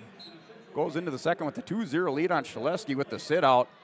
Anderson hits the crossface. And Turks the leg of Shaleski, now trying to hit a cradle with Shaleski. Anderson does have the crossface. Shaleski's able to break the grip on Anderson. Shaleski tripods up with the long, lean leg, arm and legs of Shaleski. Anderson works back underneath. Shaleski hits the sit out. Anderson's going inside cradle on Shaleski. Scramble out front now, Anderson and Shaleski. Shaleski gets underneath on Anderson, works the outside single. We're down to 1:18. And Shaleski able to crack down Anderson. Anderson goes to the leg pass on Shaleski. No points. No change of position here with Anderson and Shaleski. Now Anderson catches Shaleski on his hip. Good scramble by Noah Anderson, getting out of that reversal attempt by Kyler Shaleski. So Anderson takes the 2-0 lead on Shaleski, or keeps the 2-0 lead. Shaleski rolls through on Anderson. Anderson back around, catches Shaleski in a chin drop. Shaleski broke back belly down. Very active on the bottom here for Noah Anderson, keeping pace with Shaleski. Owens has the 2-0 lead on Bryce Schneider in the first period. He's in the top position, going to Turk over Schneider. And we have time called by the official blood time, another Bank North timeout. And that's against mat number 7 with Sawyer Owens, Bryce Schneider. Owens has the blood time, 10-2 by his coach over there on mat number 7. That was your Bank North timeout on mat number 7. And Anderson working on the ride out on Kyler Shaleski, down to 10 seconds. They're on the near edge of the mat. Shaleski working out front, trying to hit a reversal or score some points at the end of the period, down to 4 seconds, back to restart with 4 seconds remaining in the second period. Anderson has the 2-0 lead. Shaleski is down by 2 on the restart, 4 seconds off the whistle. Shaleski trying to hit the switch, uses those long arms to reach back into the legs of Anderson. Anderson with the ride out, goes bottom to start the second period. It's Anderson going bottom here at 133 pounds, has a 2-0 lead on Kyler Shaleski.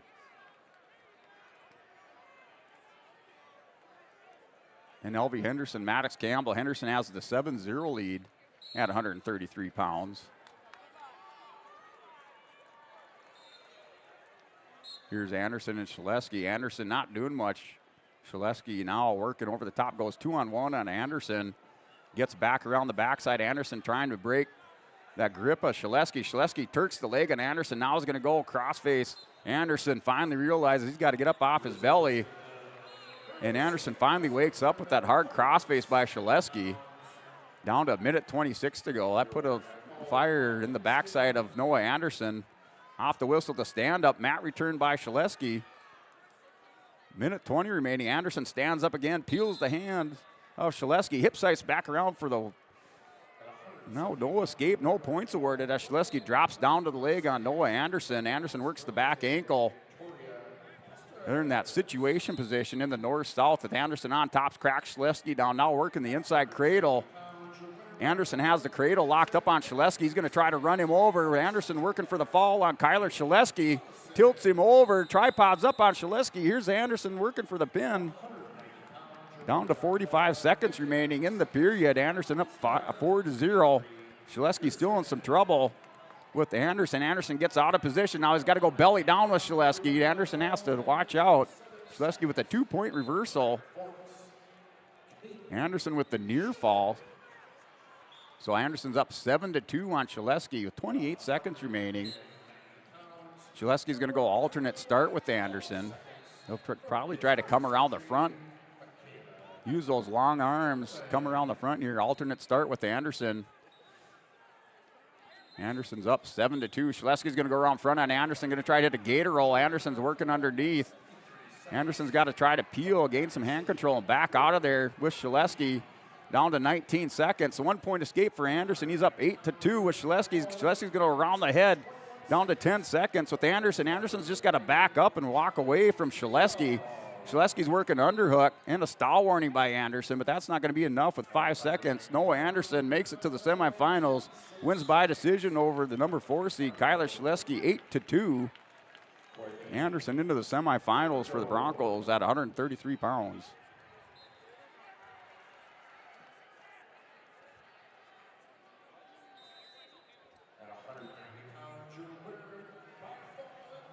Noah Anderson wins by decision, 8-2. Sawyer Owens, Bryce Schneider still battling out at 133. Owens has the 5-0 lead.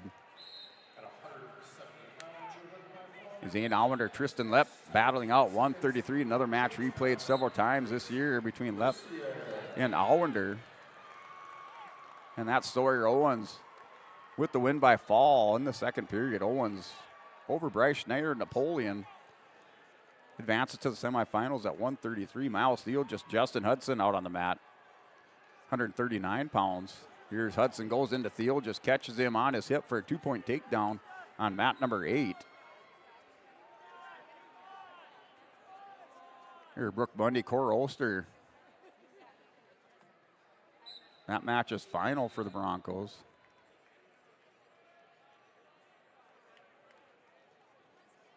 Ava Moser, Napoleon Gackel Streeter on the girls' side. J.C. Peterson for Mandan at 250 pounds. Moser in the top position. She has a 2-0 lead. As Peterson broke belly down, that's 250 pounds on mat number 5 on the girls' tournament, girls' state tournament.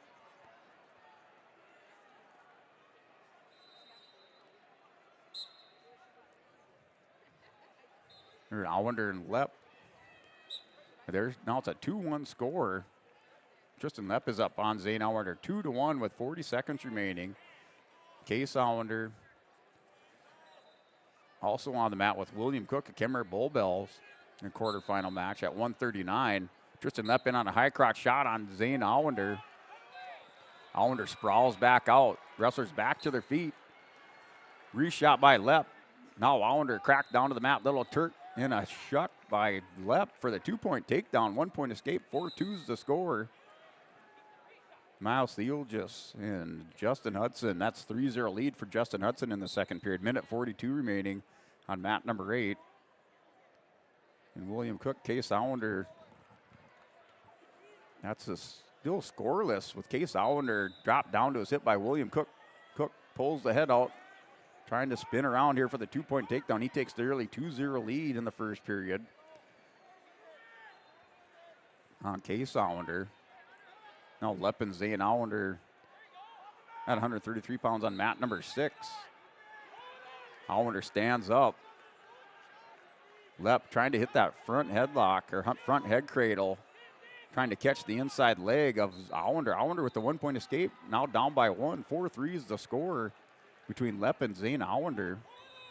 at 133 pounds. Reminder, we will have our first rounds of consolations after the quarterfinals, approximate 30-minute break. And then at 5 p.m., we will have our semifinal matches here from the North Dakota State Wrestling Tournament. Semifinals scheduled to start at 5 p.m. tonight.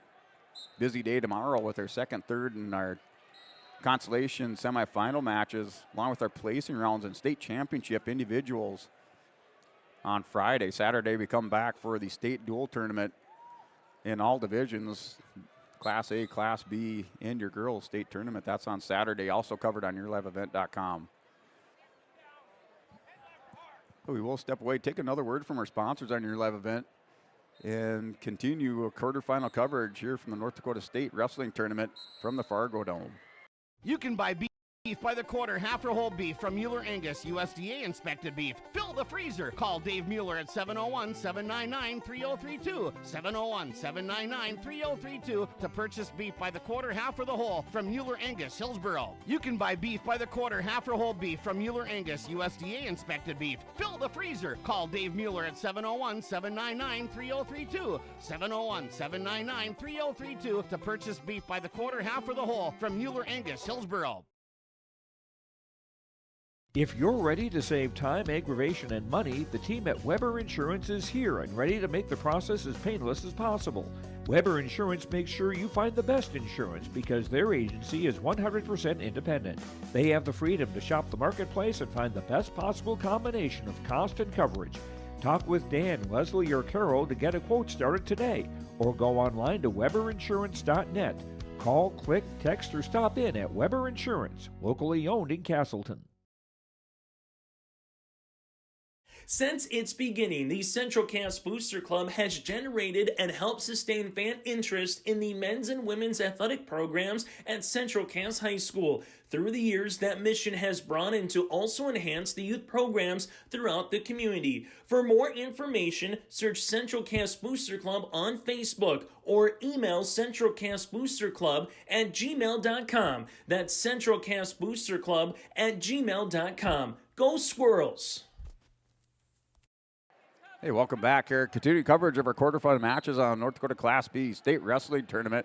Also covering your girls State Wrestling Tournament. They're all on mats 4 and 5. They're currently at the 250-pound weight brackets. And we're running through our quarterfinal matches on the boys' side for Class B. Zane Allender, Tristan Lepp. Lepp opens up a 13-4 lead as we step away. Lepp breaks open the big lead on Zane Allender and Case Allender and William Cook. That's a 4-0 lead for William Cook. Kemmer Bowbells, he's currently in the top position. Works a hammerlock over, hits the baseball grip on Case Allender, throws him over with 8 seconds remaining in the second period. And William Cook for Kemmer Bowbells, the junior, working the fall on Allender. And Miles Field, just Justin Hudson. That's your final 7-0 win by decision for Justin Hudson of Northern Lights. He's up 7-0 by decision over Miles Field just of Kindred.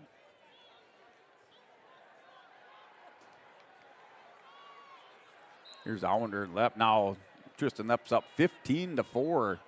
Here's Allender. Allender hits a Peterson on Lepp with 35 seconds. Allender trying to get near fall out of this, still not able to get Lepp. Lepp's just holed up on his hip. 2-point reversal, 17-6 is your score with 25 seconds remaining.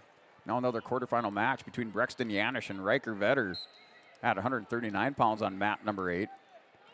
Yanish hits an outside single on Vetter. Yanish with that head tucked in inside the leg, now doubles up on Vetter. Vetter hip ice over on Yanish and takes him out of bounds. Yanish with the nice attack, leg attack to start things out. Vetter with the counters. William Cook, Case Allender. That's 6-0 lead for William Cook on Case Allender. That's a final. 17-6 is your winner. Tristan Lepp over Zane Allender. Wins by major decision. That 11-point win at 133 pounds. That was on mat number 6. And wrestlers go roll out of bounds. That's between Yanish and Riker Vetter. So wrestlers back for a restart to the center of the mat at 139 pounds. Quarterfinal match. Brixton Yanish of Velva, Riker Vetter, South Border. Here's William Cook, works the armbar, has it locked up on the far side, catches the double armbar on Case Allender, locks it over. In the third period, under 50 seconds, now stretches out the far arm. And a win by fall for William Cook over Case Allender. At 139 pounds, William Cook into the semifinals for Kenmare Bull Bells.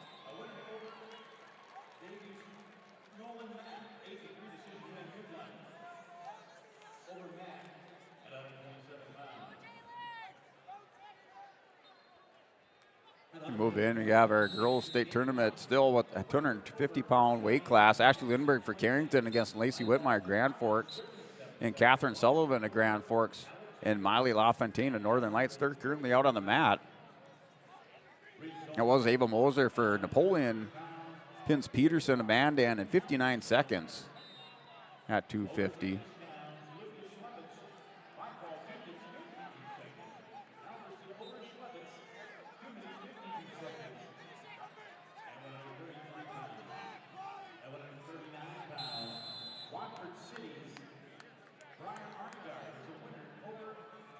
And Vetter and Yanish, they go into the second period scoreless.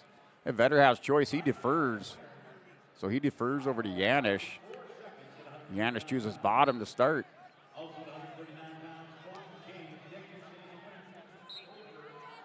Oh, look at your Ryan Opdahl, Farmers Union Insurance Agency hourly update for home out on business. Your life and farm insurance, visit the agency downtown in Hillsborough. Call 701-436-5777. Try to take a look at the Hillsborough Central Valley Burros. Here's Lepp. Lepp locks up a cradle on Yanish on the edge of the mat. Lepp working for the fall, trying to make his way into the semifinals with Brexton Yanish. And they're called off the edge of the mat by the officials. 3-0 lead now for Tristan Lepp, or excuse me, for Riker Vetter on Brexton Yanish. That's 3-0 lead. With a minute 28, secures the near fall with the cradle on the edge of the mat. And working a spladle now. Yanish with their hip pice around, trying to get the reversal. Does get the 1 point loss of control. So 1 point loss of control for Brexton Yanish, down 3-1 to Riker Vetter. They're in the second period, minute 5 remaining.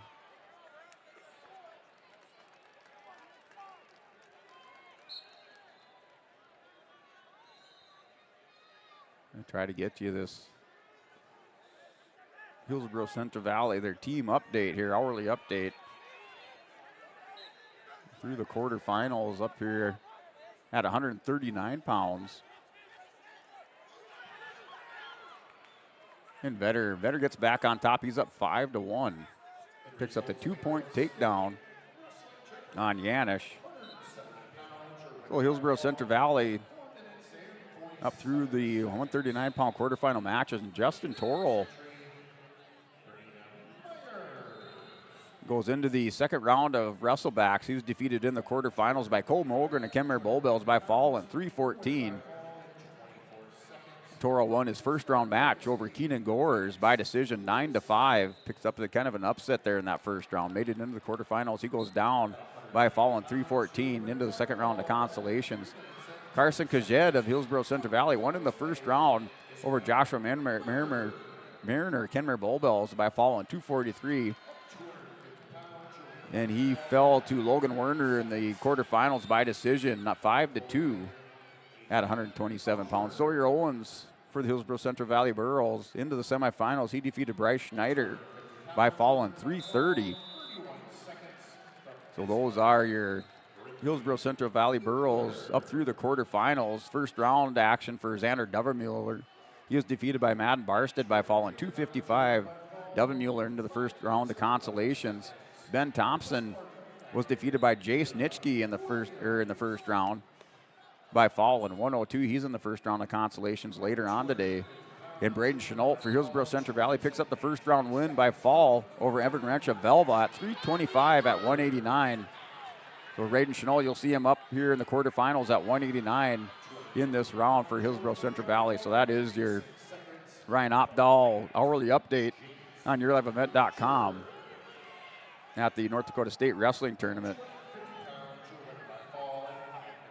Back into action. That's a 5-3 lead for Vetter. Now Vetter's up 5-3 in the third period with 1:30 remaining at 139 pounds against Brexton Yanish.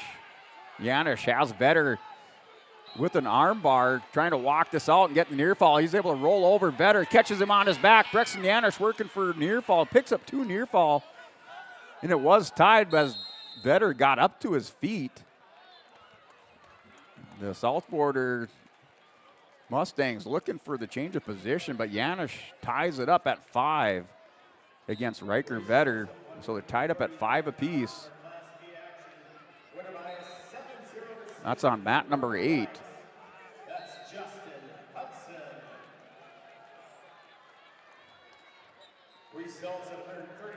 So here's Rocker Aguilar, Kane Rudolph out on mat number 7. That match just underway. 152-pound quarterfinal match against Aguilar and Rudolph.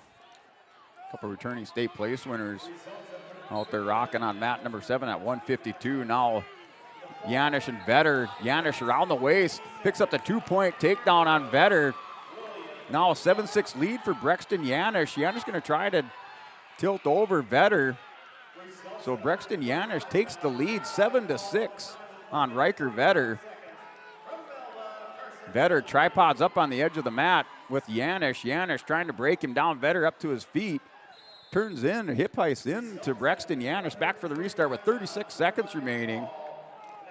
Vetter taking his time, trying to collect himself. Thinking about what he's going to do on this restart with Brexton Yanish. Back and forth battle. Off the whistle, switch attempt. Yanish catches Vetter on the switch. Down to 25 seconds between Yanish and Vetter. Yanish has the chop and purchase, able to chop the wrist of Vetter, working out front. Has the far wrist, or I should say the near wrist, tied up underneath. Vetter's trying to work wrist control, down to 10 seconds. Here with Brexton Yanish and Riker Vetter. Vetter with the tripod stand-up with 5 seconds.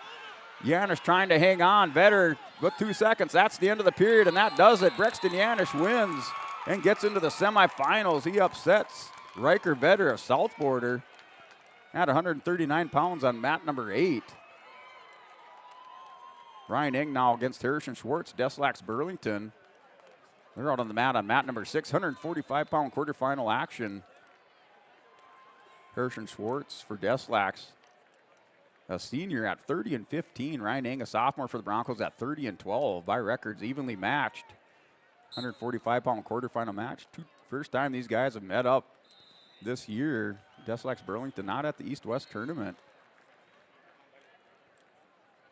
Eng dances back around Schwartz with the short, choppy steps. Eng holds the center with Schwartz. And Rocker Aguilar has the 2-0 lead on Kane Rudolph. They're in the center of the mat, just kind of broke belly down as time expires. 4-0 lead with 2-point near fall for Aguilar. He has the 4-0 lead. And Eng trying to drag down Schwartz. That final 10 seconds of the period, clicking off the clock here with Eng, and shoots down on Schwartz. Schwartz drags down Eng, trying to turn the corner with 3 seconds remaining in the period. They're going to go scoreless into the second period between Ryan Eng, Harrison Schwartz at 145 pounds.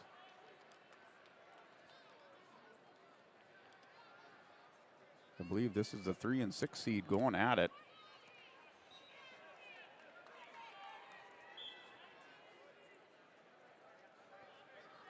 Mat return by Eng, and Schwartz takes him hard down to the mat here for Ryan Eng at first 10 seconds of the second period. Schwartz with the little tripod. Eng sticks in the leg ride. Schwartz steps out of that, gets hip down, trying to work back into a sit out with Ryan Eng in the top position on the start of the second period, down to 1:35 remaining in the second. Aguilar Rudolph, now 4-2 is your score between Rocker Aguilar at 152 and Kane Rudolph on mat number 7. And mat number 8, Carson Glazeman, southboard Haviland DeLong, Northern Cast DeLong in on the double on Glazeman. Here's Schwartz, another stand-up on Ing. Ing has to return him down to the mat. Schwartz, now Ing able to get Schwartz down. Schwartz working inside the leg on Ing. Down to a minute remaining in the first period between Harrison Schwartz and Ryan Ing. Schwartz has the hold of the near leg on Ryan. Ryan working hammerlock, and they get stalemate called. And injury time as Ing tries to get up and pops his knee.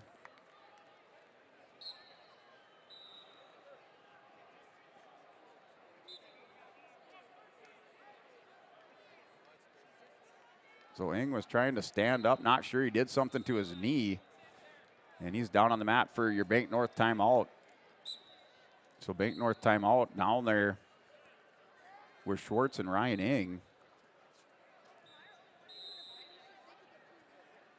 At 145-pound quarterfinal match.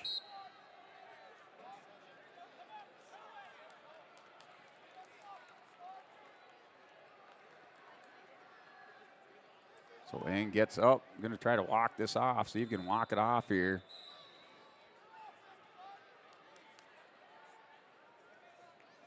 So Ing, now they cut injury time down to 56 seconds with Harrison Schwartz. And the start, Schwartz with the stand-up, goes back to the, they're working the haunches of Ing with the mat return. Another hard mat return by Ryan Ing on Schwartz. Breaks him down, catches the far wrist.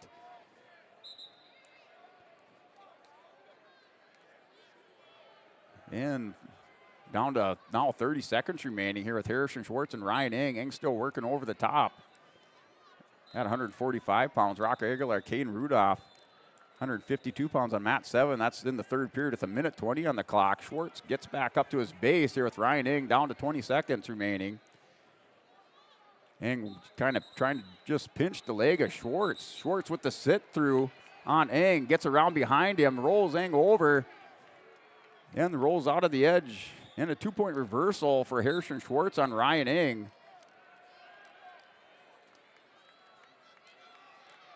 So Schwartz with the 2-point reversal. With 8 seconds remaining. 2-0 lead for Harrison Schwartz on Ryan Ing. And off the whistle. On the restart with 4 seconds remaining in the second period. 2-0 lead for Schwartz on Ing. Ing kind of hunkers down. He's going to go bottom position.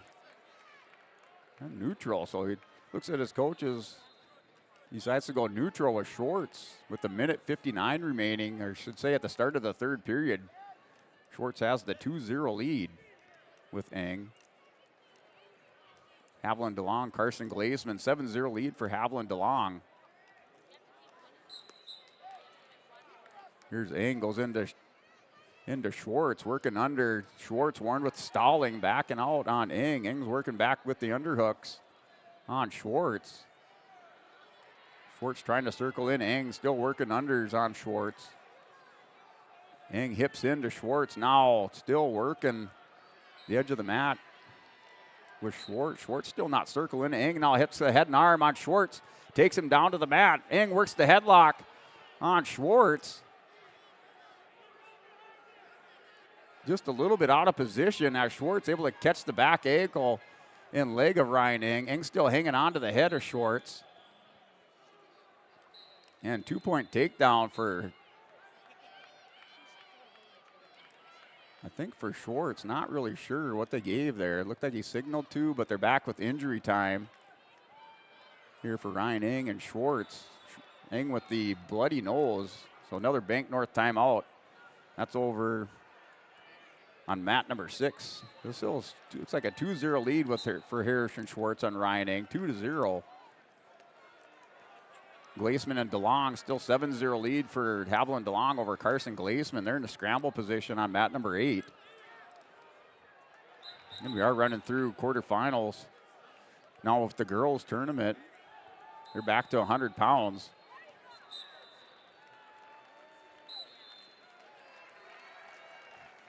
And on the restart, that's still 2-0 between Schwartz and Ryan Ing. The restart, Ing going into Schwartz. Back with the under. Schwartz still blocking out. He continues to back up, now trying to circle back into the center with Ing working the head and arm on Schwartz. So Ing has it locked up again. Schwartz still blocking. Ing's going to step into Schwartz here.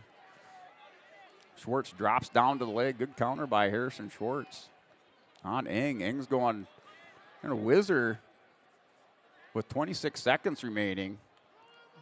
Breaks down Schwartz now, hasn't stretched out. Ing has to get the takedown.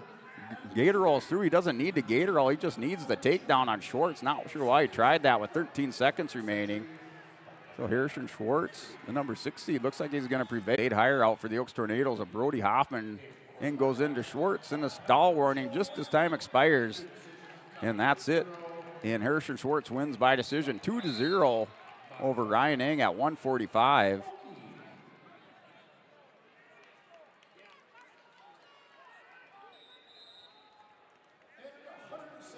Carson Glazeman, Haviland DeLong there in the third period with 23 seconds remaining. So Ing into the consolation rounds tomorrow. You'll see him tomorrow morning in the second round consolations. He'll have a time to heal up overnight, get some ice on that knee. Come back here fired up, spit nails for the day 2. Harrison Schwartz into the quarterfinal or semifinals.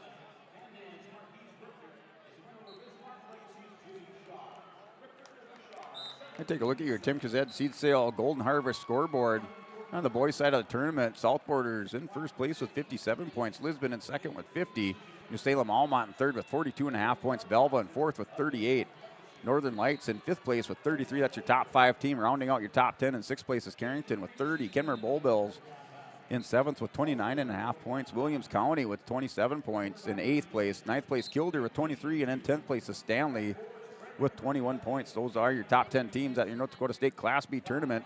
Blaze Ranke out here for the Broncos with the quick 2-point takedown on Madden Barstead of Velva. Goes double leg right on Barstead.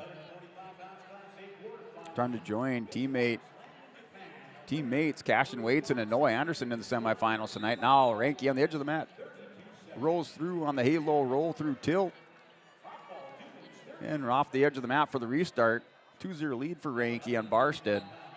He had 152 pounds. That's in the first period. Ranke back to that halo tilt. Picks up the near fall on Barstead. Barstead trying to roll through. Gets belly down. Ranke goes bar half. Has the armbar locked up on the near side. Half Nelson on the far side. Going to try to work this around. Catches the wrist. Has the chicken wing tilt hooked up. Steps back across around the backside. No near fall. Still trying to work it here on Barstead. Picks up the 2-point near. Now 3 near fall for Blaze Ranke. Has a quick 8-0 lead on Baden Barstead of Velva. Going to work now with the bar half. So picks up his 3 near fall. He's up 8-0 with 55 seconds remaining. Pinches the knee of Barstead, returns him down to the mat. Another tilt hooked up by Ranke for another 3 points. He has an 11-0 lead. Once those near fall are awarded, has up 11-0 on Madden Barstead from Velva. For Ranke in the first period, 34 seconds remaining. Here's Gus Baumbach, Tanner Mengi. That's a 2-point takedown for Tanner Mengi on Gus Baumbach. And Mengi takes the early lead at the end of the first period. Tanner Mengi's up 3-2 on Gus Baumbach of Kildare at 160 pounds. Ranke with the 11-0 lead with 11 seconds remaining in the first period. And Lincoln Spear, Sawyer Knoll at 152 pounds. That match underway. Knoll with the 2-0 lead on Lincoln Spear at 152. Ranke working more near fall at the end of the period. He'll take a 14-0 lead into the second for Blaze Ranke. Ranke is 14-0 going into the second. Barstead in the bottom position. And Mengi and Baumbach, that's 2-point reversal for Baumbach. Now, I should say 2-point takedown. That's now 4-2 lead for Gus Baumbach. He's on top of Tanner Mengi, just off center edge. Here with 1:20 remaining in the second period. On mat number 7. Mat number 6, Lincoln Spear, Sawyer Knoll. That's 2-0 lead at the minute mark with Knoll with the lead 2-0. Spear is working up over the top, able to crack Knoll down to his hip. Knoll hanging on to the near leg of Lincoln Spear. Spear's still trying to turn the corner and catch the reversal on Knoll.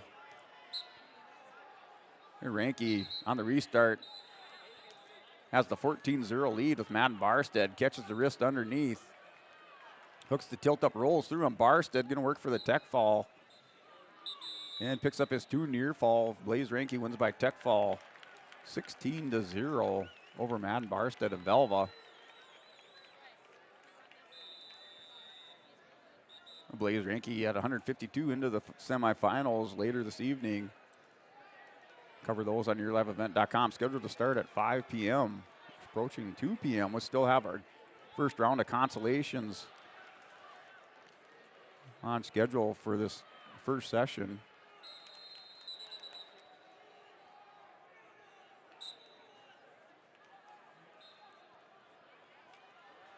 You know, 106 pounds in the girls' side. Mat number 5, quarterfinal match. Mallory DeVries and Celia Manas from Bismarck Legacy.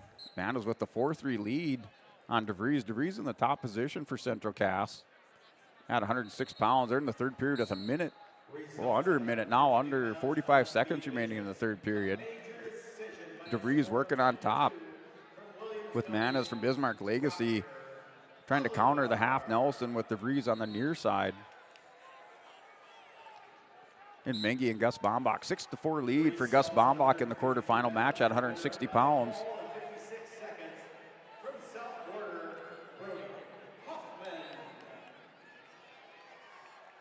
So Emery Knoll, Cole Stock. Emery Knoll with the 2-0 lead over Cole Stock at 160 pounds. So Knoll with the 2-0 lead on Cole Stock at 160 pounds in the quarterfinal match on mat number 8. Cole Stock, returning state place winner for the South Border Mustangs, part of that stable of 12 returning state qualifiers with a number of state place winners. I think they had 7 returning state place winners back on the squad this year. Cole Stock placed 7th last year at 160. Out here trying to improve on that in the quarterfinal match. He's down by a score of 2-0 to Emery Knoll in the first period. 59 seconds remaining in the period. Stock on the restart in bottom position, tries a stand-up. He's mat returned. And Lincoln Spear and Sawyer Knoll for Bowman County Beach. That's a 3-2 lead on the restart. That's on mat number 6 in the third period. Sawyer Knoll for Bowman County Beach has the 3-2 lead. His teammate Emery Knoll is up 2-0 on Cole Stock. Now Taryn Raisler out for the Kindred Vikings. Gabby Hannig for Valley City. Hannig on a double leg in the quarterfinal match at 106 pounds. Takes Taryn Raisler down to the mat, working for some near fall with the combination on after the double. Raisler belly down, back up to her base, tries to stand up, hip heists away, and they're called out of bounds with the 1:20 remaining. 2-0 lead for Gabby Hannig in the early moments at 106-pound quarterfinal on mat number 5.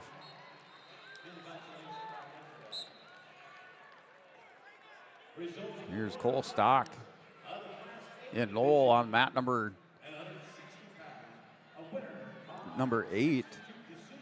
Knoll with the 2-0 lead. Stock in the bottom position in the final 5 seconds of the period, of this first period. And Sawyer Knoll and Lincoln Spear, 4-3 lead now for Lincoln Spear of Kenmare Bull Bells against Sawyer Knoll. Final 15 seconds of the clock. And a tick off there now for Lincoln Spear and Sawyer Knoll.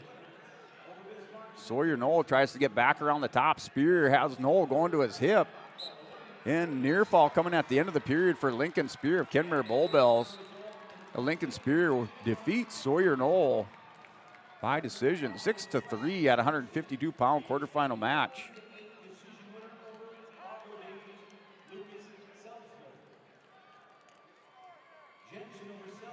Emery Knoll Colstock.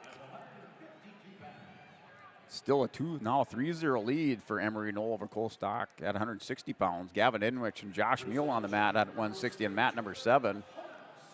Meal returning state place winner for the Oaks Tornadoes. Enwich returning state qualifier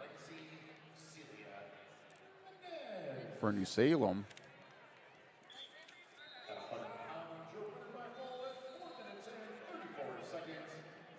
Actually, Enwich last year, returning state place winner, placed 8th for New Salem at 170. At 170.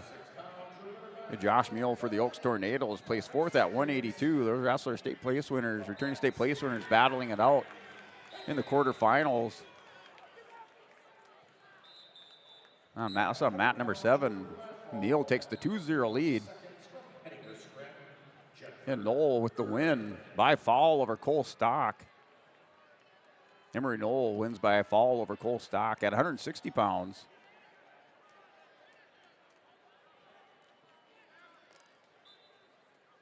That was on mat number 8.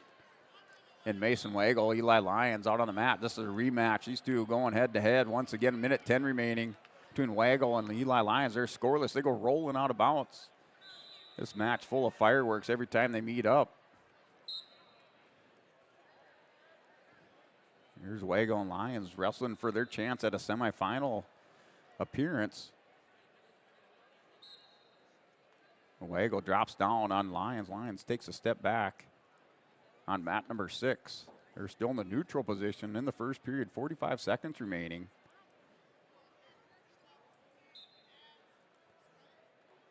And Nitschke and Cale Hebel. Hebel going into Jace. Nitschke has double unders on Nitschke.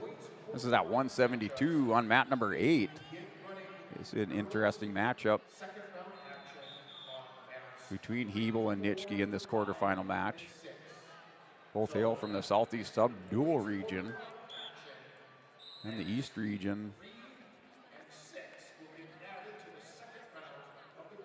On the individual side, now Wagle and Lyons. Lyons takes a step back after a swipe, little knee pick attempt by Mason Wagle. And Enwich and Meal still 2-0 lead for Josh Meal. He's up 2-0. Here's Lyons on Wagle at the end of the period. And Lyons with the 2-point takedown, gets some near fall at the end, catches Wagle, and they wave off the near fall. The Lions had Wagle caught for a couple seconds on his back. A lot of commotion, a lot of chaos. The towel tapper also getting in the way. But Lions takes the early 2-0 lead on Mason Wagle.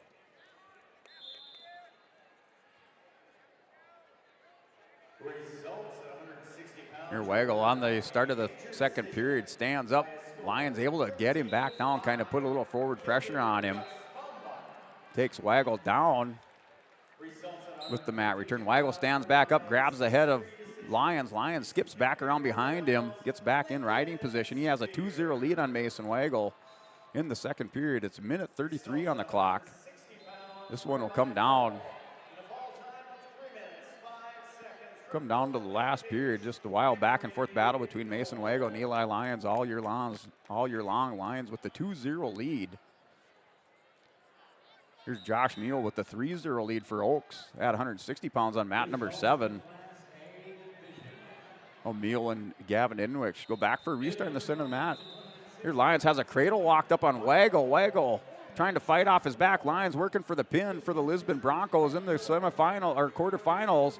Wagle breaks the grip on Lyons. Lyons with the 5-0 lead. Wagle keeping his chances alive. Now it's only 2 near falls, so Lyons gets the 2 near fall. Must be a slow counting official over there. He gets 2 near fall. Lyons backs into Wagle. Wagle stands up. Mat return by Lyons. Hip heist out by Wagle on the edge of the mat. Lyons with the hammerlock behind the back of Mason Wagle with 27 seconds remaining.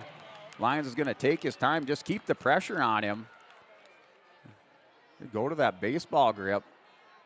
Wagle able to let that indecision by Lyons in that position.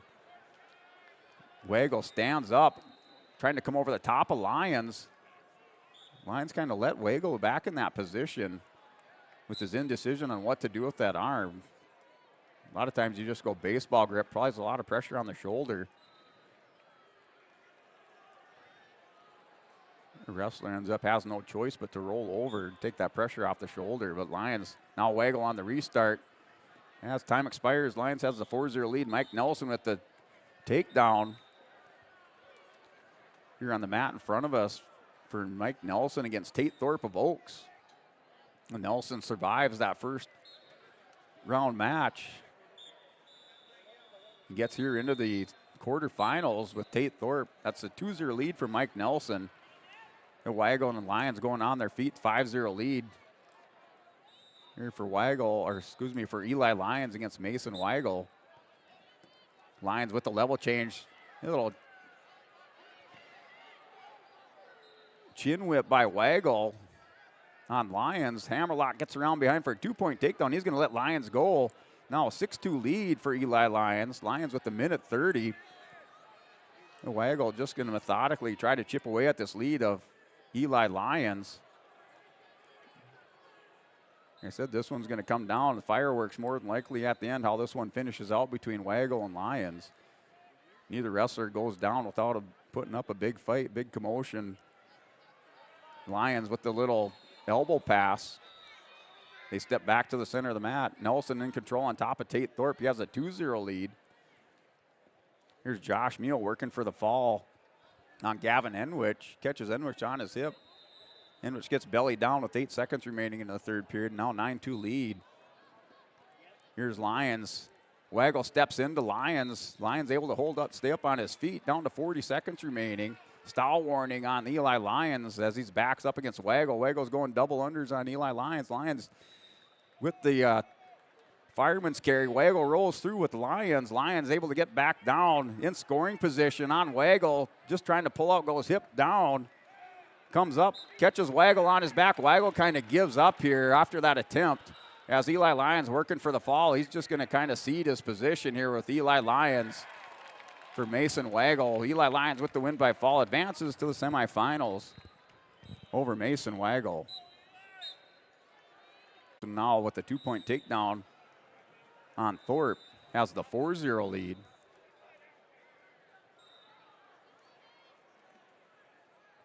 And Josh Meal, your winner by decision. Jay Schnitschke wins by fall over Cale Hebel in 2:30.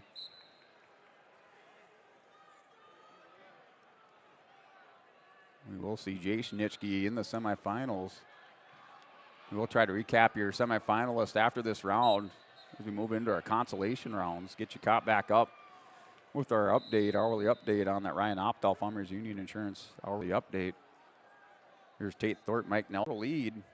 Drew Zach, Timothy Ford out on the mat on mat number 7. Zach for Bynut Bishop Ryan. Number 1 seed at 172 has a 2-0 lead. Ford not really ceding that position. Zwack kind of led him up. Ford right away attacks the leg of Drew Zwack. Trying to turn the corner as they just go out of bounds. So no change of position between Ford and Drew Zwack. Nelson has the cradle locked up on Thorpe. Thorpe sticking that leg in there, kind of tying up Nelson. Now Nelson's going to step back over, has the cradle locked up pretty tight on Thorpe. Going to keep rolling him over, squeezes those elbows together, picks up a two near fall from Nelson. Nelson has the 6-0 lead on Thorpe. Now Nelson goes in, Thorpe rolls through on Nelson. Nelson back over the top on Thorpe. And Nelson in the top position with 9 seconds remaining in the first period. Has a 6-0 lead.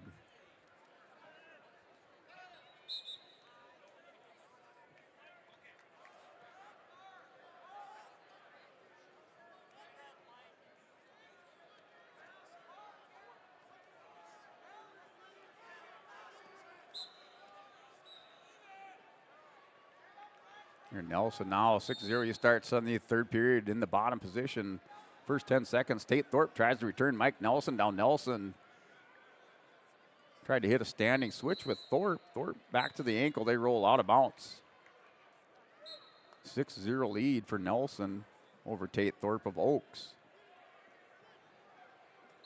Results in Class A quarterfinals, 160 pounds. A couple of seniors battling it out. Nelson, returning state place winner for the Lisbon Broncos. Nelson stands up. Thorpe trying to trip Nelson down, gets a mat return back to the mat. Nelson takes a hard hit with that arm. Yeah, Thorpe had that arm kind of locked to Nelson's side. Nelson drives that shoulder down into the mat. Nelson now stands up, having a hard time to get away from Thorpe. Whizzers in, has a nice shin whizzer in on Thorpe. Going to try to straighten out this leg. And a restart back to the center of the mat with 1:06 remaining. They're in the third period between Mike Nelson and Tate Thorpe. As whack, it's a 5-1 lead. Now 5-3, it's 2-point awarded to Timothy Ford. 5-3 is your scored at 172 on mat number 7. Nelson finally with the 1-point escape. He's up 7-0, now doubles up on Thorpe. Takes him straight down to the mat. Nelson with the 9-0 lead. And Kenny Smith, Brock Norton. Norton for New Salem Almont at 172 pounds, up 6-0 for New Salem.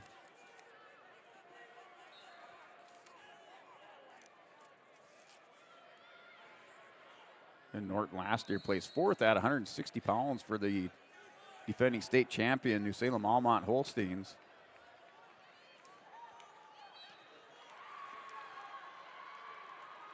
Here's Nelson and Thorpe. Nelson able to get Thorpe down to his hip, has a half Nelson locked in on the near side, going to try to get some near fall at the end of the period, and that does it. Mike Nelson has the 9-0 major decision win over Tate, makes his way into the semifinals for the Lisbon Broncos. So Nelson with the win, major decision win over Thorpe.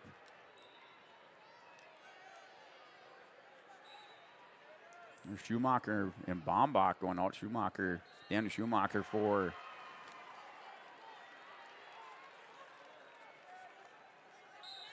the South Border against Trey Bombach of Stanley at 189-pound quarterfinal match on mat number 8. And Adeline Hansen out for the Lisbon Broncos in the quarterfinals at 112 pounds. Hansen wrestling Victoria Sanchez of Valley City. Sanchez with the early 1-0 lead on Hansen in the second period. And Sanchez hits Hansen with a headlock at the end of the period, down to 10 seconds. Sanchez is going to take a 3-0 lead on Hansen. And 4 seconds remaining. Hansen just trying to stay alive in the period, down to 1 second. Time runs out. 3 near fall, 6-0 lead for Sanchez over Adeline Hansen. Going into the third period, Hansen chooses bottom. She's down 6-0 with Adeline Hansen. On the restart, Sanchez with the heavy top position. And it bounces off the Hansen as she gets settled in. Now 6-0 lead for Victoria Sanchez at the start of the period. She goes to work on the near ankle on Hansen. Hansen tripods up. Still working the tripod stand up, trying to turn into Sanchez now. Still working the hip heist. Turns into Sanchez, has the arm out blocked on the side. Now it's 6-1 is your score between Hansen and Sanchez. Hansen with the headlock up on Sanchez. She's going to go for it, try to rip it. Sanchez steps away. Hansen still working, down to minute 18 for Adeline Hansen. Down 6-1 to Victoria Sanchez. She's down by 5, needs the 5-point move or the win, or the fall. Sanchez backing up, down to minute 4 remaining in the period. Now Hansen works underhook on the far side, drops down on Sanchez. Sanchez with the sprawl on Hansen as they go out of bounds. No change of position, down under 50 seconds remaining between Adeline Hansen and Victoria Sanchez. And start of our second period between Trey Bombach of Stanley and Daniel Schumacher. That's the scoreless going into the second period. Bombach stands up, ties it up here at 0. Or excuse me, that takes the 1-point lead, 1-0. at the start of the second period. And Drew Zwack and Timothy Ford. It's 11-5 lead for Drew Zwack. He's opened it up in the third period, down to under 10 seconds remaining for Drew Zwack. He'll win by decision, 11-5 over Timothy Ford. And Christian Mertz, Jonathan Smith, that's on mat number 6. That's 4-2 lead for Jonathan Smith over Christian Mertz of Harvey Wells Counties. Smith from Deslax Burling is up 4-2.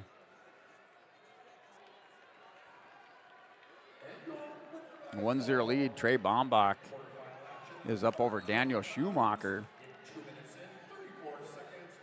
And Hansen now 8-3 is the score. Hansen trying to work a half Nelson on Sanchez. Sanchez pulls out the win in the quarterfinals over Adeline Hansen. Hansen into your second round consolations tomorrow.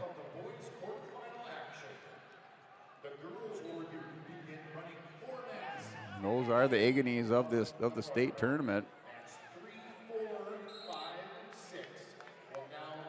Hansen drops down. She's in the consolation rounds for the Broncos.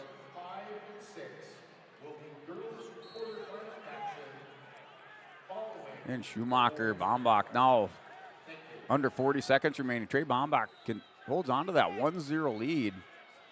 Schumacher working double unders on Bombach. Bombach kind of circles back around out of it. They go out of bounds for the restart with 30 seconds remaining in the second period.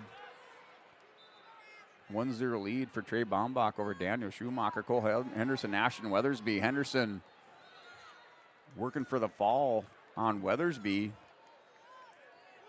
That's on mat number 7 at 189 pounds. So Cole Henderson has the 2-0 lead, working for fall under 50 seconds remaining, and win by fall for Cole Henderson over Ashton Weathersby in the first period at 189 on mat 7. Christian Mertz, Jonathan Smith. That's 6-4 lead for Jonathan Smith going into the third period. He's in the bottom position. Wrestling Christian Mertz from Harvey Wells County. Schumacher with the choice to start the third on mat number 8. Wrestling Trey Bombach. That's a 1-0 lead for Trey Bombach over Daniel Schumacher. On mat number 8, 189. Bombach here with Schumacher with tripods up. They get a potentially dangerous. Schumacher tried to muscle up through the tripod. Bombach stuck in the leg. Went power half up over the top.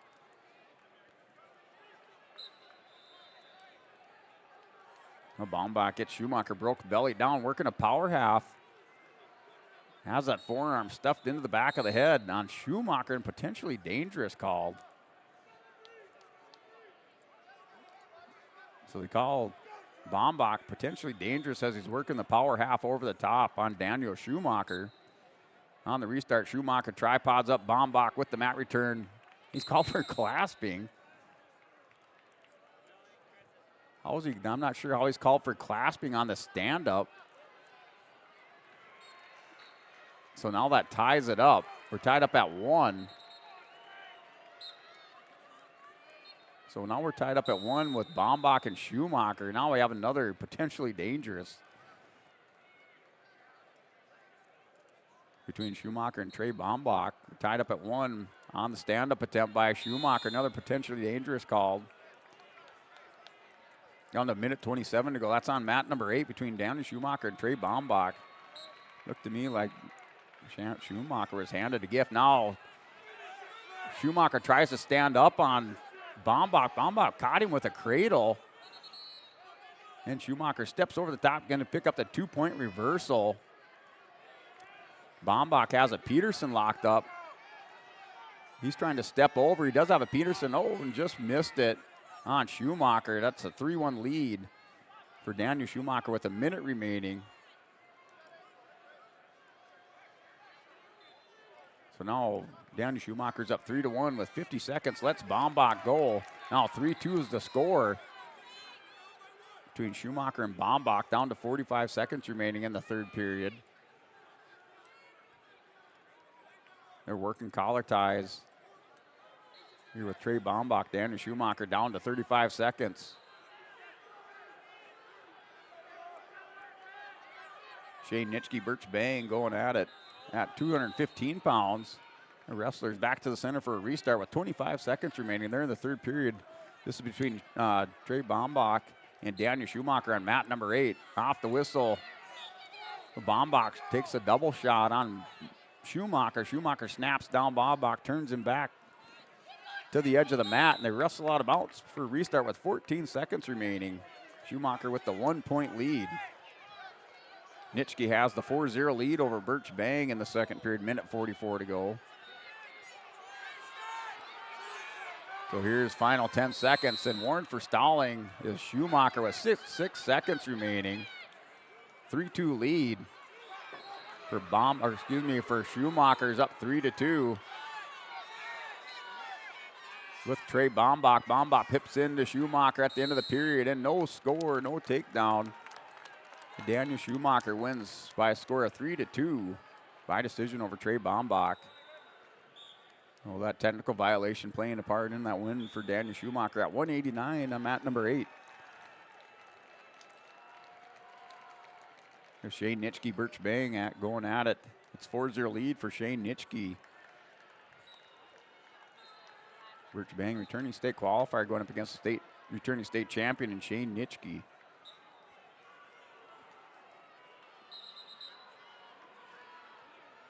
And C.L. Weinberger, Salem Almont, Callan Garber. Strap on the headgear at 215 pounds on mat number 6. That match just underway. In Braden Chenol, Ivan Caruth on the mat. Chenol for Hillsborough Central Valley. Ivan Caruth, returning state champion for Ellen Dillidge-Lecombe in the quarterfinals at 189 on mat number 8. Caruth with the 2-0 lead, working an armbar up over the top of Braden Chenol.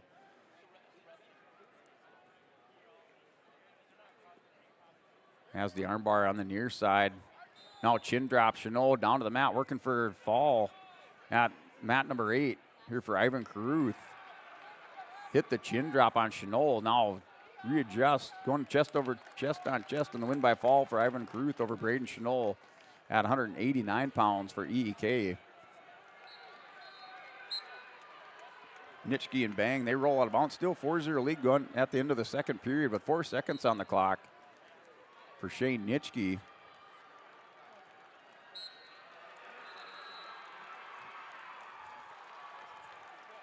So Nitschke has the 4-0 lead going into the third.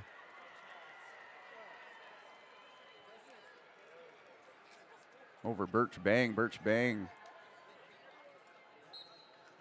is down 4-0. Another Stanley Blue Jay with Griffin Wilhelmi out here against Carter Engelbretson for Harvey Wells County. That's a 4-0 lead for Nitschke in the top position against Birch Bang. That started the third period on mat number 7. And C.L. Weinberger, Callan Garber. That match not just underway into the first period with 30 seconds, now under 25 seconds remaining in the first period. On mat number 6. Those wrestlers currently locked up just off center edge of the mat. Here's a big takedown for Carter Engelbretson in Harvey Wells County at 215 pounds against Wilhelmi. He takes a 2-0 lead. And Nitschke in that top position wins by fall over Birch Bang. Putting more points on the board for South Border, extending their lead in that top spot here on day 1 of the state wrestling tournament. Now Coy Okeson steps out on the mat for Minot Bishop Ryan at 285 on mat number 7. Mat number 8 between Engelbretson and Wilhelmi. That's still a 2-0 lead for Carter Engelbretson. Now a 2-1 lead as Wilhelmi stands up, gets the 1-point escape, loss of control. 2-1 is your score.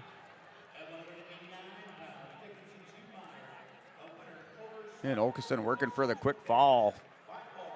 13-second pin for Coy Okeson over Jermaine Gizzy. So Okeson with the win by fall over Gizzy in 13 seconds on mat number 7. Here's Weinberger and Garber. They're scoreless in the second period. Minute 38 on the clock. On the restart, Garber in the top position as Weinberger stands up. Garber trying to return him back down to the mat. Here's Weinberger. And Engelbretson Wilhelmi is still 2-1 at the end of the first period. Final 15 seconds of the first period.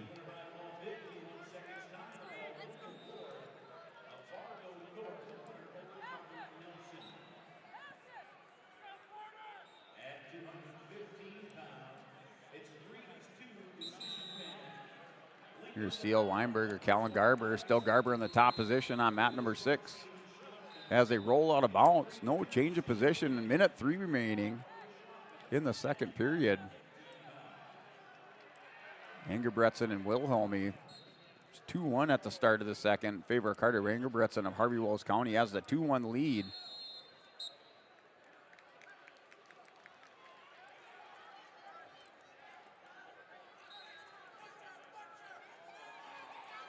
And a roll through here. Engebretson trying to get on top of Wilhelmy with the hip ice back around. Gets the 1-point loss of control. Carter Engebretson takes the 3-1 lead over Griffin Wilhelmy from Stanley. Weinberger Garber still scoreless. Weinberger in the top position in the second period. 40 seconds on the clock. Has Weinberger broke belly down. Now Weinberger able to get back up to his base. And Garber has the back ankle spiked. Laces his ankle underneath the near ankle of Weinberger. Breaks Weinberger back, belly down. 215-pound quarterfinal match. Engebretson catches the head and arm of Wilhelmy, throws him down with a minute remaining in the second period. Stretches out the far arm, working for the fall for Harvey Wells County on mat number 8. It's Carter Engebretson works for the pin and the slap of the mat by the official. That's a win by fall for Carter Engebretson at 215 pounds over Griffin Wilhelmy.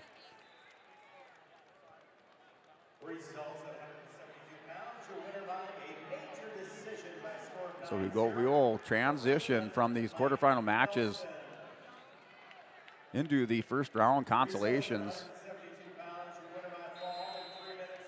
So Cole Nitschke, Rodney Wolf out on the mat. So this is your championship rematch between Nitschke and Rodney Wolf from the region championships a week ago held up at Carrington. Carrington hosted both the boys and girls East Region Wrestling Tournament. Results at 160 pounds, your winner by a fall time of 5 minutes 46 seconds. Now it's a 2-0 lead. C.L. Weinberger has the 2-0 lead on Callan Garber. Results at 189 pounds. Weinberger's up 2-0 on Garber. Cole Nitschke, Rodney Wolf just underway.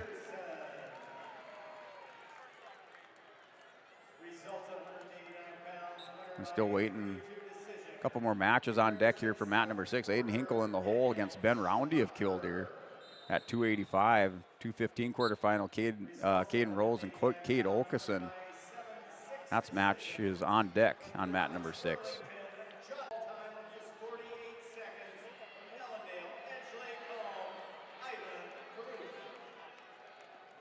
The girls still in their early round of their quarterfinal matches for the girls state tournament. Results at 215 pounds. Winner by fall in 4 minutes 37 seconds. That match between C.L. Weinberger and Callan Garber. C.L. Weinberger wins by decision 6-2 over Garber. This Carter Engebretson over Wilhelmy by fall in 3:01.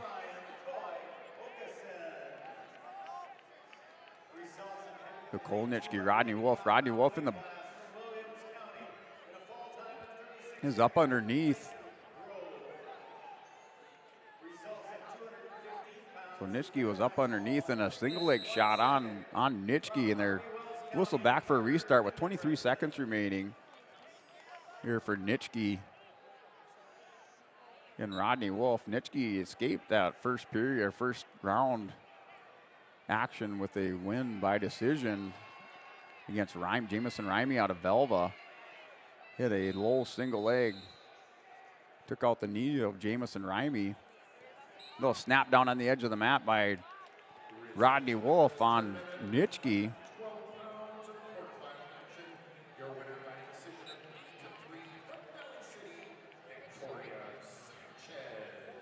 And wrestlers back to the center for a restart between Cole Nitschke and Rodney Wolf into the first period. There to go scoreless at 285 pounds. Caden Rose, Kate Olkeson, and Caden Rose from Pembina County North at 215. 3-0 lead for Kate Olkeson. Wearing the purple and gold singlet of the Minot Bishop Ryan.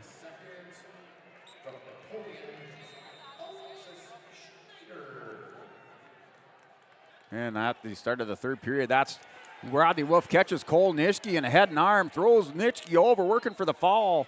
in the period, in the start of the second period. Here's Rodney Wolf on Cole Nitschke. Nitschke inching closer towards the edge of the mat. Rodney Wolf just trying to settle in, work for the fall. Now goes up over the top, readjusts, gets those shoulders of Nitschke down close to the mat. Here's the pressure by Rodney Wolf on Nitschke. Nitschke, one last effort to bridge through. Wolf with the fall for the Kindred Vikings, makes it into the semifinals, wins by fall over Cole Nitschke of South Border. Rodney Wolf into the semifinals for the Kindred Vikings. Here's Caden Rose, Cade Okeson. Okeson with 2 more points on the board, now has a 4-3 lead over Caden Rose.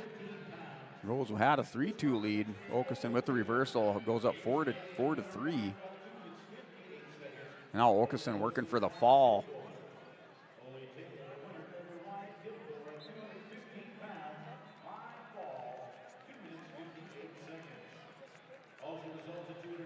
So Okeson working for the fall, and that does it. Except for Mat 6 here for the boys. Girls quarterfinal matches. As they will transition to some of these other mats here for the boys, work through their quarterfinal matches. The girls at 124 pounds in the quarterfinals. Have a Maya Baptiste wrestling Adrian Steidler. Baptiste for Kimner Bullbells has the 5-3 lead at 124. They're in the third period. Now Steidler for Bismarck Legacy ties it up at 5. She's in the top position, has Baptiste down on her hip. Baptiste working hand control, spins back around, catches Steidler a little bit high. Steidler tries to stick in a boot on the near side. Able to recover after Baptiste caught her going high over the top. So Adrian Steidler back up. It's tied up at 5 apiece. At 124 pounds here on mat number 4. And Madison Racine and Shayla DeBlair for West Fargo United. DeBlair with the 2-0 lead on Racine. That's on mat number 5 at 124-pound quarterfinal on mat 5. Caden Rose, Cade Okeson. Okeson with another 2-point takedown, takes Rose over to his back. Just a matter of time now on mat number 6 for Okeson over the top on Caden Rose. Rose gets back to 90 degrees with Okeson readjusting with 30 seconds remaining in the second period. He has a 10-3 lead. Rose still trying to bridge out of it. Okeson settling in, working for the fall on mat number 6. Rolls back and forth, trying to wiggle through there. It just gets tighter and tighter in the win by fall for Cade Okeson. In the second period over Caden Rose, he advances to the semifinals at 215 pounds.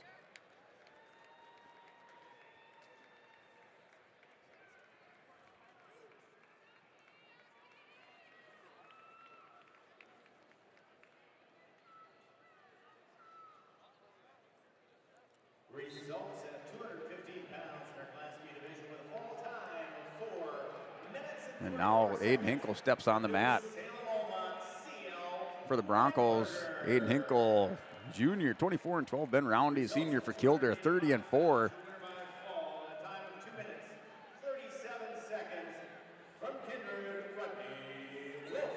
The match just underway. That's on mat number 6. Results at 215 pounds in our quarterfinal action in Class Ben Roundy last year at 285, placed 5th at the state tournament. Aiden Hinkle, first appearance at the state tournament on the individual side for the Broncos. And now Hinkle goes over the top of Roundy. Roundy kind of shrugs off Hinkle.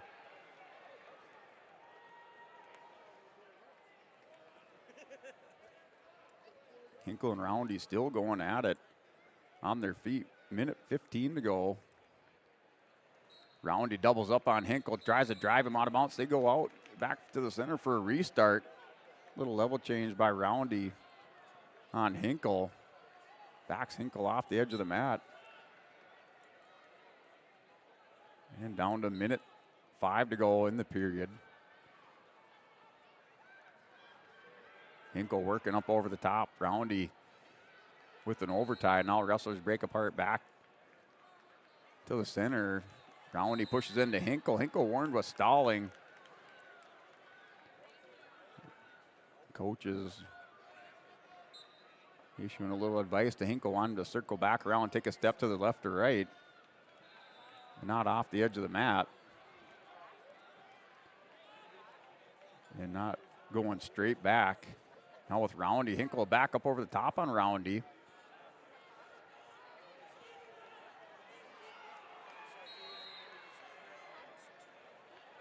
Roundy works in. Hinkle with the double, with the over and the under, has the arm underneath. Roundy drops down, level change. Hinkle going over the top of the head on Roundy. Down to 20 seconds.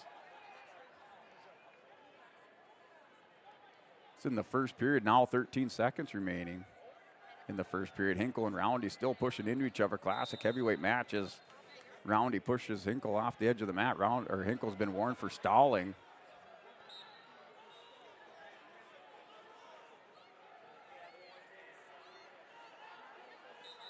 And the end of the first period, it's still scoreless going into the second between Aiden Hinkle, Ben Roundy, and choice for the Killdeer Cowboy. He chooses top position on Hinkle. Hinkle wants to survive this. He has to get up and out on Roundy. Roundy, strapping lad from Killdeer. A little hip ice through him on Hinkle. Roundy's going to catch Hinkle.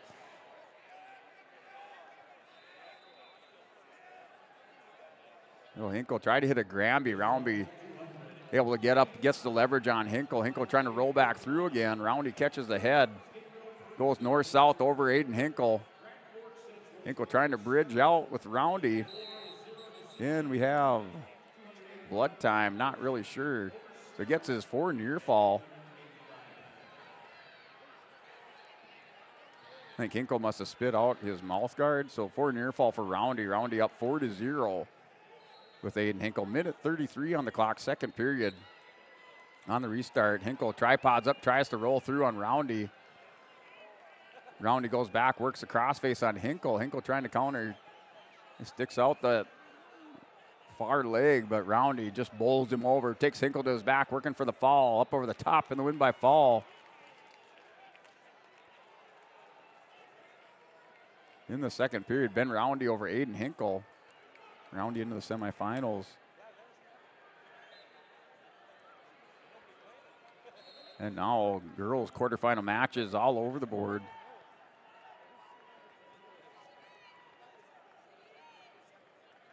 As we will transition into our girls quarterfinal matches, Grace Lamar, Central Cass, and Miley Christensen from Valley City. That's scoreless. They're wrestling on mat number 4. Mat number 5, Madison Racine, Shayla DeBlair, 2-0 lead. Should say 6-2 lead for DeBlair.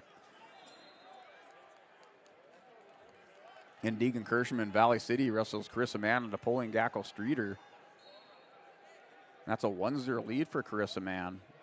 And that's the start of the third period. Now it's 4-1 scored. Kirschman has the 4-1 lead on Mann at the start of the third period. Mann in the top position on the restart. We started out in our referee's position.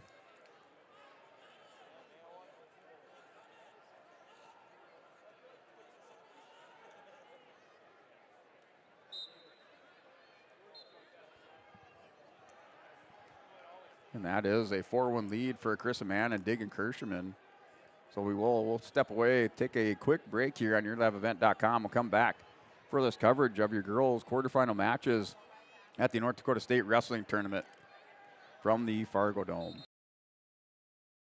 Central Cass Schools' mission is to foster student excellence in cooperation with family and community and to provide educational opportunities in a safe and caring environment. Thank you to everyone who has helped make this mission a reality.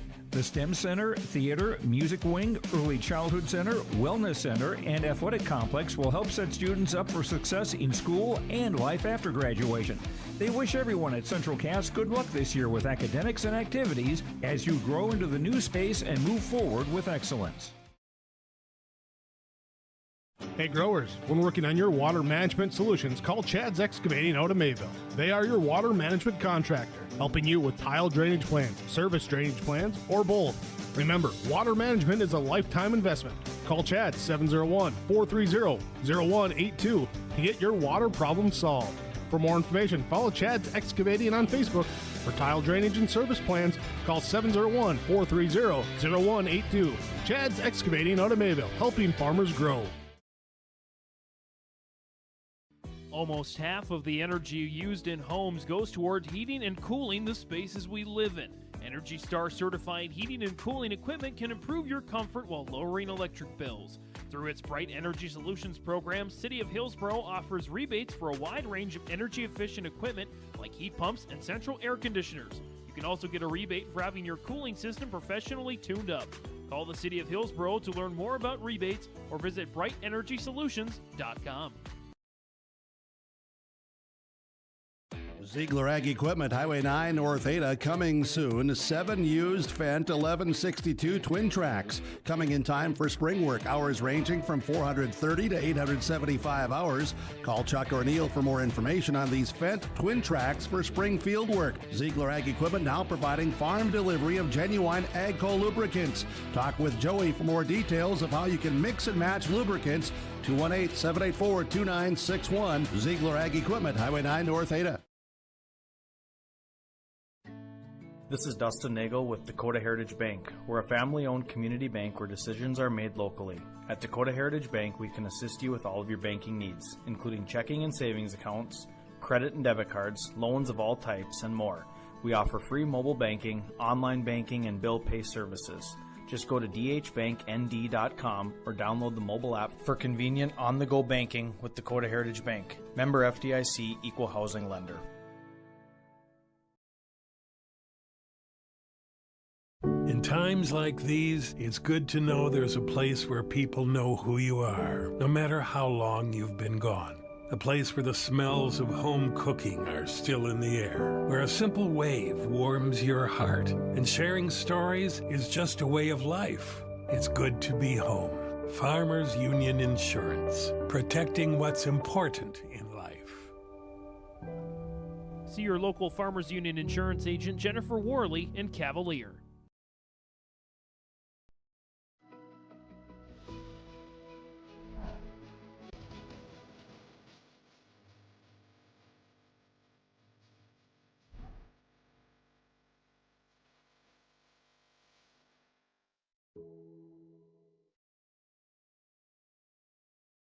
DRN Ready Tech would like to wish all wrestlers, coaches, and fans the best of luck this postseason. As a company who works together to keep their customers connected to the world, the DRN Ready Tech team of experts know the importance of teamwork.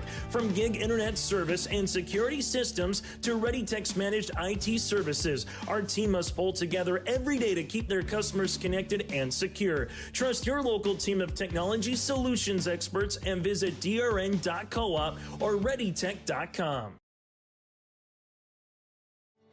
A foundation forged in their grandfather's shop. Matt and Mike Martins know firsthand the value of quality machinery. At Martins Welding and Machine, they rely on 3 generations of knowledge and expertise in creating quality products for farmers, ranchers, residents, and businesses across North Dakota and beyond. To browse their full selection of bin caps, bale feeders, rock lifts, disc attachments, and more, visit martinswelding.com. Also ask about their garage doors. Martins Welding and Machine. Matt and Mike will make it right. You've got a lot more going for you in 2024 with Mayport Hardware, Trail County's Hardware Hank. No matter how many times your New Year's resolutions change, Mayport Hardware's tools and supplies will aid your goals and dreams. Let their staff help you turn those scratch paper scribblings into reality. Paint the bathroom, fix the deck, finally get that garden going. You may not be able to do it all this year, but you can check any of those off your list with the help of Mayport Hardware, Trail County's Hardware Hank on Main Street in Mayville.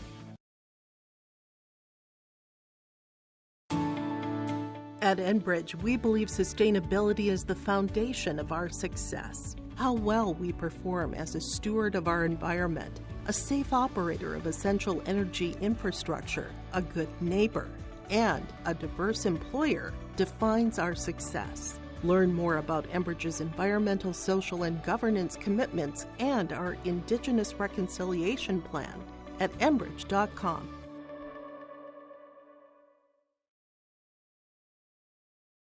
Don't be fooled by that beat-up old cap. Its faded crown represents the tireless work of America's farmers and ranchers. Its sturdy brim, their dedication to providing our nation with a safe, affordable food source. So we'd like to tip our hat to them. Farmers Union Insurance, protecting those that protect America's food source. Contact Ryan Opdahl, your local Farmers Union insurance agent, at 701-436-5777 or use the QR code to connect with the agency. At Halstead Living Center and Heritage House in Halstead, they remain committed to their original mission of providing living environments for seniors that maximize health, independence, and quality of life. Residents can enjoy hobbies, socializing, programs, and more at Halstead Living Center and Heritage House communities. For more information on Halstead Living Center and Heritage House in Halstead, call 218-456-2105 or log on to halsteadlivingcenter.com. Halstead Telephone Company delivers fast broadband internet, telephone, and cable TV to residents in this region, including Halstead, Shelley, Neilsville, Climax, Fisher, Bigland, Gentilly in Minnesota, and Hillsborough, Caledonia, Gardner, and Argosville, North Dakota. Serving the area residents since 1904, Halstead Telephone continues to create a bright future for this region using 100% fiber optic technology. Service plans offer flexibility and choices, and there's local support personnel ready to help. Contact Halstead Telephone Company today. Hillsborough Dairy, with delivery of fresh dairy products and more to your home door. I've had Hillsborough Dairy delivering cold, fresh dairy products and other items to my door for years. Three main reasons why. It's the convenience, the products are fresh, and the delivery service from the Udder Guy. Nobody does it like the Udder Guy. Every week, we get to see Teak. Please call him at 701-436-5877. Delivery right to your door from Hillsborough Dairy. H509, proud to be North Dakota's largest Dollars for Scholars chapter. If you're already a member, you know how important H509's presence is to the graduating seniors in our community. Because of your generosity, every graduating student that completes an application will receive a scholarship. I'd like to invite you to join H509 to help continue these amazing gifts for further graduates of the Hillsborough High School. For more information on H509, visit our Hillsborough Dollars for Scholars website or our Facebook page. Hillsborough Drug and Gift is your area full-service pharmacy with prescription and over-the-counter medications, cough, cold, and flu medications, health and beauty items, and more. They offer mail-out service and free delivery in Hillsborough and Halstead. And remember, you can now text Hillsborough Drug anytime for your prescription refills at 701-636-5231. There's always something new with a great selection of seasonal items, gifts, and cards for all occasions at Hillsborough Drug and Gift. They're always happy to help you, and they thank you for your business. The Hillsborough Vets Club thanks you for your support of their activities and events. Stop in and to check out their new menu. Enjoy the Vets Club appetizers every Wednesday from 5 till 7. And as I've said many times, they have the best roasted chicken around. Enjoy roasted chicken every Saturday from 5:30 till 7:30. Get there early because sometimes it's gone early because it is the best roasted chicken. Fries and coleslaw also available with this meal every Saturday. Dine in or take out. The Hillsborough Vets Club. Lakes Community Co-op takes pride in providing complete customer satisfaction as they serve their local communities with the necessary products and services for farms, businesses, and individuals. Energy solutions, feed, milk, C-stores, meat market, motel, car wash, HVAC, natural gas. Visit your neighborhood Lakes Community Co-op location for them to meet your needs or learn more at lakescommunitycoop.com. Goose River Bank is here for the communities we serve, building relationships that last a lifetime. Serving the strong Red River Valley and beyond, we are your neighbors, friends, and family, committed to providing everything from everyday personal banking to loans for your farm or business. Visit one of our locations in Mayville, Hillsborough, or Hatton, or reach out and we'll happily come to you, because it's the neighborly thing to do. Goose River Bank, strong communities. Farming today doesn't always feel the same way it used to. Then again, some of it feels all the same. Maybe it isn't so much the jobs that changed, but how they get done. Now that's a different story. Everything got bigger and smaller at the same time. Insurance, accounting, and taxes can get complicated, so you need someone who's looking to keep every dollar possible in your pocket. Ag Country.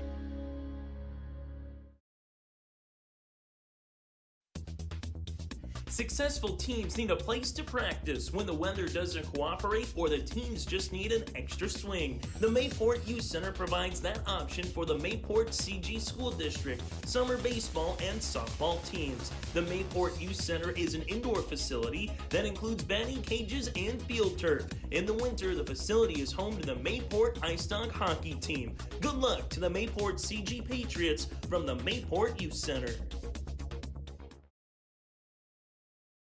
There's a new inventory of trailers at Bloomfield Enterprises of Hillsborough. You can see the latest inventory online at bloomfieldtrailers.com.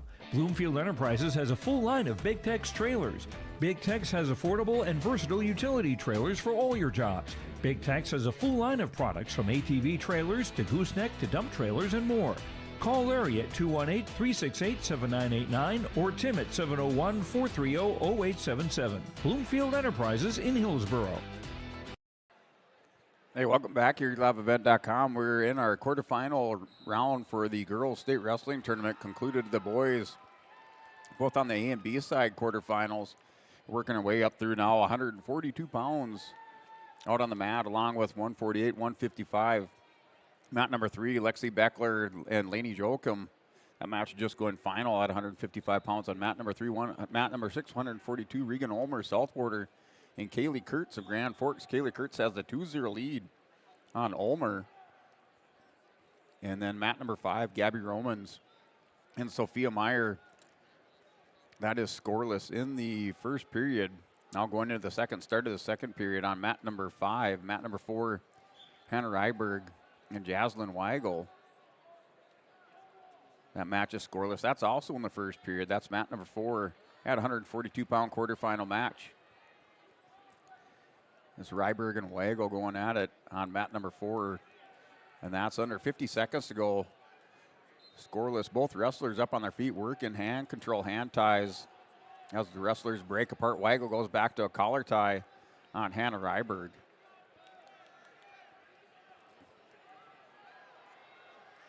And Regan Ulmer, Kaylee Kurtz, that 2-0 lead for Kaylee Kurtz of Grand Forks, the freshman, wrestling the 8th grader Regan Ulmer. Kurtz now has the 4-0 lead, takes Ulmer down to the mat. Ulmer tripods back up, stands up, trying to score the minute remaining in the second period. Kurtz breaks her back down. The 4-0 lead for Kaylee Kurtz of Grand Forks over Regan Ulmer of South Border. And we'll try to take you through an update of our semifinalists for your Ryan Opdahl Farmers Union Insurance hourly update. 3-6-57-77. We'll try to get your results as far as your semifinalists for each weight class on the boys' side.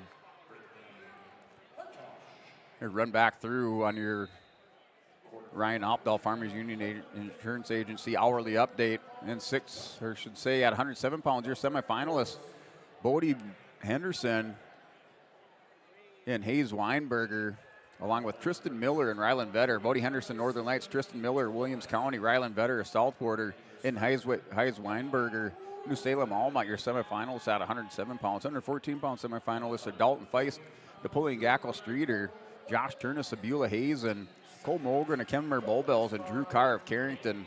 Semifinalists at 114 pounds. 121 pound semifinalists, Cruiser Burns of Grafton, Colm Bell of Stanley, Jack Bombach of Kildare, and Pitch Hager of Velva. Semifinalists at 121 pounds. Your semifinalists at 127 from North Dakota Class B State Wrestling, Cashton Waits and the Lisbon Broncos, and a Kindred, Charlie Irwin, New Salem Almont, and Logan Werner of Pembina County North. Semifinals at 127. 133-pound semifinalist, Alvie Henderson, Northern Lights, Tristan Lepp, South Border, Sawyer Owens, Hillsborough Central Valley, and Noah Anderson. of the Lisbon Broncos at 133. 139, 139-pound semifinalist, North Dakota Class B State Wrestling. William Cook, Kenmare Bull Bells, Ethan Meyer, New Salem Almont, Brexton Yanish of Velva, and Justin Hudson of the Northern Lights at 139 pounds. 145 semifinalist, Carson Hildry of Velva, Corbin Clifton of Carrington, Haviland DeLong of Northern Lights, and Harrison Schwartz of Deslax Burlington at 145. 152 semifinalist, Blaze Ranky of Lisbon, Brody Hoffman of South Border, Rocker Aguilar, Williams County, and Lincoln Spear, Kenmare Bull Bells. 152-pound semifinalist. 160-pound semifinalist, Gus Bombach of Killdeer, Josh Mule of Oaks, Emery Knoll, Bowman County Beach, and Eli Lyons of the Lisbon Broncos, your semifinalist at 160. 172-pound semifinalist, Drew Zwack of Bishop Ryan, Mike Nelson of Lisbon, Jason Nitschke of South Border, and Brock Norton of New Salem Almont. Your semifinalist at 172. 189 semifinalist, North Dakota State Class B Wrestling Tournament, Cole Henderson of Northern Lights, Ivan Kruth, Ellen Diligently Combe, Dan Schumacher of South Border, and Jonathan Smith of Deslax Burlington at 189. 215-pound semifinalist, Shane Nitschke of South Border, Kate Okeson of Minot Bishop Ryan, Carter Engerbritson of Harvey Wells County, and C.L. Weinberger of New Salem Almont at 215 pounds. 285, Cody Okeson of Minot Bishop Ryan, Ben Roundy of Killdeer, Clayton Grove of Williams County, and Rodney Wolf of Kindred at 285 pounds. Your semifinalists for your North Dakota State Class B Wrestling Tournament. And turn your attention to your Tim Kazed Seed Sales Golden Harvest scoreboard.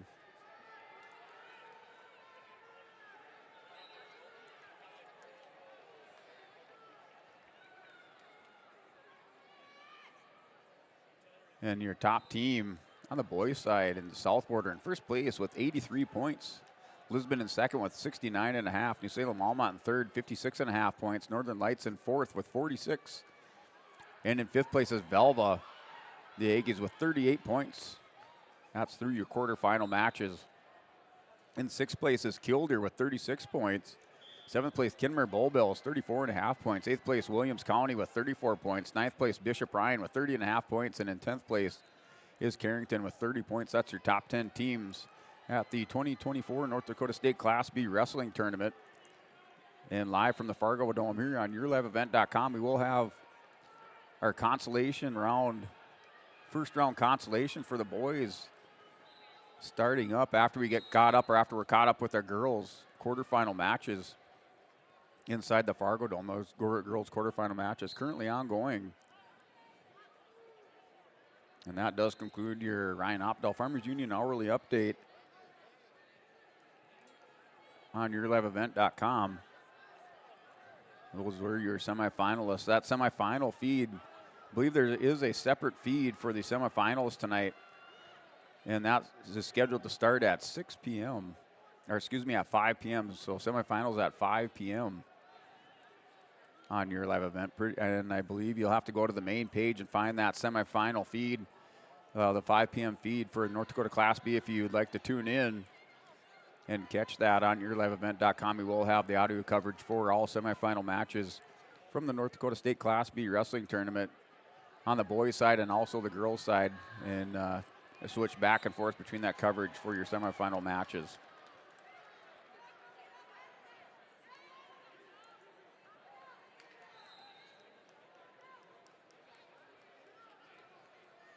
We'll go turn to the 155-pound weight class on mat number 4 with Cheyenne Helen to Central Cass. Has the 9-2 lead over Claire Steffes of Lemoore Litchfield Marion. Steffes with the upset in the first round, picked up that first round upset at 155. She's down 9-2 to Cheyenne Helen on mat number 4.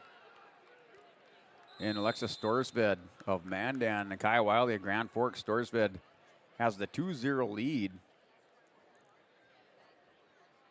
Storsved, she defers over to Wiley. Storsved starts in the bottom position in the second period. Storsved with the 2-0 lead. That match between Steffes and Helen goes final, and Helen with the win over Clara Steffes. We do have a Bank North timeout. Looks like that is over on mat 5. Alexis Storsved, Caden Schumann and Kalina Gavergo. So Kalina Gavergo, Caden Schumann, they do have a Bank North timeout. Over on mat number 4. Or maybe that's Steffes. That's still Steffes down on the mat, sorry. So Clara Steffes still down on the mat after that match with Cheyenne Helland in that 155-pound quarterfinal, being tended to by the trainers over there on mat number 4 in your Bank North timeout. That match between Schumann and Gavergo, that's still on deck. As Steffes now, they're able to sit her up. Here's Storsved and Wiley. Storsved has the 5-0 lead, walking around the top on Wiley, gets her turned over, his shoulders exposed. And a win by fall for Alexis Storvid of Mandan over Kaya Wiley of Grand Forks at 170 pounds on mat number 5. Mat number 6, Paige Spamer, Bismarck Century, and Jordan Radassa of Williston. That's 4-2 lead for Spamer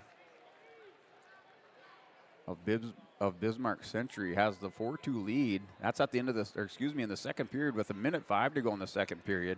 Out here on mat number 6, mat number 3, Grace Bercier and Brenita Myers, Bismarck Century. That was in the third period. And it looks like Myers in the top position on Bercier of Jamestown. That's still a 2-1 score in the third period, under 20 seconds remaining. Bernita Myers, Bismarck Century in the top position. Bercier for Jamestown at 170 pounds on mat number 3, broke belly down. Final 15 seconds of that match. Bercier gets back up to her base. She rolls through, hits a roll through on the edge of the mat, picks up a 2-point reversal, and she takes a 3-2 lead with 2 seconds remaining. Grace Bercier with the Granby hits the roll through, and she goes on to win. Makes her way into the semifinals, wins 3-2 over Bernita Myers at Bismarck Century. The Jamestown Blue Jays scoring the win in the quarterfinals at 170 pounds on mat number 3. So Grace Bercier for Jamestown into the semifinals at 170.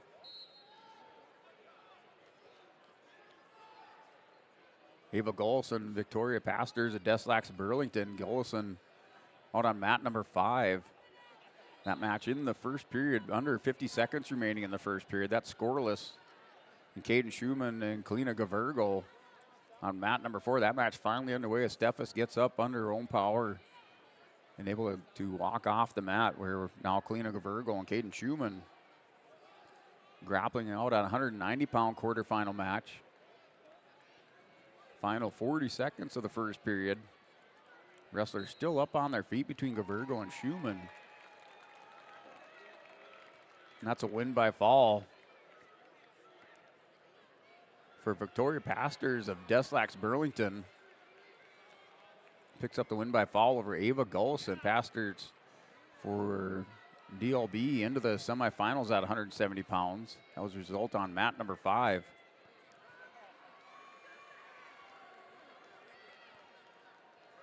Here's Schumann and Gavergo still on their feet in the first period. Final 5 seconds, tick off the clock, and there's a win by fall.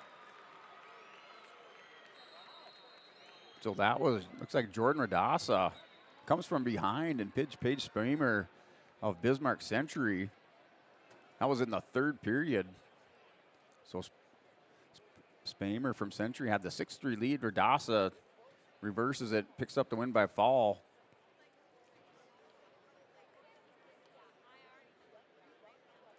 And Ava Moser, Brinley Buchler on the mat, mat number 5. Moser wrestles for Napoleon Gackel Streeter. Brinley Buchler for the Bismarck Demons.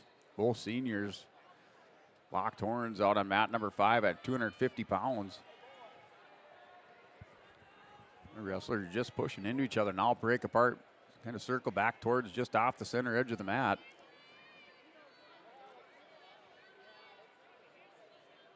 And that's on mat number 5, 250-pound quarterfinal. And mat number 4 between Caden Schumann and Kalina Gavergo. Looks like Gavergo up over the top of Schumann, working for the fall over on mat number 4. So she is working for the fall. Goes chest on chest You're on Gavergo over Schumann with a minute 15 remaining in the win by fall. So Colleen Gavergo wins by fall over Caden Schumann of Grand Forks. Gavergo into the semifinals at 190 pounds. Cambria Anderson and Carly Liedel of West Fargo. Anderson from Bismarck. 190-pound quarterfinal match in the first period on mat number 6. And Ava Moser, Brindley Buechler. Buechler's up over the top of Moser, working for the fall with 10 seconds remaining in the first period. And Moser with 2 seconds on the clock. Looks like she wins by fall in 1:58 over Ava Moser. Brindley Buechler of Bismarck into the semifinals at 2:50, wins by fall in 1:58 over Ava Moser of Napoleon. Here's Caden Schumann, Gavergo. That match went final with Gavergo winner by fall over Schumann. Cambria Anderson, Carly Liedel, 2-0 lead. And that match is final. And that's winner by fall is Cambria Anderson of Bismarck over Carly Liedel of West Fargo United on mat number 6. So we are moving in here at the 3 o'clock hour, moving into our consolation, first round of consolations. So first round consolations coming up on deck on both. Well, it looks like 3:30, so we're going to start our consolation rounds at 3:30. And more than likely just roll straight into our semifinals. So we will have that half-hour break as promised. We will step away. We'll have that semifinal feed. We will get that set up. That's at 5 o'clock, but we will stay with this feed for the first rounds of consolations. And then we'll come back on that separate feed for the semifinals at approximately 5 p.m. If we can get you catch you back up on both the boys Class B and the girls state wrestling tournaments. Look on your Tim Kazed Seed Sales Golden Harvest scoreboard on the girls' side. Bismarck's in first place with 67 points. Minot in second with 59. Bismarck Legacy in third with 54 points. Valley City in fourth with 44 points. Center Cass in fifth with 41 points. Rounding out your top 10, sixth place Mandan with 37. West Fargo United in seventh with 36. Grand Forks in eighth place with 35. Bismarck Century in ninth place with 31 points. And Napoleon Gacko Streeter in 10th place with 28 points. That's your top 10 teams at the North Dakota State Girls or Girls State Wrestling Tournament from the Fargo Dome. Day one action up through your quarterfinal matches.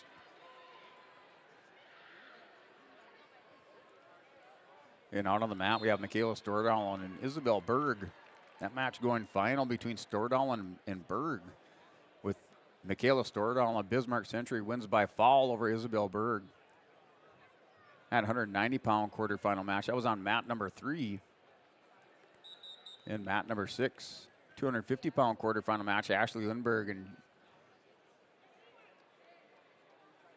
Jade Fletcher.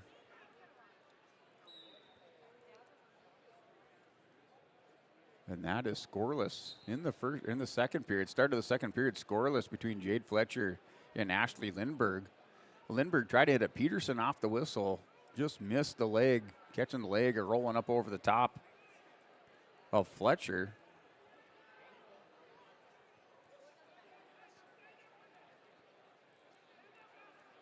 And on mat number 6, 250 pounds. Now Catherine Sullivan and Belinda Perry on a mat number 4. Those wrestlers are up on their feet. Sullivan for the Grand Forks Knight Riders. Working an underhook on Perry. Now an overtie here for Perry. Working an under and then over. Drops down, little knee pick on Sullivan. Sullivan steps out of that. Works underneath. Kind of pummels in underneath the arms of Belinda Perry. That's over on mat number 4, 250-pound quarterfinal match. And Ashley Lindberg and Jade Fletcher, that's 2-point reversal for Lindberg. Lindberg takes a 2-0 lead in the second period. That's in the second period, under 45 seconds remaining in the second. Lindbergh goes back to work on the far ankle on Jade Fletcher of Minot. Catherine Sullivan, Belinda Perry, that's still scoreless. Started the second period over on mat number 4, 250-pound quarterfinal match. Lindbergh working for the fall for the Carrington Cardinals on mat 6, and the win by fall is Ashley Lindbergh of Carrington over Fletcher of Minot.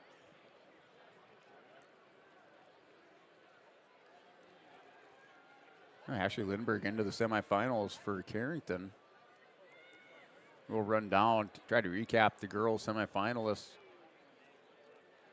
after this round. We're closing in on the end of our quarterfinal round on the girls state tournament from the Fargo Dome. Catherine Sullivan, Belinda Perry, last match out on the mat.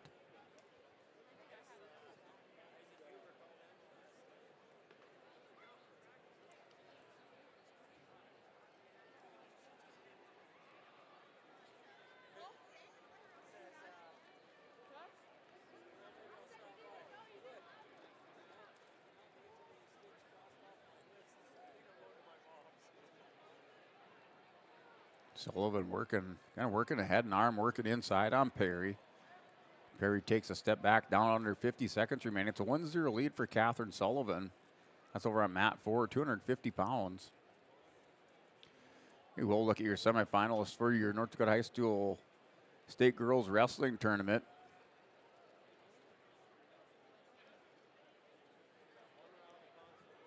Your semifinalists at 100 pounds in the girls tournament is Anna White of Central Cass, Jennifer Verdeen of Henninger Scranton, Brinley Wilkins of Beulah Hazen, and Monica Boyke of Minot. Your semifinalists at 100 pounds. 106 pound semifinalists, Kaylee Cano of Mandan, Ava Litzy of Saltwater, Celia Mandas of Bismarck Legacy, and Gabby Hanning of Valley City, semifinalist at 106. Your semifinalists at 112 pounds are Alicia Kenfack of Bismarck Legacy, Cadence Golding of Jamestown, Alicia Nitschke of South Border, and Victoria Sanchez of Valley City at 112 pounds. Semifinalists at 118, Alexa Schneider of Napoleon Gackel Schreeder, Kirsten Meidinger of Lemoore Litchfield Marion, Hallie Nash of Minot, and Elizabeth Yabudi of Bismarck Legacy at 118 pounds. 124 semifinalists are Maya Baptista, Kimner Bolbell, Shayla DeBlair of West Fargo United, Maggie Theologis of Bismarck, and Marley Stremick of Pembina County North. 130-pound semifinalist Julia Ruggio of Bismarck, Kendra Garcia of Carrington, Emerson Schwab of the Lisbon Broncos, and Deegan Kirschman of Valley City. 136-pound semifinalist Aaliyah Kolonen of Bismarck, Ellie Roseland of Hettinger Scranton, Brinley Hartosh of West Fargo United, and Miley Christensen of Valley City at 136 pounds. 142-pound semifinalist Aubrey Everson of Bismarck, Jaslyn Wagle of Napoleon Gackel Streeter, Webelyn Knocklin of Fargo, and Kaylee Kurtz of Grand Forks. 148-pound semifinalist Paige Baumgartner of Bismarck, Cadence Cook of Bismarck Century, Gabby Romans of Jamestown, and Caitlin Vetter of Minot. 155-pound semifinalist, Emily semifinalist Alexis Storvin of Mandan, Grace Bursey of Jamestown,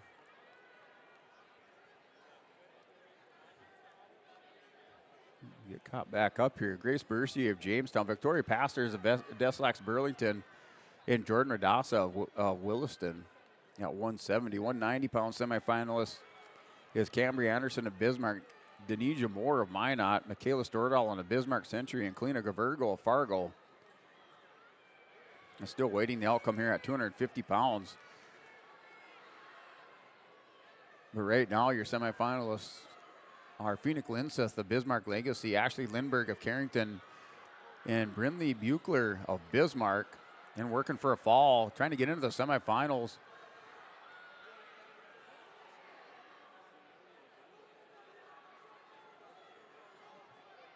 Here for the girls, that's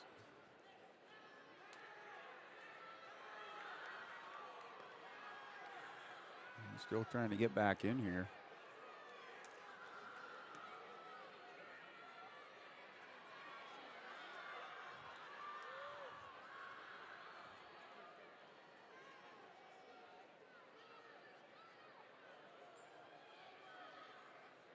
So that was a back and forth battle at the end of the match.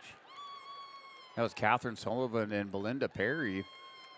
That's 3-2. Catherine Sullivan for Grand Forks for the Knight Riders wins by decision 3-2 over Belinda Perry of Bismarck Century. Makes it into the semifinals for the Grand Forks Knight Riders. She gets that fourth and final spot, semifinalist spot at 215 pounds for Grand Forks.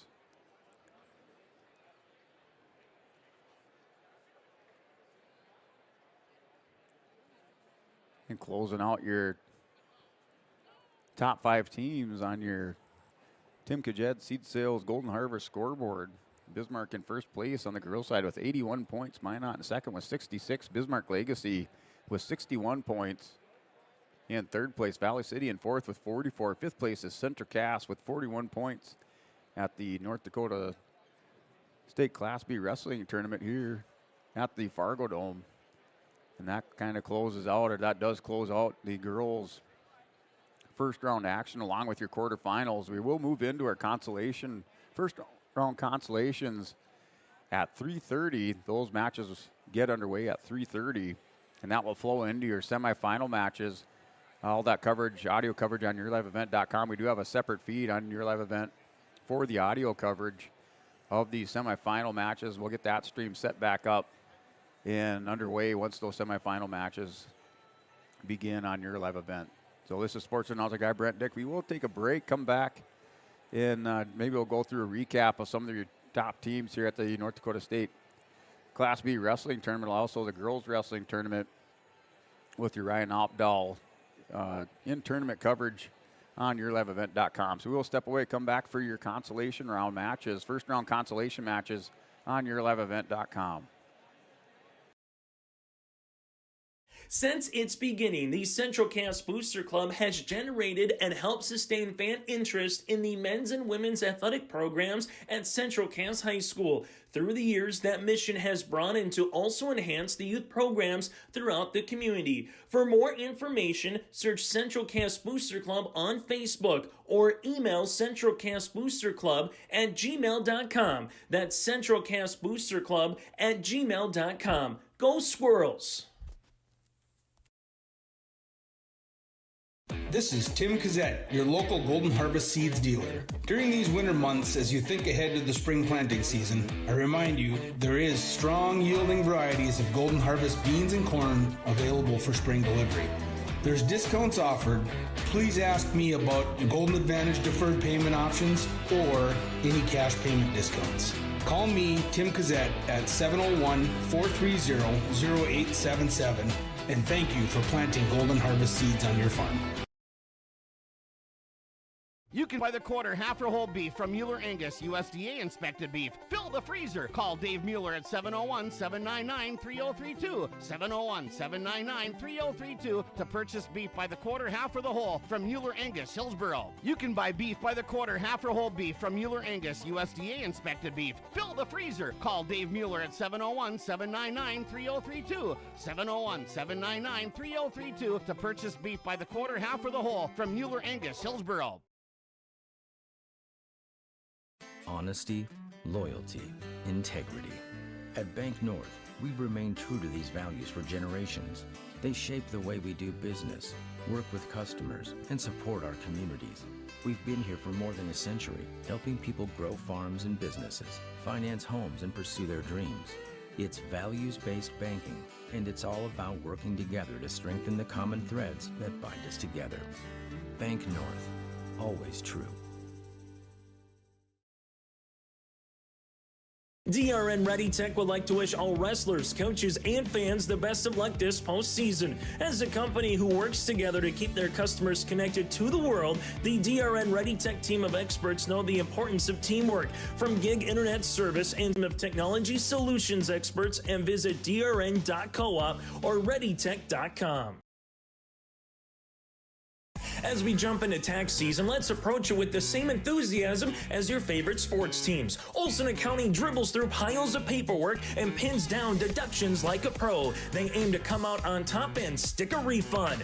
Tax season is about strategy and teamwork. Olson Accounting trains to be the best in class. Let Olson Accounting set up your tax plan and eliminate any problems by visiting colsoncpa.com or call 701-683-2700. Olson Accounting of Lisbon. In times like these, it's good to know there's a place where people know who you are, no matter how long you've been gone. A place where the smells of home cooking are still in the air, where a simple wave warms your heart, and sharing stories is just a way of life. It's good to be home. Farmers Union Insurance, protecting what's important in life.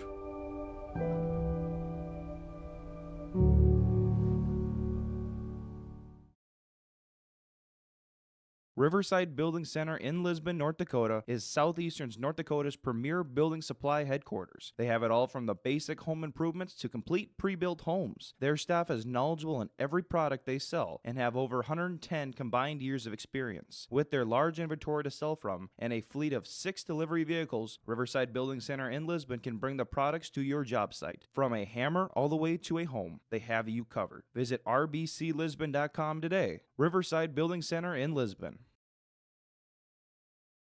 Homegrown local radio is now worldwide with 24-hour streaming. Download the RJ Radio app to hear local voices from local radio with KRJB, KRJM, and KKCQ 24 hours a day from anywhere. You can listen to your favorite programs like the RJ Family Morning Show, local news, farm markets, music, high school sports, church services, more from anywhere. KRJB, KRJM, and 96.7 KKCQ is streaming on the RJ Radio app. Download it to your device and take us with you wherever you go.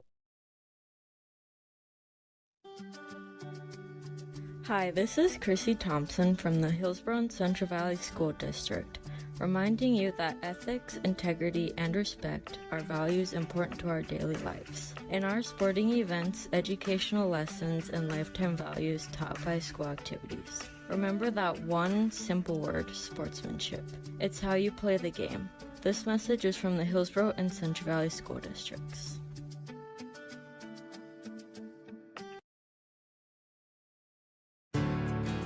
This is your livelihood, and success requires a seed partner that's just as committed as you are. Just like you, we're farmers first, so our values are rooted just as deep and our goals are just as strong. Our team is ready to hit your fields, so no matter what each growing season brings, we'll get through it together. It's who we are. Thunderseed, first in the field.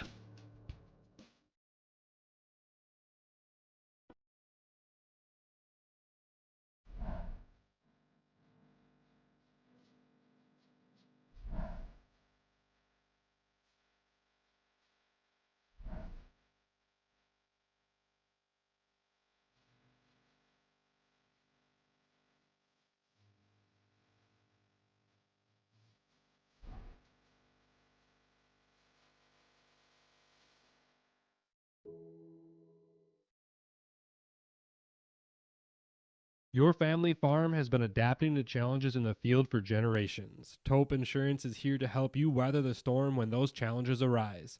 Visit with Taupe Insurance today about a quote or review of your policies.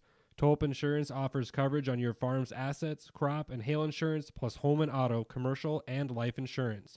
Stop in for a visit today at their office in Castleton or give Taupe Insurance a call at 701-347-4045.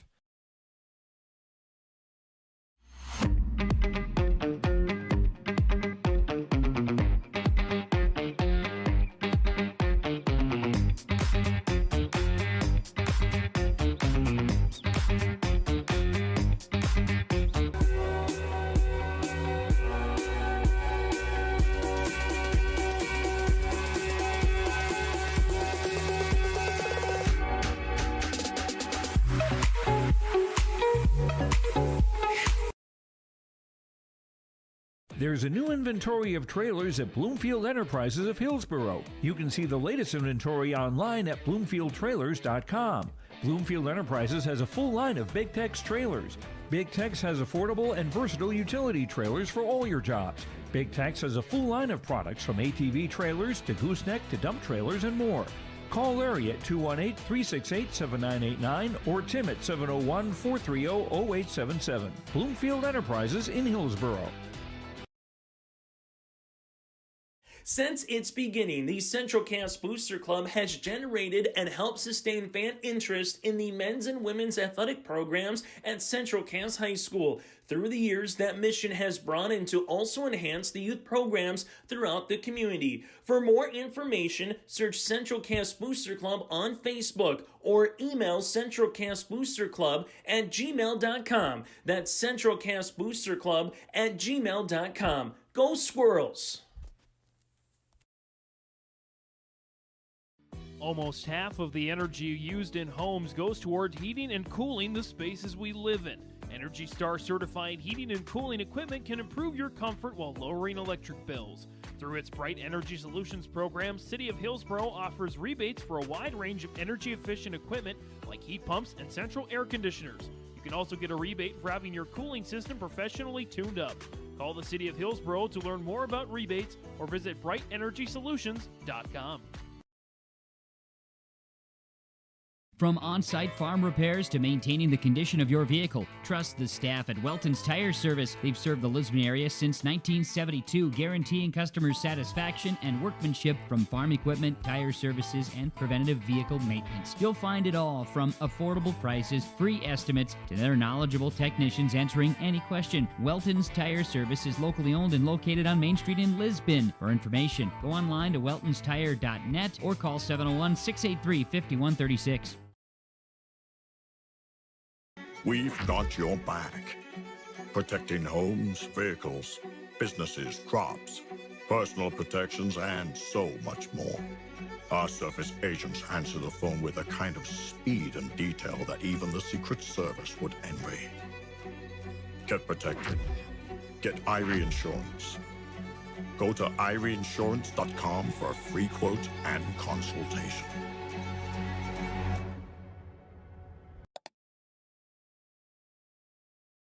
Dakota Heritage Bank is a bank on the go and on the grow, with locations in Hunter, Hope, Galesburg, Hillsboro, Grandin, Gackle, Streeter, Judd, Harvey, Medina, and Red Lake Falls. More locations and more services. Dakota Heritage Bank offers mobile banking and online banking with bill pay, so you can bank anytime, anywhere. Stop in and visit Dakota Heritage Bank today. Sharing our heritage, sharing our future. dhbanknd.com. Member FDIC, Equal Housing Lender.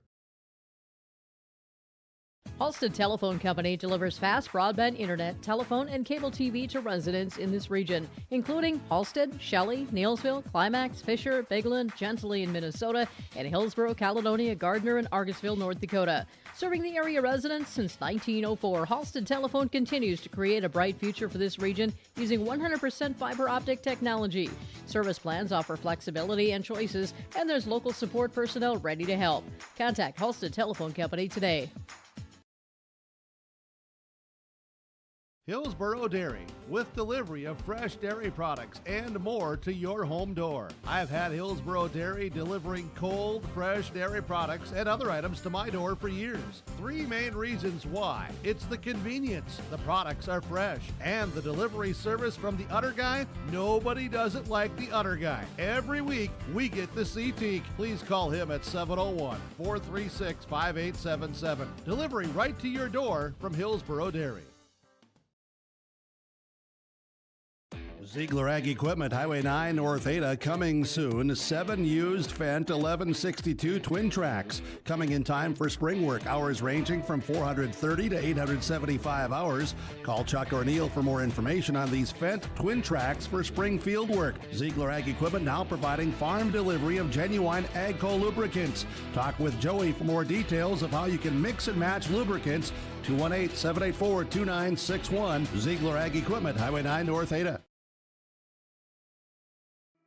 Goose River Bank is here for the communities we serve, building relationships that last a lifetime. Serving the strong Red River Valley and beyond, we are your neighbors, friends, and family, committed to providing everything from everyday personal banking to loans for your farm or business. Visit one of our locations in Mayville, Hillsborough, or Hatton, or reach out and we'll happily come to you because it's the neighborly thing to do. Goose River Bank. Strong bank, strong communities. This is Tim Kazette, your local Golden Harvest Seeds dealer. During these winter months, as you think ahead to the spring planting season, I remind you there is strong yielding varieties of Golden Harvest beans and corn available for spring delivery. There's discounts offered. Please ask me about Golden Advantage deferred payment options or any cash payment discounts. Call me, Tim Kazette, at 701-430-0877, and thank you for planting Golden Harvest seeds on your farm. Farming today doesn't always feel the same way it used to. Then again, some of it feels all the same. Maybe it isn't so much the jobs that changed, but how they get done. Now that's a different story. Everything got bigger and smaller at the same time. Insurance, accounting, and taxes can get complicated, so you need someone who's looking to keep every dollar possible in your pocket. Ag Country.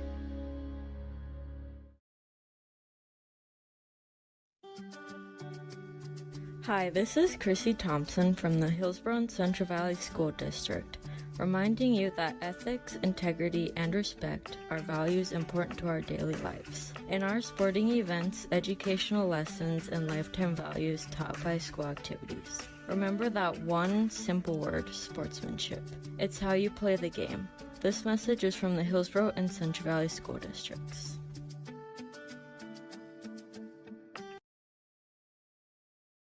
This is Chris from RDK Enterprises, your local precision planting dealer. Manage what you can to overcome what you cannot. Farming is all about preparing your operation to be successful when given an opportunity.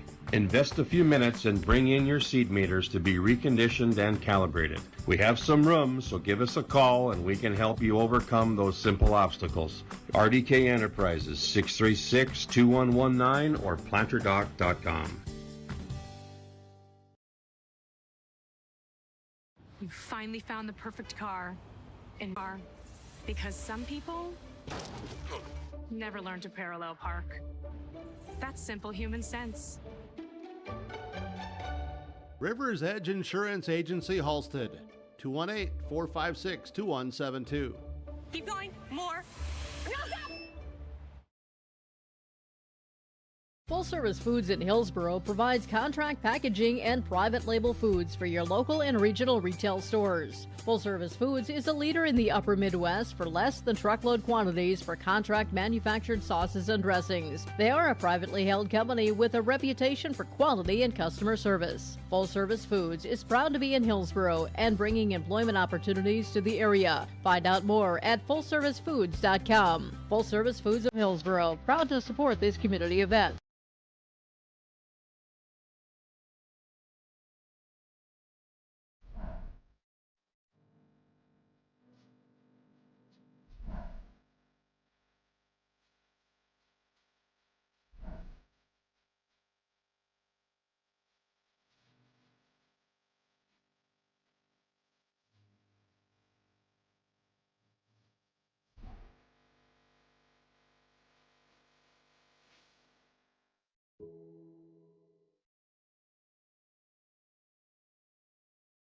Even as a kid, I knew I wanted to be part of Polar Communications because they have such a long history of taking care of their employees. I'm grateful that we get to work with great people every day, and I get to go home at the end of the day knowing that what we did for the day matters. It's a great place to be part of a team and feel like you're achieving so much more than just answering a phone call. Polar is more than that. Polar is family.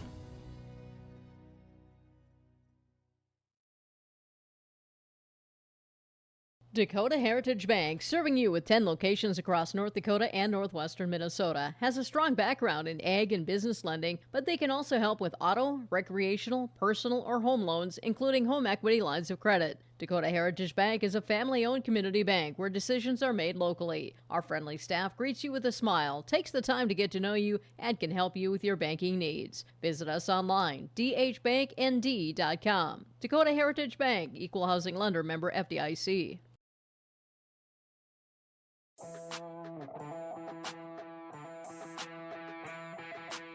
The Lisbon Bronco Athletic Boosters is a group of parents, coaches, and community members whose mission is to enrich the Lisbon High School athletic community by providing financial support for Lisbon High School athletic programs and events. If you are interested in getting involved, they invite you to join the Bronco Athletic Booster Group on Facebook to learn more. The Lisbon Athletic Boosters send a good luck wish to all athletes competing today. Wallach Johnson Insurance is your friendly neighborhood team of qualified insurance professionals celebrating over 40 years of service. As an experienced independent insurance agency, they have access to highly rated insurance companies and can shop around to find you an affordable solution for farm, crop, business, home, and auto insurance. Visit them at one of their locations in Lisbon, Winter, or Rutland and get a free quote started today. For more information, go to nd-insure.com.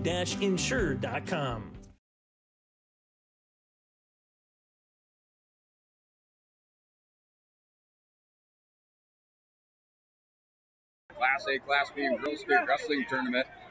These matches starting at 107 pounds for consolation matches. And they are on the mats. Here with our first round action. First consolation round is underway for North Dakota State. Class B boys tournament.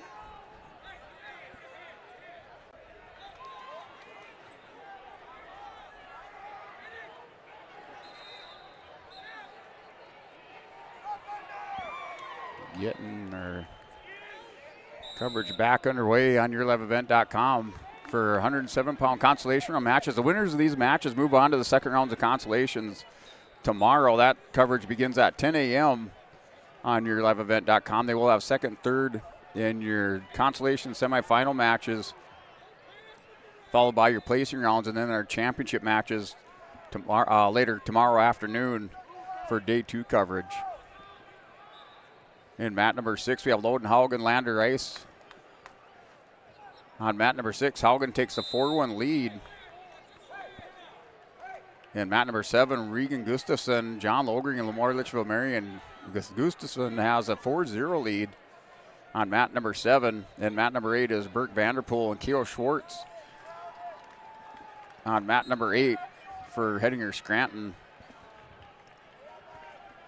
So Burke Vanderpool and Kale Schwartz for Bowman County Beach. Kale Schwartz has the 2-0 lead at 107 pounds on mat 8. And just to come through again, Chase Miller, Brent Dick, Dan Weber with you. We're kind of changing some things up here for part 2 of our day number 1 coverage. So we'll have everything with Brent from the Class B boys. Dan Weber will help out from the girls and a little bit of the B. And then I'm going to head on over to the A and give you some updates from across the way. So this is like the NFL red zone for state wrestling, guys. That's right. One-stop shop for your state wrestling headquarters on yourliveevent.com.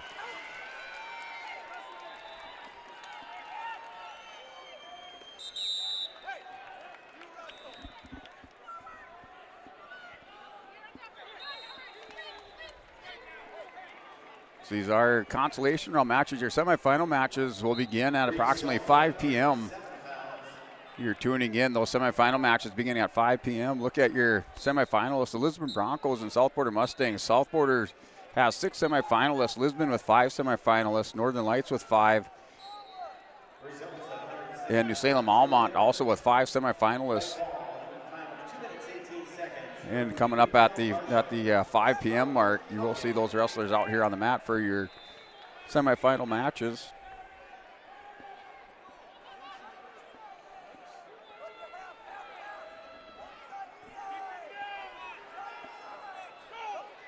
So Ben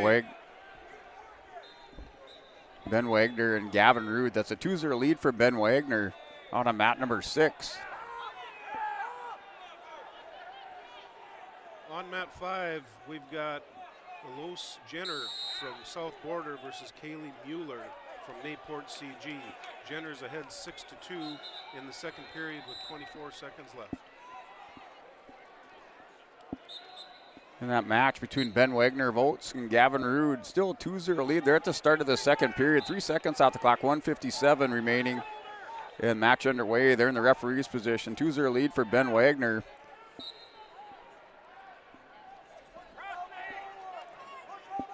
On On mat number 5, they're in the neutral position. Jenner from South Borders ahead 6-2. Just starting the third period. So mat number 8, 107-pound consolation round match between Vert Vanderpool, Hettinger Scranton, Kale Schwartz. Schwartz with the 4-0 lead from Bowman County. And then mat 7 is Regan Gustafson from Stanley and John Logre and Lamore Litchfield Marion. That's Gustafson who has the 9-0 lead. 1 point escape puts him up. Excuse me, now it's still a 9-0 lead for Gustafson to Stanley over John Logre and Lamore Litchfield Marion. And guys, Anna White from Central Cass wins via the fall here for Central Cass girls. She will go up against Boyko from Minot High coming up a little bit later again. That will be in the semifinals later tonight. And we will continue with our wrestlebacks here on the girls' side as well.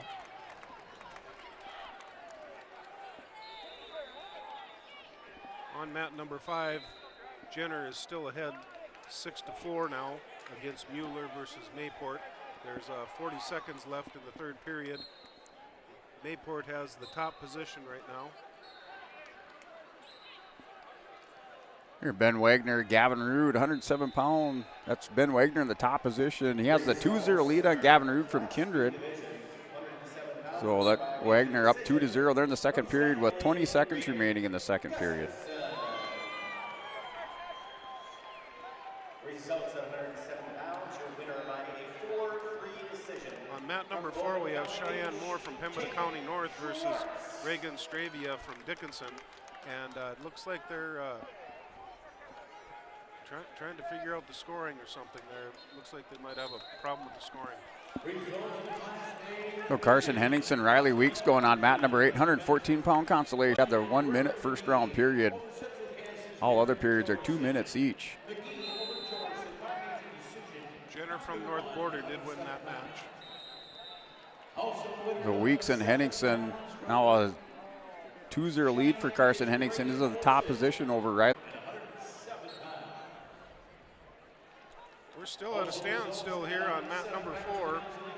They're still trying to figure out the score. Oh, here we're getting going now. So we've got Stravia from Dickinson versus Moore. Stravia's ahead 9-4 versus Moore.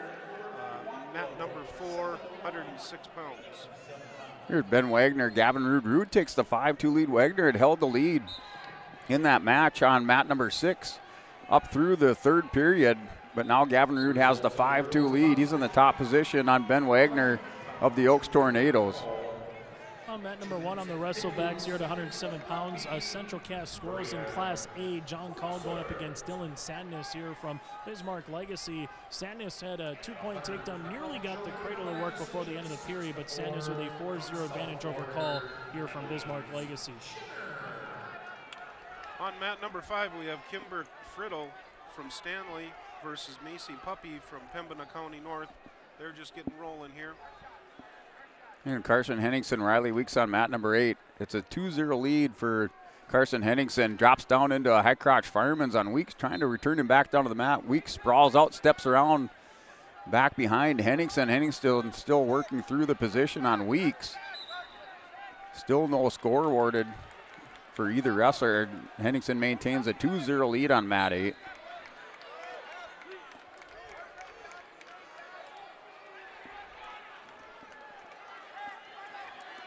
Now Henningsen goes up 4-0, picks up the takedown on Weeks. Weeks working an escape up over the top on mat 8.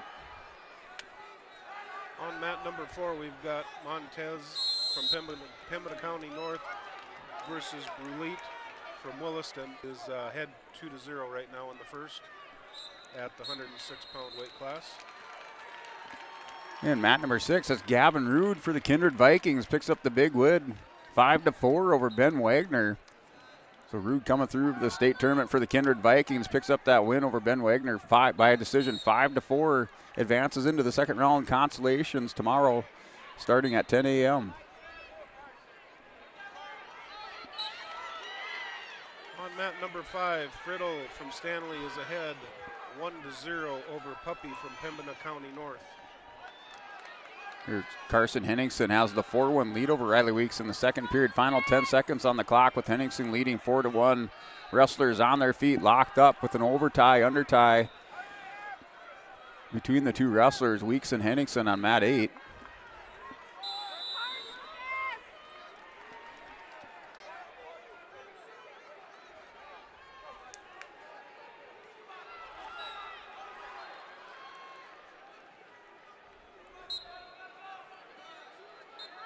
Here with the restart, Henningsen and Weeks on mat 8. That's 4-1 is the lead for Henningsen. As Henningsen's trying to work a reversal. As steps back out, tripods up on mat number 8. On mat number 5, Friddle from Stanley is ahead 3-0 in the second period with, she just got a pin. Friddle from Stanley ended up winning that one with a pin. And mat number 7, close match between TJ Boyer, Bondac Thunder, and McCoy Jorsted of Williams County. Now we're tied up at 5 apiece on mat number 7 on 114 pounds in the third period with 35 seconds remaining. In the girls wrestling, mat number 4, we've got Harper Betcher from Dickinson versus Avrea Jacobson from Rugby. This is at the 106-pound weight class. Here, Riley Weeks catches Carson Henningsen, rolls over the top, picks up near fall in the third period. Riley Weeks takes the lead. 5-4 over Carson Henningsen. Henningsen had held the lead all the way through the third period up till the minute mark, or with 1 minute remaining in the third period, with Weeks up 5-4.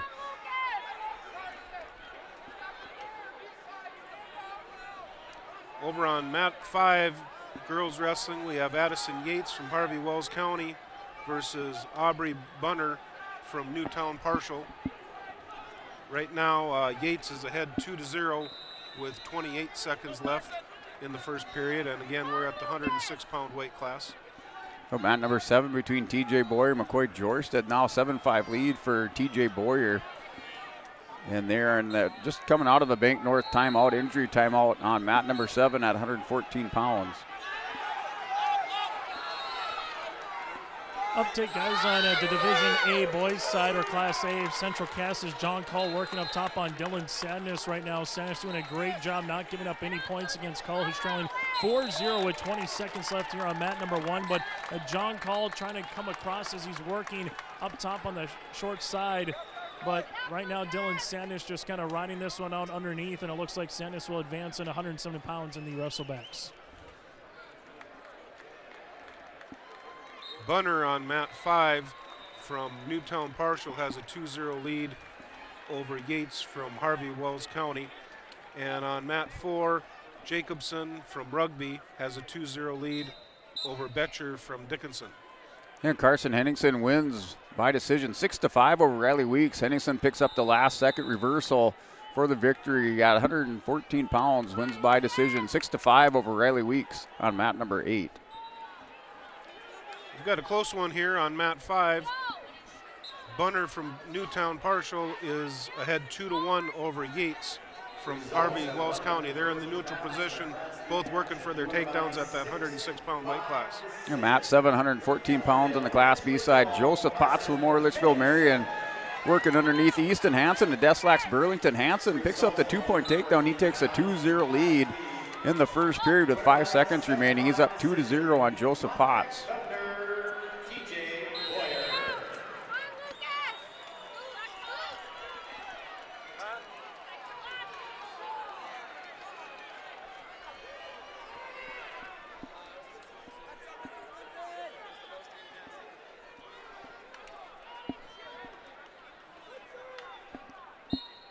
On mat number 5, we're in the second period. We've got 50 seconds left. It's a close one here.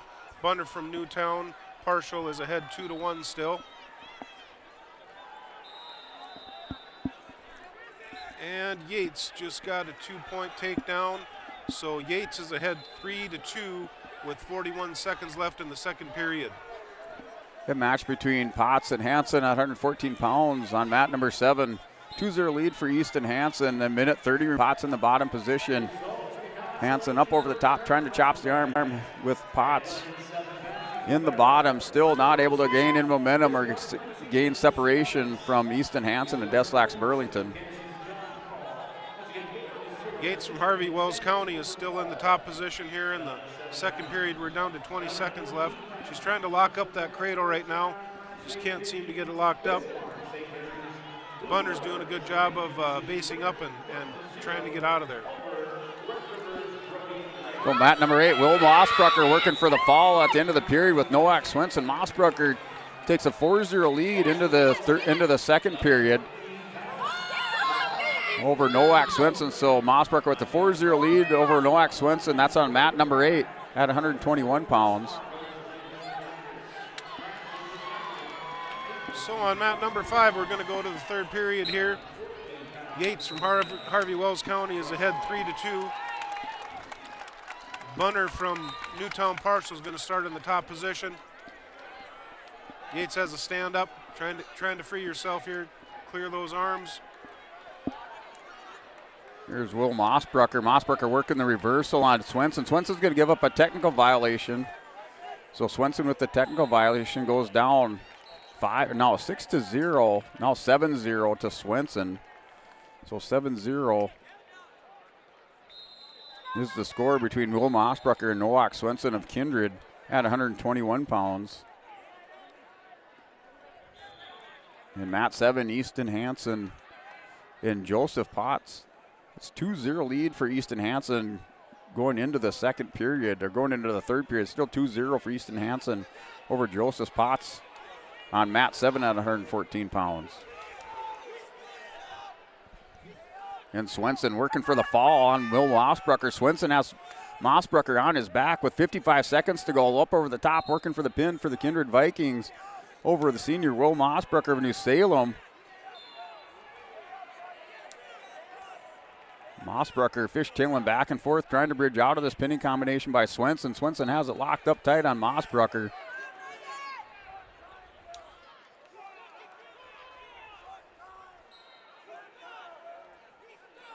Swenson still working for the pin. The officials down there taking his time looking at this with Swenson. I've seen some fast pins. Swenson not getting the call from the official. As Mossbrucker in a heap of trouble. Noak Swenson with 13 seconds remaining with the working for the win in the pin on Mossbrucker in the second period. Not sure what more Swenson has to do.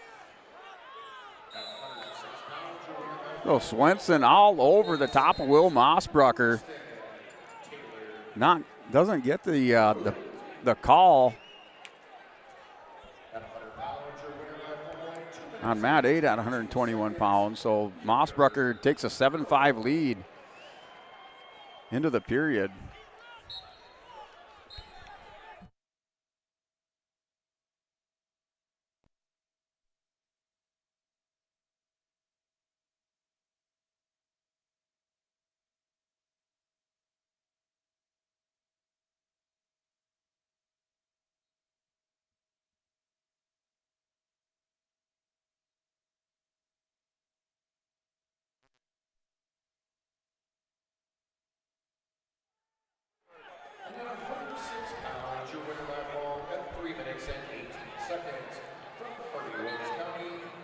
So Will Mossbrucker with the 7-5 lead. Turning over Swenson. Has Swenson in a half. Nelson catches the far wrist. Has Swenson going to his back. Mossbrucker scoops the arm of Swenson, working for the fall on mat 8. Easton Hansen, Joseph Potts. That's Hansen with the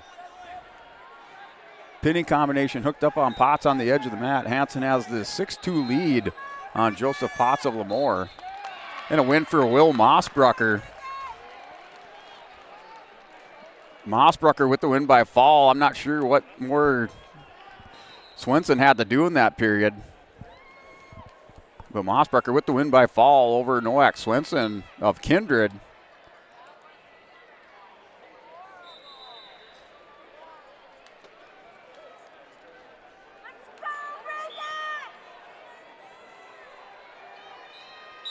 So now Caden Hooley, Regan Sand On the mat, Ellen Deledgley Calms, Reagan Sand wrestles Caitlin Hooley from Northern Lights. That's scoreless.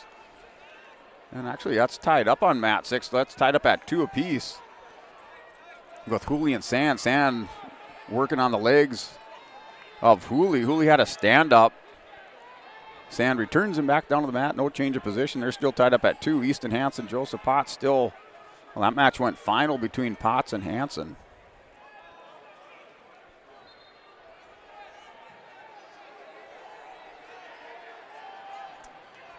Over on the Class A side on mat number 2, just getting underway here at a 121 pounds in the wrestlebacks. You have Simon Schneider of Central Cass going up against Ethan Gracer here of Grand Forks Central, the freshman. Gracer 14-19 on the season, while Schneider at 7-16 for the sophomore.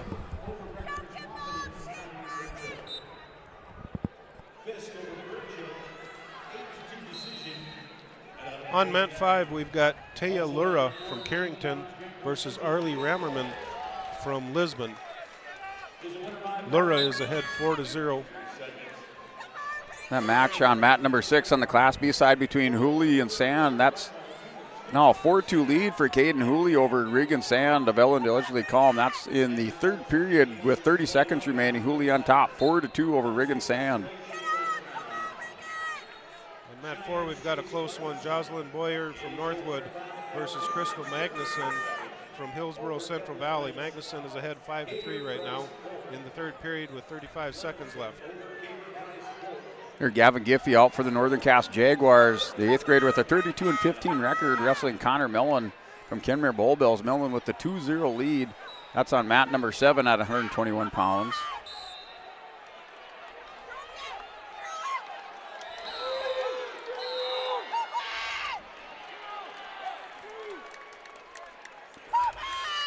Mat number 5, we've got Natalie Carlson from West Fargo United versus Vivian Backer from Bismarck Century.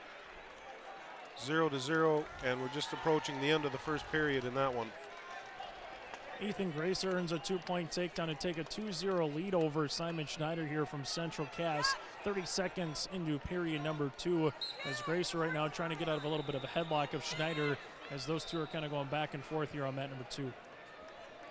Here, Connor Mellon, Gavin Giffey, 4-0 lead for Mellon. He scored a 2-point takedown at the end, or another 2-point takedown at the end of the period over Giffey. He has the 4-0 lead with a minute remaining in the second period. Carlson versus Backer are still tied up at 0. They're going into the second period at the 118-pound weight class. Here's Logan Nielsen, Mayport CG, and Kate Elsey out on mat number 6. That's scoreless in the first period with 30 seconds remaining. Both wrestlers on their feet, holding the center of the mat. Mat number 4, we've got Emily Schilling from Dickinson versus Madeline Golfing from Minot. We're in the first period there. They're tied up 0-0 with 25 seconds left. Here, Connor Mellon, Gavin Giffey on mat number 7. Mellon takes the 4-0 lead, or continues with the 4-0 lead with 22 seconds remaining in the second period. They're in the referee's position on the restart.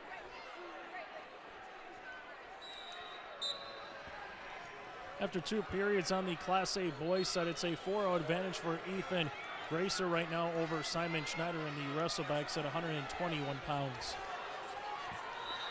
Here we do have a Bank North timeout, blood timeout. That's over on mat number 6 between Logan Nielsen of Mayport CG and Kate Elsey of Mondack Thunder on mat number 6.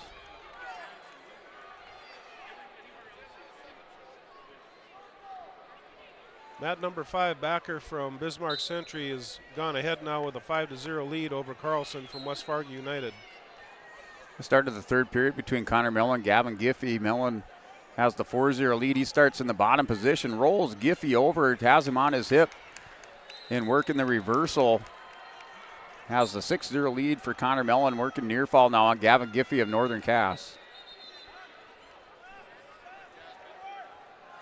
Got a close one on mat 4. Schilling from Dickinson is ahead 2-1 over Govney from Minot. 40 seconds, representing Bishop Ryan, Nolan, Braun. And mat number 6, Logan Nielsen from Mayport CG and Kate Elsey. That's back into regulation time as the seconds wind down in the first period. Kate Elsey takes the 2-0 lead into the second period over Logan Nielsen of Mayport CG on mat 6. Results at 121 pounds, winner by fall. Schilling from Dickinson is still ahead 2-1 with a minute 35 left in the second period.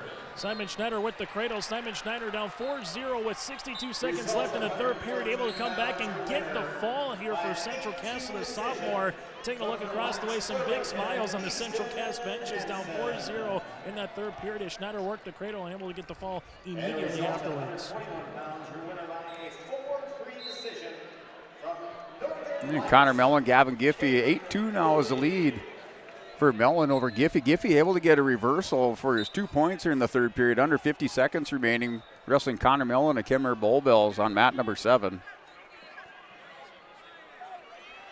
Here's Nielsen from Mayport CG, works a high crotch fireman on Elsey. Elsey with the 3-0 lead in the second period with a minute 15 to go on mat number 6.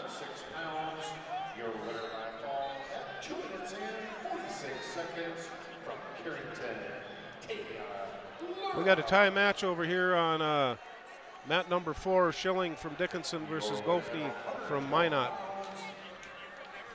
There, Connor Mellon, little hip heist back around on top of Giffey, working the fall with 12 seconds remaining. He has a 10-2 lead on mat number 7 at 121 pounds.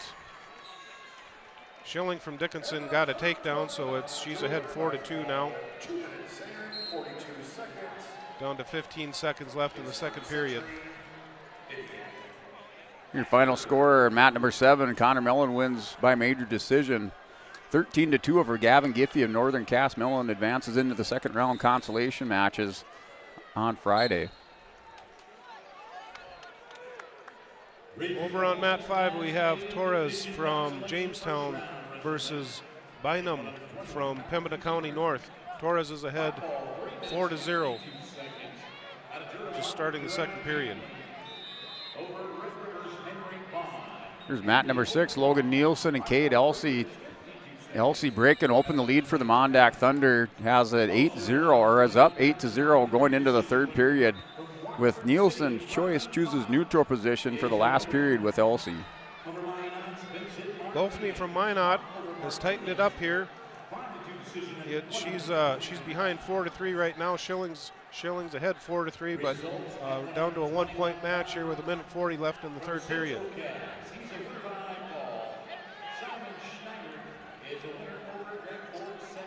Yeah, mat number 7, Joshua Mariner, Kimmer Bullbells wrestling Braylon Herman for Northern Lights. That match in the first period with 5 seconds remaining. That's scoreless in the first at 127 pounds on mat 7. And on mat 4, Schilling got a takedown, so she's ahead 6-3 over Goffney from Minot. Kate Elsey breaks the lead open on mat 6 against Logan Nielsen of Mayport CG. 10-0 lead for Kate Elsey in the third period with a minute 10 remaining on the clock.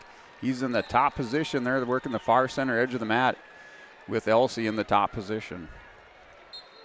Torres from Jamestown at 118 pounds is in control, 9-1 over Bynum from Pembina County North. We've got, that's the end of the first period there. And mat number 8, Cash Brown, Williams County has the 5-0 lead on Liam Albrecht of Kildare in the second period. Minute 20 on the clock with Cash Brown. Works underneath, takes Albrecht down to his back, now working near fall. He has the 7-0 lead, working for the pin on mat 8. Goffney from Minot has tightened it up again.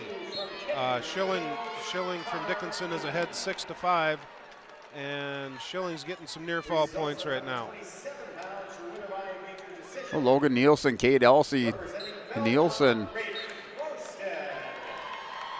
That's Elsey with the win by fall. So Elsey for Mondack pins Logan Nielsen of Mayport CG in the third period at 127 pounds. On mat number 5, we've got Haley Wees from Harvey Wells County versus Sarah Novak from Grand Forks. We're at the 118-pound weight class. Mat number 5. Mat number 8, 133, Gabe Clifton for the Carrington Cardinals wrestling Victor Christian of Mondack Thunder. That match just underway at 133 pounds on mat number 8.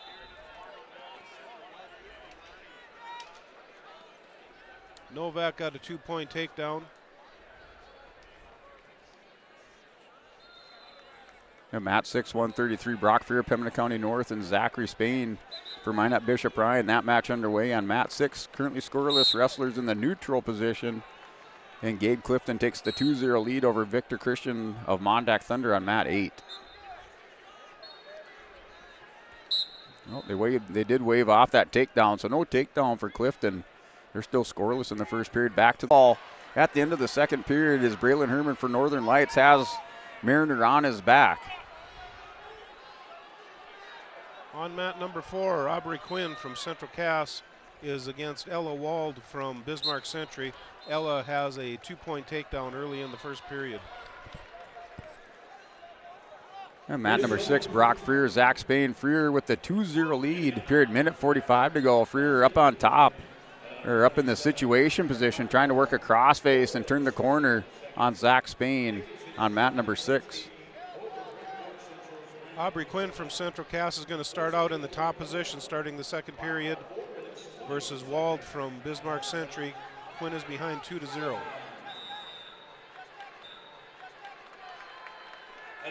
Here, mat number 8 between Gabe Clifton and Victor Christian at 133 pounds in Class B wrestling.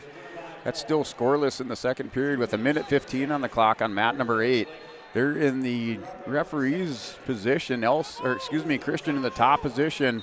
Sticks in a leg ride on the near side, breaks down Gabe Clifton to the mat. Over on the Class A wrestlebacks for the Central Cass Squirrels, Grady Link, the junior, going up against Will Langford from Watford City. That one's scoreless with 40 seconds left in period number 1.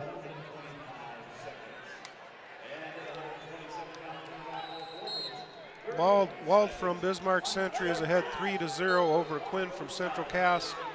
There's a minute left in the second period.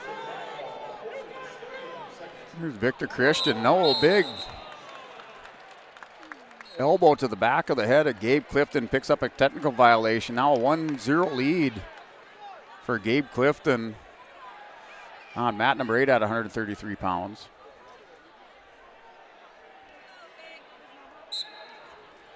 We've still got a close one here on mat number 5.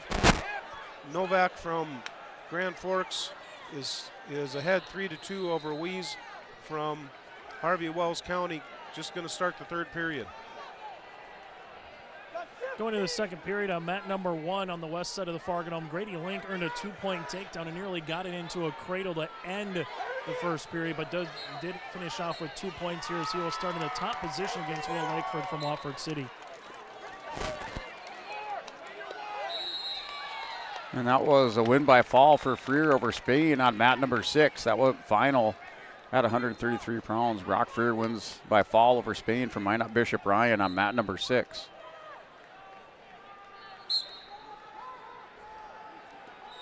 Mat number 4, Wald from Bismarck Century is ahead of Quinn from Central Cass 5-1.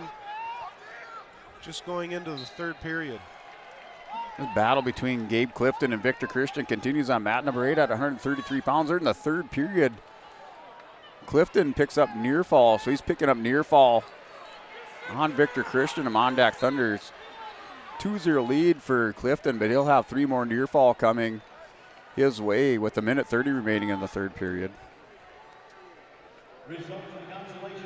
Will Langford for Watford City gets a 2-point reversal here to open up this second period, and now working on top on Grady Link. We're tied at 2 apiece at 133 pounds in the wrestlebags in the Class A boys side. On mat number 5, Sarah Novak from Grand Forks is still ahead 3-2 in the third period with 40 seconds left. That's at the 124-pound weight class. Here, Gabe Clifton and Victor Christian. It's a 5-2 scorer now between Clifton and Christian on mat number 8 at 133 pounds. Christian with a 2-point reversal for the restart gives the 1 point over to Clifton. So we'll start this on our feet with the restart with 50 seconds remaining in the third period. Wald from Bismarck Century is still ahead of Quinn from Central Cass 5-1. It's in the third period. Wald's in on a single leg. Quinn's doing a nice job of sprawling and trying to get that stretched out. And Wald just got a 2-point takedown. So she goes ahead 7-1. The time of 2 minutes, 25 seconds from Pembina County North, Brock Freer. Results. After 2 periods, we're tied at 4 between Link and Langford. Here as we go to the final 2 minutes on mat number 1, which has been a good one between these two. The final 15 seconds on mat number 8 between Clifton and Christian. 6-2 lead for Gabe Clifton. He takes Christian down to the mat, working for more near fall at the end of the period. That's an 8-2 lead for Gabe Clifton on mat number 8. Wald from Bismarck Century over Aubrey Quinn from Central Cass, 7-1 is the final.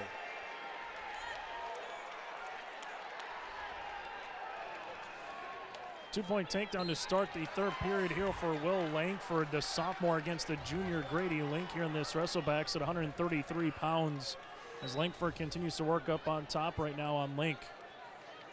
Link trying to get back to his base, able to do so. Langford trying to bring him down with a single leg shot as Link is looking for the escape here for Central Cass, as we'll have a stalemate eventually as Langford will start on top here on Link with 1:19 left in the third period, up by 2.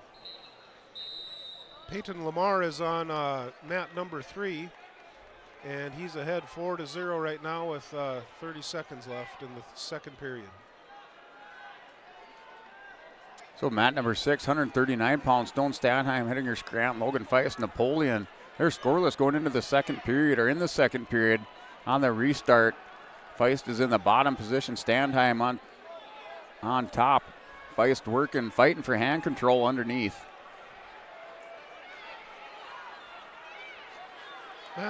Man number 5, we have Haley Ford from Valley City versus Olivia Lindstrom from Devil's Lake. Oh, Logan Feist for Napoleon takes a risk, gives up 2 near fall, but in the process gets 2 reversal on Standheim. He ties it up. It's tied up with 30 seconds remaining in the second period between Feist and Standheim. Now Feist has his cradle locked up on Stone Standheim of Hettinger as the wrestlers roll out of bounds for a restart. Still tied up at 2 with 23 seconds remaining in the second period. Grady Link will have a blood time here for the Central Cass Squirrels, trailing it by 1 against Will Langford with about 40 seconds left in the third period when they resume. Back on mat number 3, Peyton Lamar working on top here on Jacob from Fargo South as Peyton Lamar with a 4-0 advantage with 25 seconds left in period number 2. On mat number 4, we have Brianna Erickson from Dickinson versus Isabel Erickson from Northern Cass. Brianna Erickson from Dickinson is ahead 2-0, and we're in the second period now. Here Logan Feist slaps the cradle on Stone Standheim and wins by fall in the second period. So Logan Feist moves on to the second round of consolations at 139 pounds. Will Langford comes across with a 2-point takedown on Link. It looked like Link was going to get it. Langford able to get his head across and come back with a 2-point takedown on Grady Link. So Will Langford from the Watford City Wolves will be advancing at the 133-pound wrestlebacks, and Peyton Lamar currently with a 4-0 advantage over Jacob Searster here from Fargo South with 1:40 left in the third period. Lindstrom from Devil's Lake is ahead 2-0 over Ford from Valley City. That's at the 124-pound weight class on mat number 5. And mat number 6, 145, Class B state tournament. Shaden Thomas of Grafton wrestling Delancey Wilkinson, a white shield. This match just underway on mat number 6. Wrestlers in the neutral position. Lindstrom from Devil's Lake got an escape, so she's got a 3-0 lead over Ford from Valley City. And mat number 8, 139-pound consolation round match with Maddox Shockman, Lemoore Litchfield Marion wrestling Coulter Flaidlin of Stanley. That match with 10 seconds remaining in the first period. Also scoreless, wrestlers in the neutral position.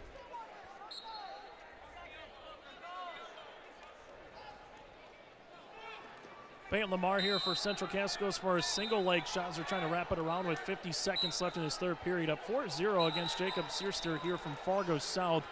Jacob the junior, Lamar the senior here. Lamar able to get and finish it off that single leg with that 2-point takedown. Now leads at 6-0 with under 35 seconds left here in the third period.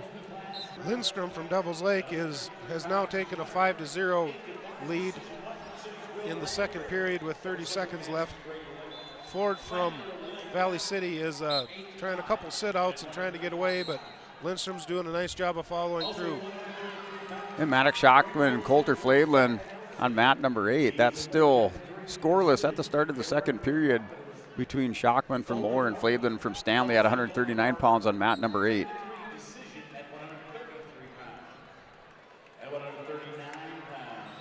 And Shaden Thomas for Grafton has the 6-1 lead over Delancey Wilkinson in the second period with 1:20 to go. Now Thomas working another 2-point takedown, has an 8-1 lead on mat number 6 at 1:45 with 1:10 remaining in the second period. Peyton Lamar does advance at 139-pound wrestlebacks with a decision win over Jacob Searster from Fargo South, 6-0. Again, Lamar at 139.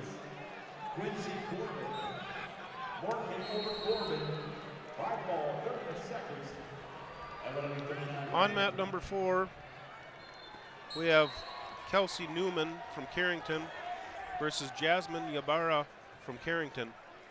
So both wrestlers are from Carrington. Yabara is ahead 4-0. And mat number 7, Elijah Ramos for Kildare and Jordan Dick. 2-1 lead for Ramos from Kildare. In on a double leg wrestler, screwed out of bounds. They're in the first period with 22 seconds remaining. Ramos with the first takedown has the 2-1 lead on Jordan Dick. And Shockman wins over Flaidlin from Stanley's. Maddox Shockman from Morlichville Marion moves on to the second rounds of the Consolations. Lindstrom from Devils Lake has a controlling lead over Ford from Valley City, 9-2 right now, and she's got her on her back, and they're counting back points.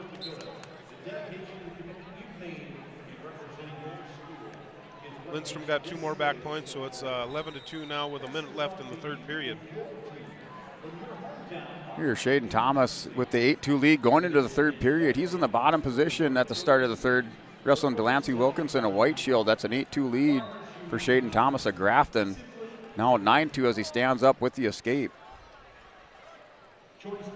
And mat number 4, Carrington versus Carrington. Yabara is ahead 6-0 over Newman from Carrington at the 124-pound weight class.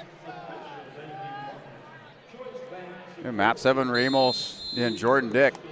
That's still 2-1 with 1:30 remaining. Jordan in the bottom position, working the edge of the mat, trying to hit this escape on Ramos as he does back up to the center of the mat with the 1-point escape. Now tied up at 2 on mat 7. On mat number 1 at 145 pounds in the wrestlebacks on the division, on the Class A side, Jaden Sauer from Valley City going up against Connor Johnson of Fargo North. That one currently scoreless going into the second period. Lindstrom still has a commanding lead over Ford from Valley City, 13-2 right now, and that's the end of the match. We're still tied up at 2 on mat number 7 between Jordan Dick and Elijah Ramos of Kildare. Wrestlers back up to their feet with under 55 seconds remaining in the second period. At 118 pounds, your winner by fall at 2 minutes and 9 seconds from Dickinson. On mat number 4, we've got Anna Karski from Dickinson versus Lena Ulron from Bismarck. That will be the 130-pound weight class, mat number 4. Here's Shaden Thomas with the 9-2 lead over Delancey Wilkinson with under 30 seconds remaining in the third period. Now goes up 11-4. He's working up over the top of Wilkinson, trying to collect the fall at the end of the third period.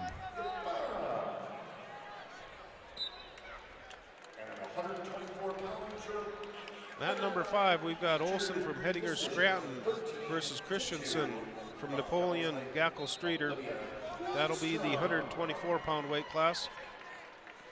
The score is 0-0, and we're just getting to the end of only 10 seconds left in the first period.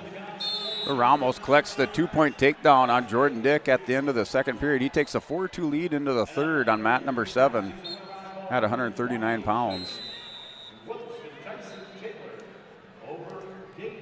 Mat number 1, midway through period number 2, Connor Johnson with a 2-point takedown on Jaden Sauer here of Valley City.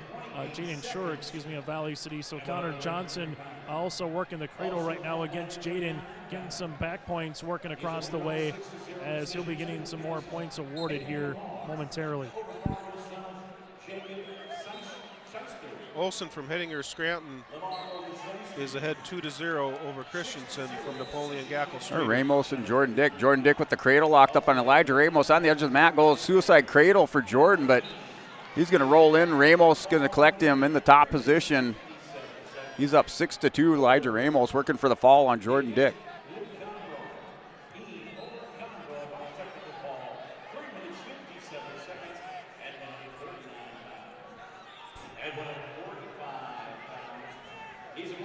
Karski from Dickinson got a 2-point takedown, so she's ahead 2-0, and we're in the second period at the 130-pound weight class.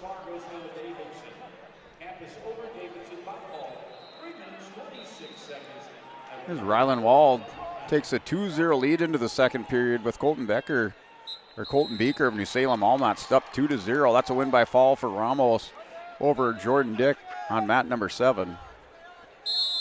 Mat number 3, Hunter Parisian at 145 pounds for Central Cass, going up against Evan Berg from Minot. Berg with 2 points early, then an escape here for Parisian to make it 2-1 Berg over Parisian. While on mat number 1 right now, 4-0 Connor Johnson, and he gets a 2-point takedown as well against Jaden here from Valley City, as Connor Johnson in a fall position working here late in this third period.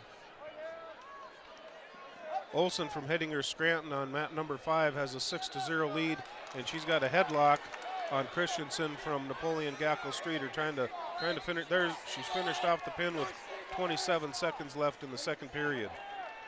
Olson over Christensen.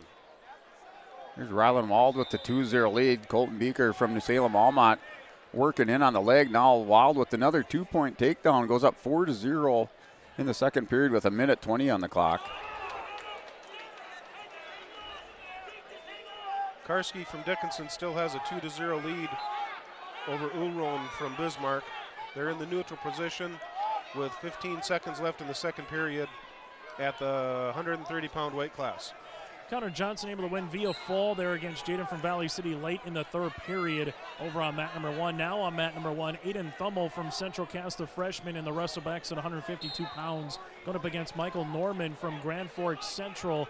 Norman with a 2-point takedown as it's in period number 1, while on mat number 3 right now, Evan Berg with a 6-1 advantage over Hunter Parisian at 145 pounds, also in the wrestlebacks. Kylie Yetter from Minot is up against Taryn Gores from Northern Lights. We're in the first period at the 130-pound weight class on mat number 5. And Gores just got a 2-point takedown. Wald continues with this 4-point lead with under 30 seconds remaining on mat number 6 against Colton Beaker. Wald in the top position has the arm chopped, working on the near side on Colton Beaker of New Salem Almont on mat 6. Mat number 3, getting with a 1-point escape is Hunter Parisian, but coming right back is Evan Berg with a 2-point takedown, working the side of the mat. Now has a chance for a fall here as there's 40 seconds left in this second period as Parisian is trying to stay him away from Evan Berg potentially earning the pin. While on mat number 1 right now, Aiden Thummel is down 2-0 starting the second period against Michael Norman from Grand Forks Central.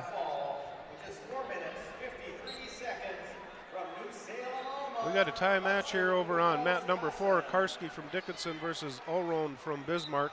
They're tied up 2-2 with 1 minute left in the third period. Evan Berg does earn the fall over Hunter Parisian as Berg from Minot advances in the wrestlebacks at 145 pounds on the Division A side. Here Rylan Wall working near fall, has 2 more points on the board. He's up 6-0. Trying to work near fall on Colton Beaker in the third period with 1:35 on the clock. Beaker gets belly down. Wald still in the top position, out over the front on Beaker on mat number 6. Gores from Northern Lights on mat number 5 is ahead 3-0 with 1:15 left in the second period over Yetter from Minot. Results in 145 pounds. Your winner by a 9-2 decision from Oh, mat number 7, Blake Ketterling, Lytton HMB wins by foul over Vinny Rappel of Carrington at 152 pounds. That was on mat 7. Results at 145 pounds with a fall time of 1 minute, 32 seconds. From Headingley Stratton, Trevor Over on mat number 1 right now, Michael Norman with a 4-0 advantage over Aiden Thummel from Central Cass. 30 seconds left in period number 2 right now. Norman working up top on Thummel. Thummel's trying to get back to his base and see if he can earn the 1-point escape back up to his feet on the side of the mat, and they will earn the 1-point escape before they go off the mat with 15 seconds left in the second period. Karski from Dickinson beat Uran from Bismarck 7-2. Max Chernlin, Ellen Diligently Calm wrestles Lane Zupan of Northern Lights. 4-0 lead for Max Chernlin. Has a 4-0 lead, working in the top position on Zupan on the near center edge of the mat.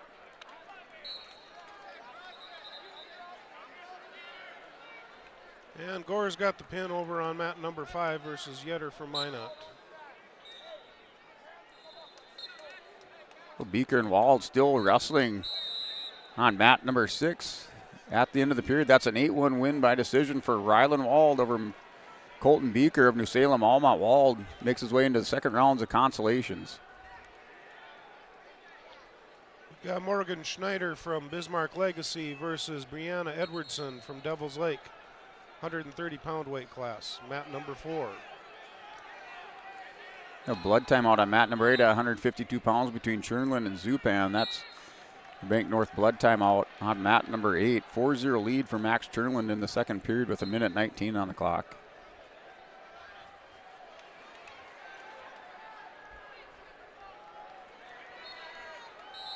Results at 152 pounds. On mat number 4, we're going to go to the second period, all tied up at 0. Schneider for Bismarck Legacy versus Edwardson from Devil's Lake.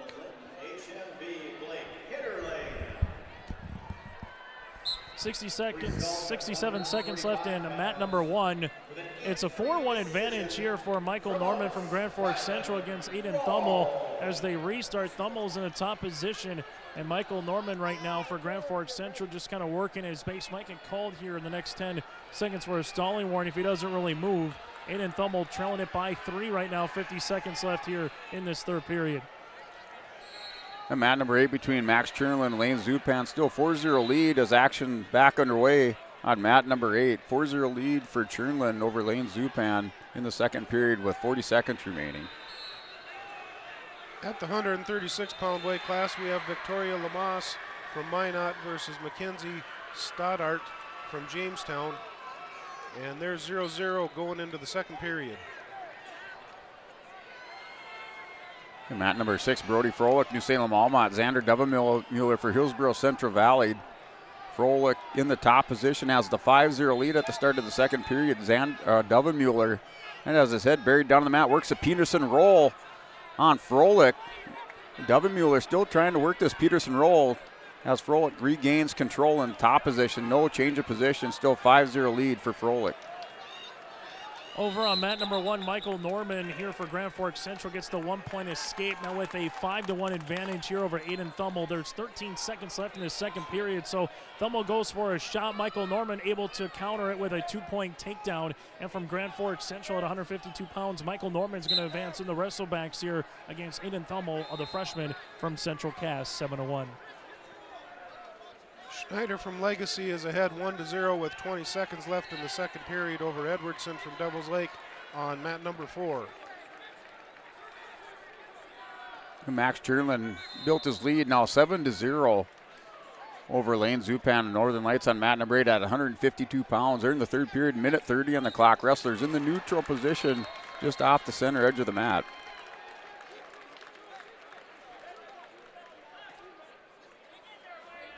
Lamas from Minot extends her lead to 5-0. Start will be still in the second period with 49 seconds left. Mat 6, that was a win by fall. Froelich of New Salem Almont over Xander Dovenmuller of Hillsborough Central Valley. So Brody Froelich for New Salem advances at 160 pounds. We've got a tight one over here on mat number 4. Schneider from Bismarck Legacy is ahead 1-0 over Edwardson from Devil's Lake. We've got a minute 35 left in the third period at the 130-pound weight class. Well, Mat 8, 152 pounds between Chernlin and Zupan. 7-0 is the score with 50 seconds remaining in the third period. Both wrestlers up on their feet on mat number 8 at 152. I think it's safe to say, fellas, we're not going to get to a 5 o'clock semifinal start here as we're at 4:30. That's always the question, you know, going back to these 8 mats compared to 12 last year, kind of where would you be time-wise? But we're not too far behind schedule, but a little behind schedule here.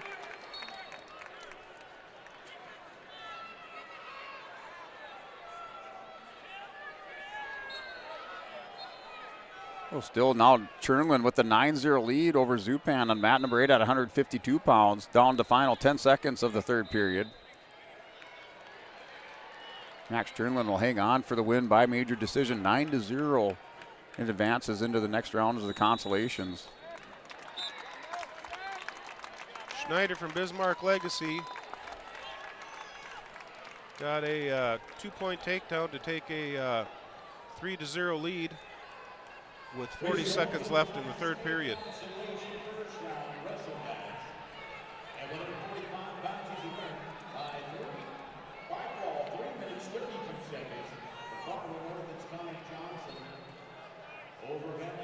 Lamas for Minot on mat number 4 is ahead 5-0 over Stoddart from Jamestown at the 136-pound weight class.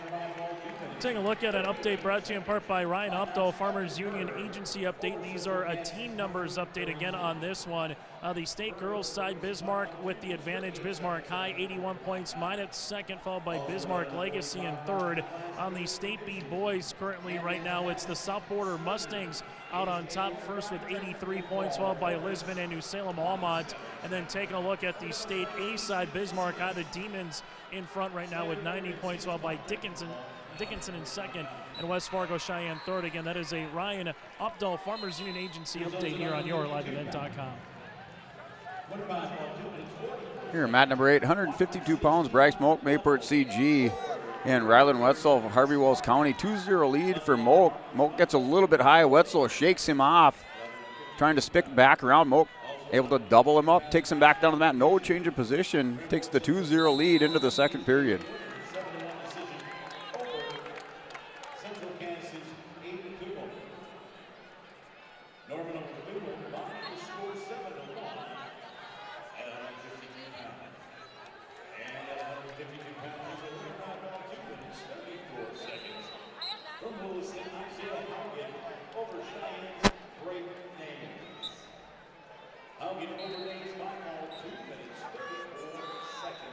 Here's Noah Werner from Valva, Henry Letmeyer, Lemoore, Litchfield, Marion.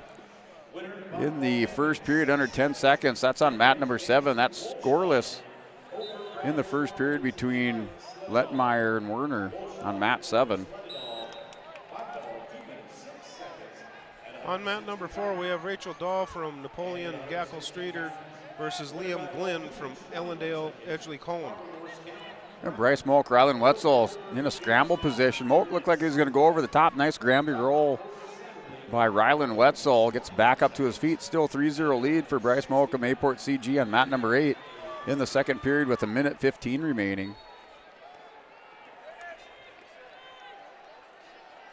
And that's the end of the first period on mat number 4. Dahl versus Glynn are tied 0-0 after the first. Also tied 0-0 after the first on mat number 1. Kenneth Johnson of West Fargo going up against Logan Charbonneau here from Devils Lake. Pair of underclassmen here, the 160-pound wrestlebacks in Class A. And mat number 7, continuing that theme between Werner and Letmeyer. It's still tied up at 0 with 1:20 remaining in the second period. Letmeyer does have a cradle locked up on Werner. Werner able to hold his base with the stalemate called, so they go back to the center of the mat on mat number 7 at 160 pounds. Mat number 5 at 136 pounds, Phoebe Wade from Bismarck versus Kendall Kovar from Carrington. Kovar is ahead 1-0 with 1:40 left in the second period. Rylan Wetzel, Bryce Moak up 5-0 in the top position. Had worked a double armbar on Wetzel. Wetzel able to straighten those arms back out, builds up his base at the end of the period with 5 seconds. On mat number 4, Dahl from Napoleon Gackle Streeter is ahead of Glenn 1-0 with 1 minute left in the second period. A big mat return by Henry Lettenmeyer of Lemoore Litchfield Marion. Throws Noah Werner out of bounds for the restart with 31 seconds remaining in the second period. Still scoreless on mat number 7 between Werner and Lettenmeyer on mat 7. Kovar from Carrington takes a 5-1 lead over Wade from Bismarck on mat number 5, 136 pounds. And they're in the second period on mat number 6 between Bennett Geisler of EEK and Jaron Frank Hettinger Scranton. That match also scoreless, under 50 seconds remaining with the restart back to the center of the mat at 172 pounds. That's on mat 6. Back on mat number 1, Logan Charbonneau and Kenneth Johnson trading a 2-point takedowns here. 37 seconds left in period number 2 at the 160-pound wrestlebacks. We're going into the third period here on mat number 4. Dahl from Napoleon Gackle Streeter is ahead 1-0 versus Glenn from Ellendale Edgley Colm. And back in the third period with Molk and Wetzel. Still 5-0 lead for Bryce Molk. Mayport CG has the inside cradle hooked up on Wetzel, turns him over for some near fall. Trying to put on a little more insurance onto that 5-0 lead, but no, Wetzel gets back on his hip. Molk still has the cradle locked up, going to try to turn over Wetzel in the third period with under 55 seconds remaining.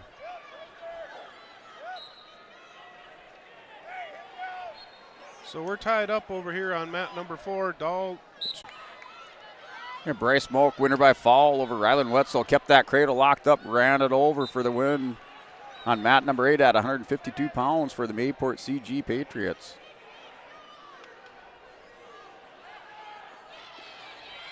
Logan Charbonneau starts up in the upward position here for Devils Lake against Kenneth Johnson to begin this third period. Currently tied at 2 apiece at 160-pound wrestleback right now.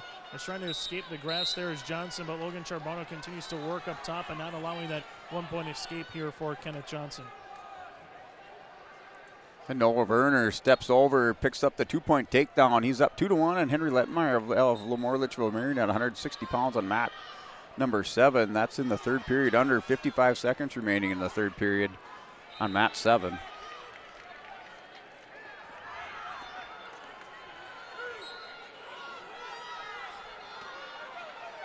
Mat 6, Bennett Geisler, Jaron Frank, still scoreless in the third period. Now Frank spins around for the 2-point reversal. Geisler gets up to his feet for the 1-point escape. Wrestlers back up and a shot by Geisler with a minute 15 on the clock in the third period. 2-1 lead for Jaron Frank of Hettinger Scranton.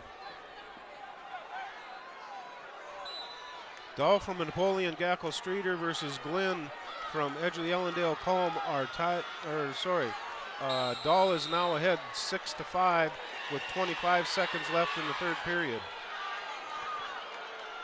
And a mad scramble between Noah Werner and Henry Lettenmeyer. Now a 5-2 lead for Lettenmeyer. He caught Werner in a head and arm, takes the 5-2 lead at the end of the third period. Looks like Henry Lettenmeyer hangs on to win this one by a decision, 5-2 at 160 pounds on mat number 7.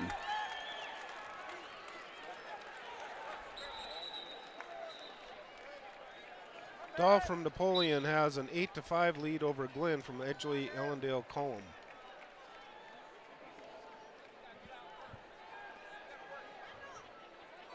So Bennett Geisler, Jaron Frank, 2-1 lead for Jaron Frank. They're in the third period, but under 50 seconds remaining. Geisler with the underhook on Frank, drops down to a level change. Frank takes a step back. He has his back towards the center of the mat, or center edge of the mat with Geisler. Geisler drops in on a single leg, trying to double up. And wrestlers roll through on the double leg shot with 30 seconds remaining. 2-1 lead for Jaron Frank. Had an injury default on mat number 5, so Kendall Kovar from Carrington ended up winning that match.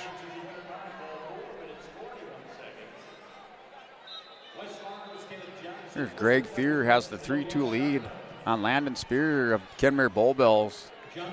And that's in the second period with 46 seconds on the clock. 3-2 lead. Spear down on the leg on Fear. Fear trying to sprawl out and step back around behind Landon Spear on mat number 8.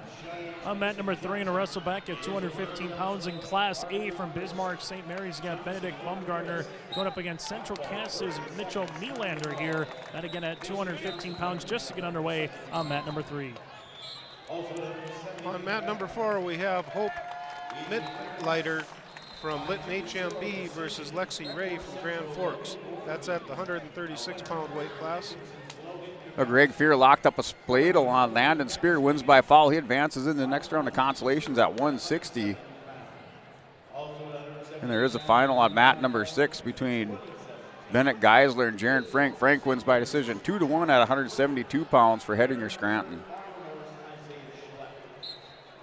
Mat number 5, we have Bailey Tharp from Minot versus Macy Boyce, also from Minot. Boyce is ahead 2-0, and it just ended the first period. So mat number 6, Ben Thompson, Hillsborough Central Valley, wrestling Boston Fike at 172 pounds. That match just underway on mat number 6.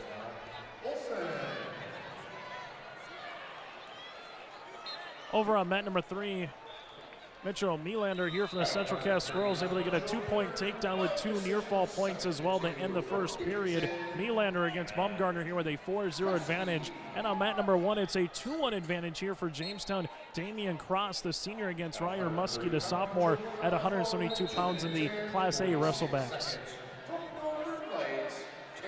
Ben Thompson for Hillsborough Central Valley takes the 2-0 lead in the first period. Picks up the takedown on Boston Fike. Rolls around the top, picks up near fall at the end of the period. He has a 4-0 lead going into the second. Both wrestlers are from Minot. Tharp from Minot is ahead 8-0 over Boyce with 1:10 left in the second period. Over on mat number 1, coming back is Ryer Muskie, winning via fall over Damian Cross of Jamestown. So Muskie advances at 172 pounds, and Melander trying to do the same thing at 215 pounds on mat number 3, working the arm on top of Baumgartner. And Mitchell Melander at 215 pounds wins via fall here for Central Cass to advance into the wrestlebacks. And mat 6, Ben Thompson's up 4-0 on Boston Fike. Wrestlers in the second period up in the neutral position, just off the center edge of the mat, working hand control and head position on mat number 6. On mat number 4, Mitleiter from Lytton HMB is ahead 2-0 versus Ray from Grand Forks. They are just finished the second period.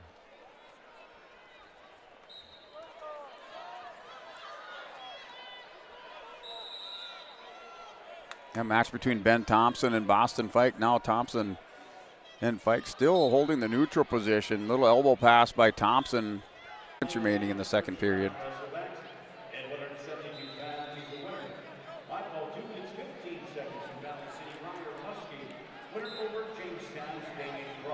On mat number 4, we still have a tight match over there with Mitleiter from Lytton HMB ahead of Ray from Grand Forks 2-0, and we've got 1:30 left in the third period. On mat number 2 in a wrestle back at 189 pounds in Class A, Juan Gonzalez from West Fargo Cheyenne with a 3-2 advantage over Chase Marsh here from Breckenridge Wahpeton. That's with 80 seconds left in this third period at 189 pounds. On mat number 5, Kira Ware from Bismarck is up against Alexis Ranke from Lisbon. Ranke's ahead 2-0. Ben Thompson takes the 6-1 lead against Boston Fike of Harvey Wells County at the end of the second period. 6-1 for Ben Thompson on mat 6. We'll have a blood time here on mat number 1. It's a 4-3 advantage, 2-point takedown for Chase Marsh against Juan Gonzalez. And blood time call. This timeout brought to you in part by Bank North with 56 seconds left in period number 3. There's a blood timeout also on mat number 8 between Denton Karcher and William Roundy. That's tied up at 2 apiece on mat 8 in the second period with 13 seconds remaining. Ranke from Lisbon was able to get a 3-point near fall, so she's now leading 5-0 going into the second period.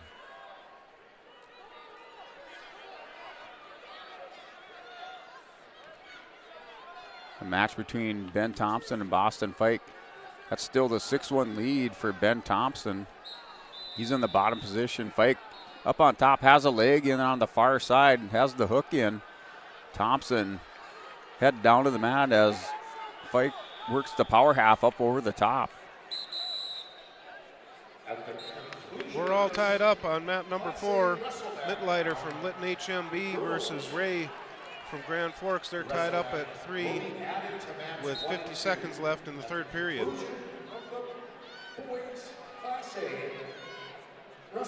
Here's Ben Thompson, has the armbar locked up on Boston Fike, trying to make his way into the second round of the Consolation. Stretches the arm out, has 55 seconds to work for the pin on mat number 6 for Hillsborough Central Valley.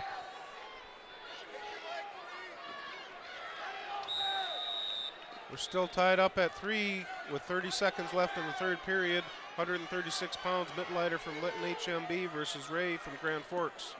They're in the neutral position, both working for their takedown.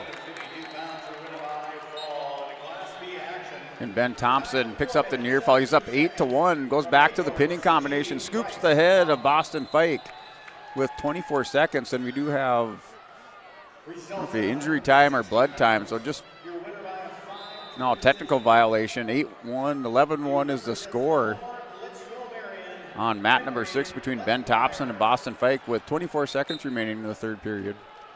Juan Gonzalez able to advance for West Fargo Cheyenne 8-4 here on mat number 2 at 189 pounds. Ranke has extended her lead 10-0 over Weir from Grand Forks.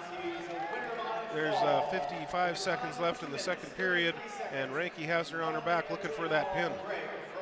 Well, Matt Schwab for the Broncos wrestles Tucker Jones, Lemoore, Litchfield, Marion.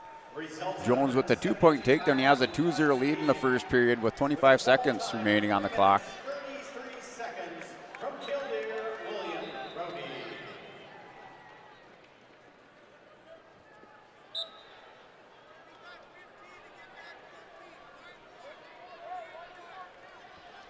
As on mat number 5 right now, on the girls, mat number 4, excuse me, on the girls side, Jaden Jacobson, the freshman, going up against Kendall Bice, the 8th grader from Minot. Jacobson from Central Cass. That's in a wrestle back at 186 pounds. At 142, excuse me.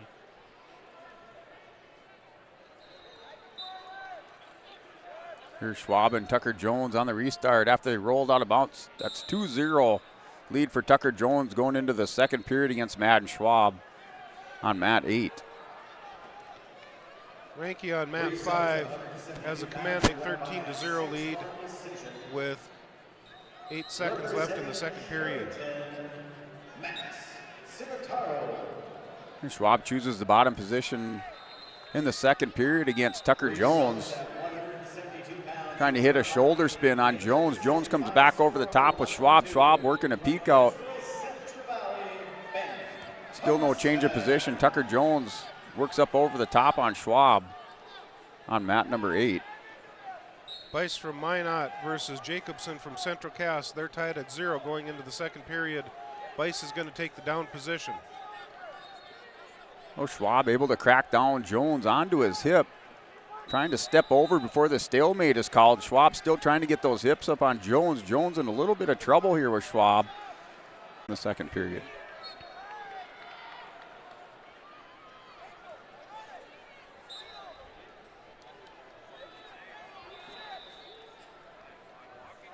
On mat number 4, Bice gets the pin over Jacobson from Central Cass.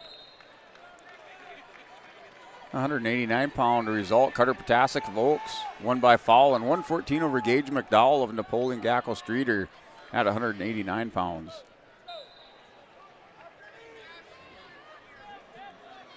Ranke from Lisbon is ahead 13-2 with 1:14 left in the third period at the 142-pound weight class. As on mat number 2, winning via fall, Harper Schultz of Fargo North, the junior, improves to 12-14 on the season, defeating Gage Brewer here from Fargo Davies. As Schultz at 189 pounds advances in the wrestlebacks from the Fargo North Spartans. Well, 15 seconds remaining in the second period. Jones with the 2-0 lead. He's warned for stalling.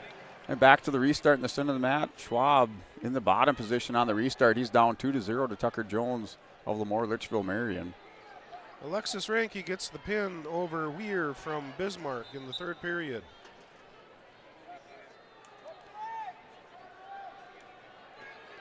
Here's Schwab with 15 seconds, trying to hit a Peterson and score at the end of this period, down to 5 seconds remaining. Still a 2-0 lead for Tucker Jones going into the third period with his choice. That number 4 at the 142-pound weight class, we've got Jasmine Lindberg from Williams County versus Aaliyah Dakota from Northern Lights. Dakota is ahead 2-1 with 10 seconds left in the first period. They did make an announcement that on mats number 1 and 2, once the A division for boys is all wrapped up, they will have mats 1 and 2 rolling through on the girls' side to get the girls caught up a little bit later on before we get to the semifinals. And currently on mat number 1 right now, Jackson Morris from Jamestown at 215 pounds going up against Austin Brunell from Davies. It's Morris with a 2-0 advantage. And we do have an injury timeout on mat number 8 with Matt Schwab. Tucker Jones, Schwab down on the mat with the injury time on mat 8. Jones with the 4-0 lead.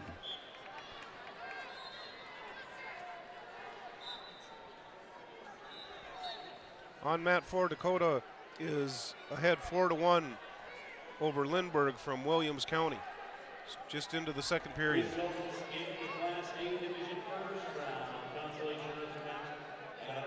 Well, Schwab still down on the mat, mat number 8 with injury time.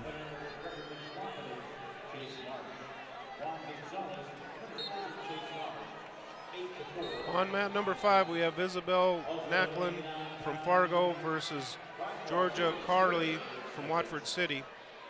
Nacklin is ahead 5-0. Just going to start the second period.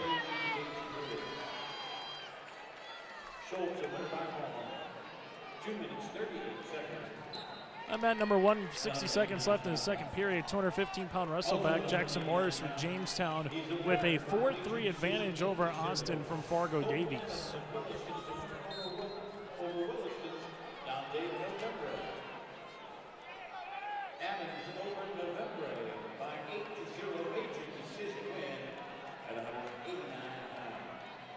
Mat number 4, Dakota from Northern Lights is still ahead 4-1 with 40 seconds left in the second period. Here's mat number 6 at 215 pounds. Ellendale Jacobs Drew Thorpe against Matt Jacobs of Williams County. That match just underway at 215 pounds. That match between Schwab and Tucker Jones. 4-0 lead for Tucker Jones on the restart with Matt Schwab of the Broncos. That's in the third period with 1:35 remaining. Austin Burrell able to win via fall over Jackson Morris from Fargo Davies at 215 pounds as we now go to the heavyweight side. But again, at 215, Austin from Fargo Davies advancing in the Class A wrestlebacks.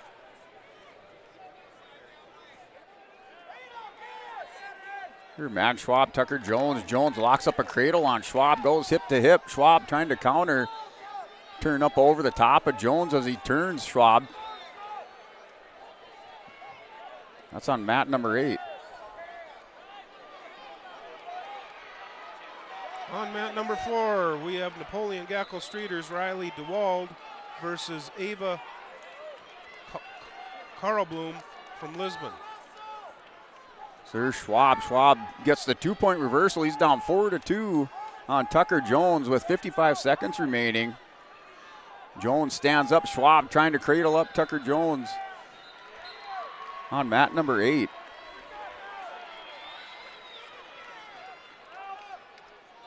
On mat number 5, we have Isabel Duchek from Central Cass versus Emma Johnner from Grafton.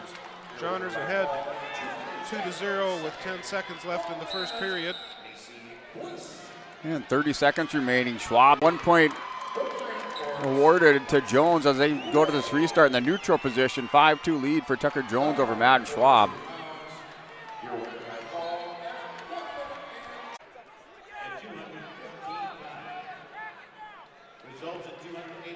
Johnner from Grafton beat Duchuk.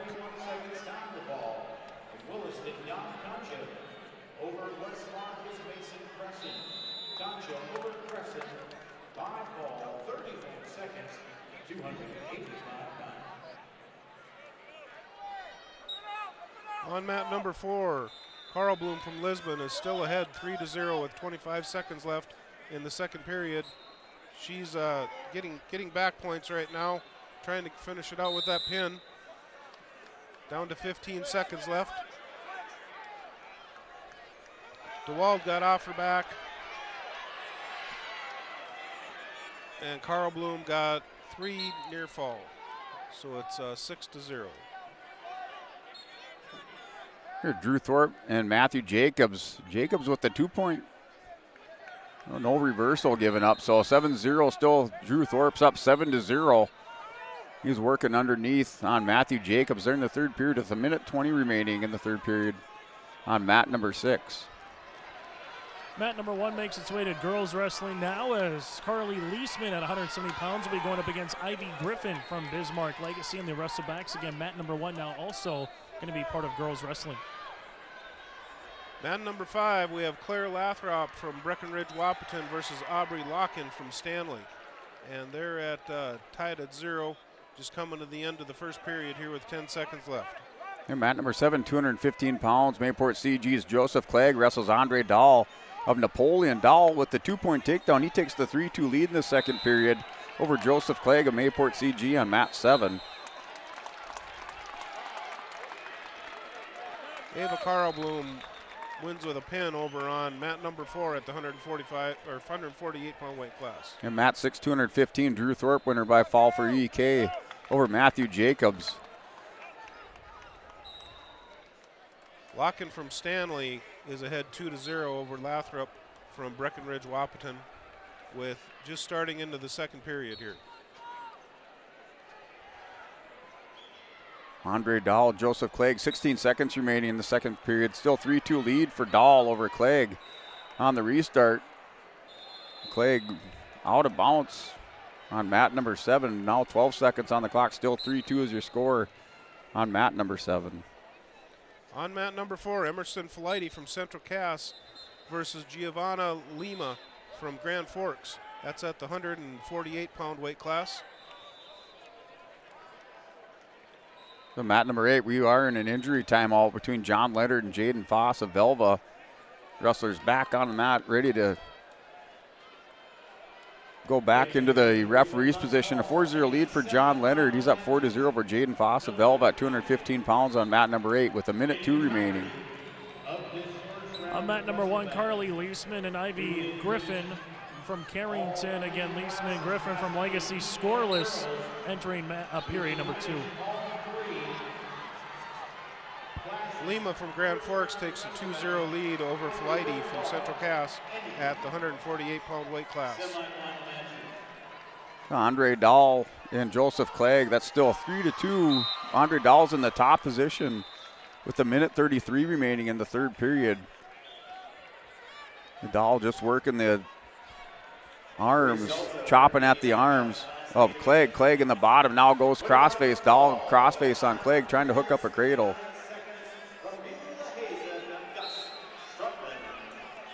Locken from Stanley is ahead 4-0 over Lathrop from Breckenridge Wahpeton with just 15 seconds left in the second period. So Jaden Foss, John Leonard. Leonard picks up 3 more near fall. He takes the 7-0 lead over Jaden Foss of Velva on mat number 8. On mat number 3, we're down to the final wrestlebacks on the boys' side. This at heavyweight. Owen Hunt of Valley City, 10-10 on the season. The 8th grader going up against Carter Johnson, the sophomore from Bismarck Legacy, who's 28-18. Again, wrestlebacks at heavyweight on mat number 3. Emerson Flighty from Central Cass gave up a 1-point escape. That gives Lima a 3-0 lead with 1 minute left in the third period. And Flighty just got a takedown, so now it's Lima 3 versus Flighty 2. Flighty's in the top position right now with 40 seconds left in the second period. Carter Johnson wastes his little time earning a fall here with a 30 seconds into the first period against Owen Hunt. Carter Johnson from Bismarck Legacy advancing up the heavyweight here into the wrestlebacks. Andre Dahl, Joseph Clegg in the third period. Still 3-2 lead for Andre Dahl. Clegg in the bottom position. An escape ties it up. Reversal wins it. That's mat number 7. Dahl trying to get the right out and win this match for Napoleon.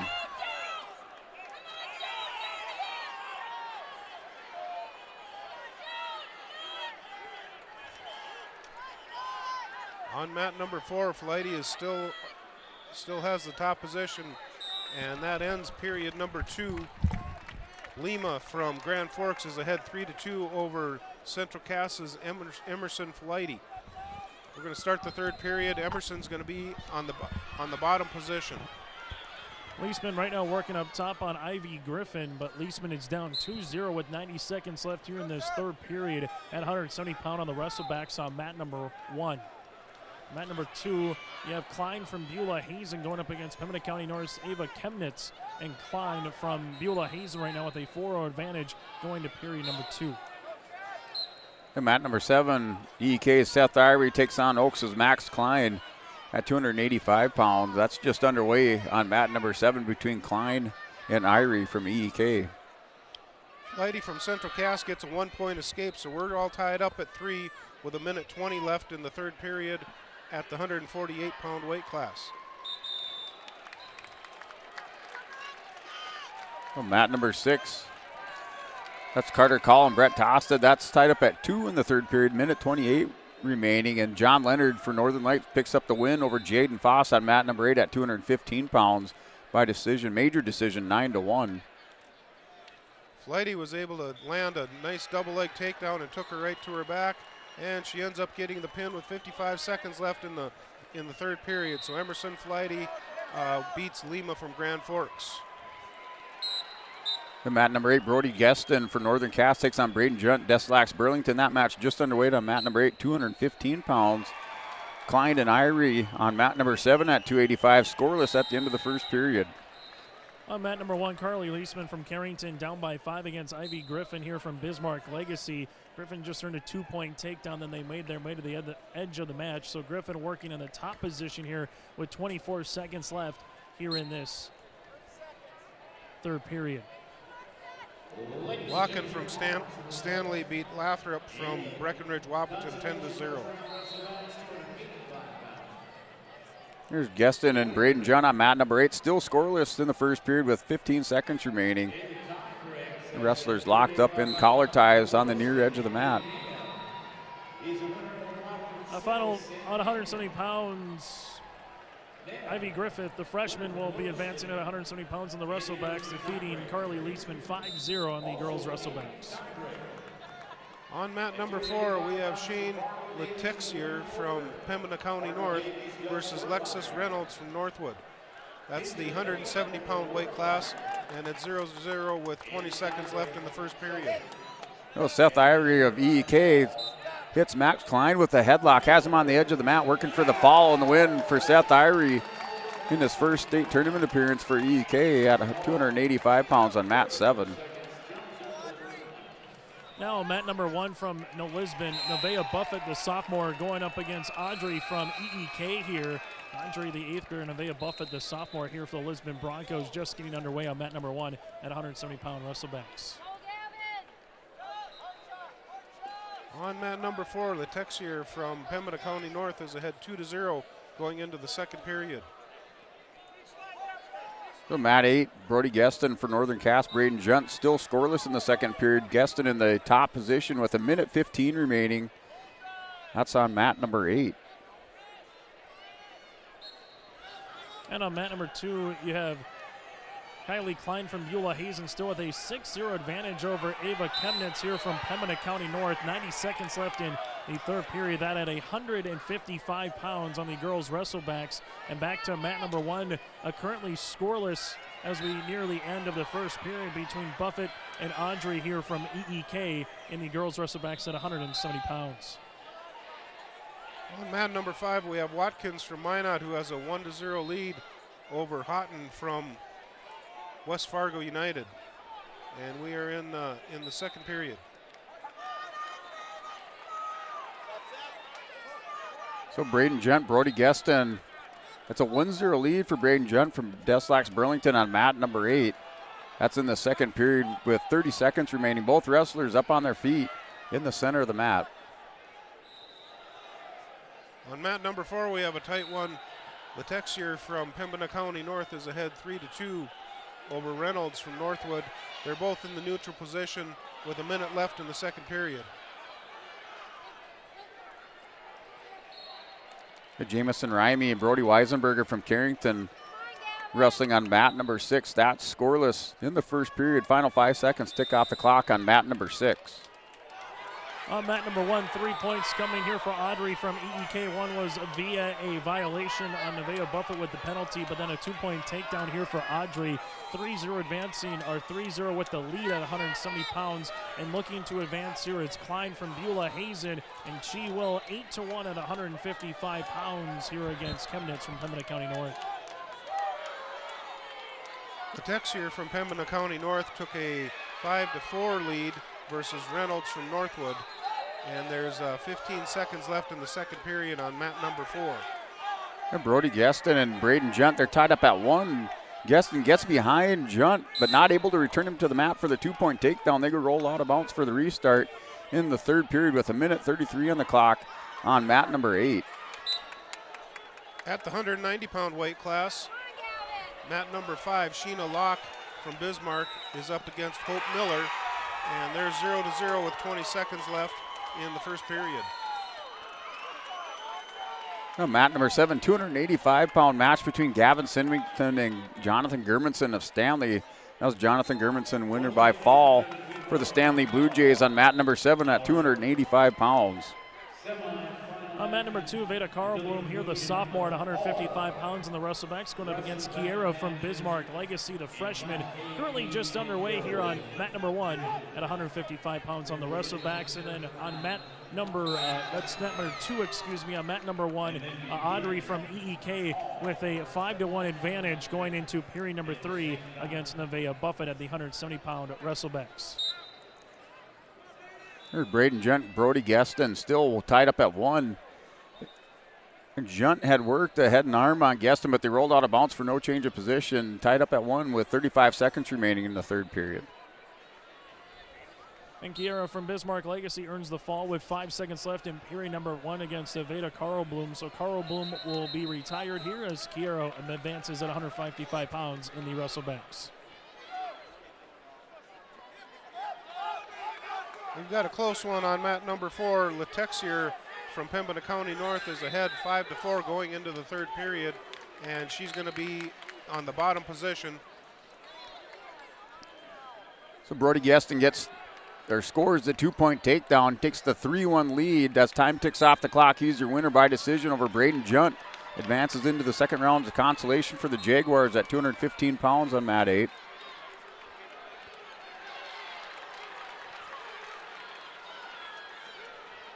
On mat number 5, we have Sheena Locke versus Hope Miller, and they're still tied up at zeros with a minute left in the second period at the 190-pound weight class.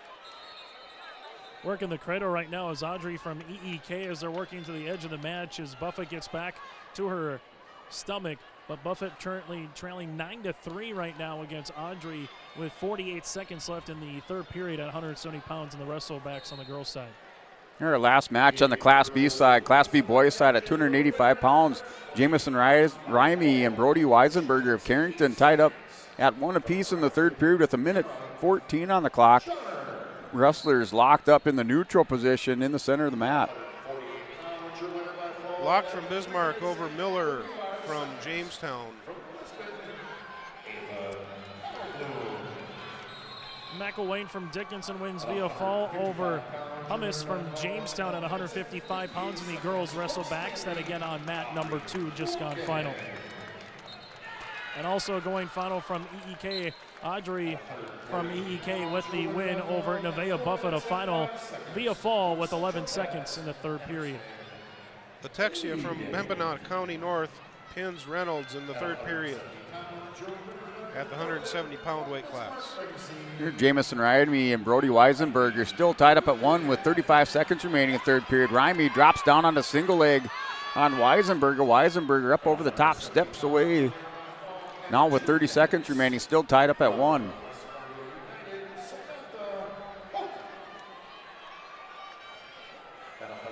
On mat number 5, we have Nevaeh Youngbear from Mayport CG versus Azanli Martin from Turtle Mountain. On mat number 2 right now, the heavyweight on the girls' side, Talon Bodier from Central Cass, the 8th grader, going up against Miley LaFountain from Northern Lights. Currently scoreless as we go to period number 2. Again, that is at heavyweight on mat number 2. And Martin from Turtle Mountain pinned Young Bear from Mayport CG. Raimi and Weisenberger going into sudden victory overtime on mat number 6. Score still 1 apiece going into sudden victory overtime between Raimi of Elva and Weisenberger of Carrington. Over on mat number 1 at 190 pounds in the girls wrestleback, Sky Kopp of Grand Forks with a 2-point takedown against Anna Thorpe of EEK. And currently with 10 seconds left in the first period, Kopp with a 2-0 advantage. And on mat number 2, it's a 2-point takedown to start things off for LaFountain here for Northern Lights against Bodier, as she started in a top position. And now Miley working for some near fall points and in a pinning position with 15 seconds into this period and able to finish off Talon here. So Miley from Northern Lights defeats Talon from Central Cass at heavyweight. At the 190-pound weight class on mat number 4, we have Kendra Erickson from Dickinson versus Lily Anlugo from Bismarck. And Brody Weisenberger scores the takedown in sudden victory. He wins by decision 3-1 over Jamison Raimi. Weisenberger stays in the tournament. See him tomorrow in the second round of the Consolations at 285 pounds on mat 6. And that clears the mats over here on the Class B side and waiting for the start of our semifinal matches for the North Dakota State Class B wrestling tournament. Also finished are the Class A boys, so still a couple more bouts yet to go on the girls' side, and then we will take a break afterwards as we get you ready for post and then find out officially the start time for the semifinals here on mat number 1. We do have a technical violation coming across here on mat number 1, so Anna Thorpe currently down 3-0 against Sky Kopp with 1:22 left in this second period. That again is Sky Kopp with a 3-0 lead over Anna Thorpe on mat number 1. And on mat number 4, Erickson from Dickinson is ahead 1-0 over Anlugu from Bismarck. For Anna Thorpe right now working up top on Sky Kopp. Kopp is able to earn the 1-point escape here with 60 seconds left in this second period. The Knight Riders of Team Grand Forks able to win the individual girls tournament in Carrington last week. That was able to happen again a week ago up in Carrington on the individual side. And as Dan was alluding to on mat number 4 right now, Lily from Bismarck with a 2-1 advantage over Kendra Erickson from Dickinson, but we do get a 1-point escape from Erickson. Now we're all tied up at 2 apiece.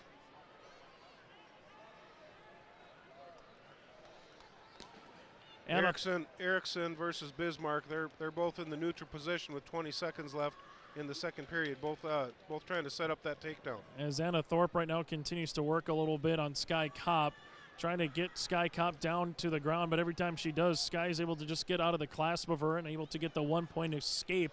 And that's how it's going to be with a 2-point takedown here for Thorpe, but then Kopp comes immediately back with the escape, able to get a 5-2 advantage here as we go to the third period.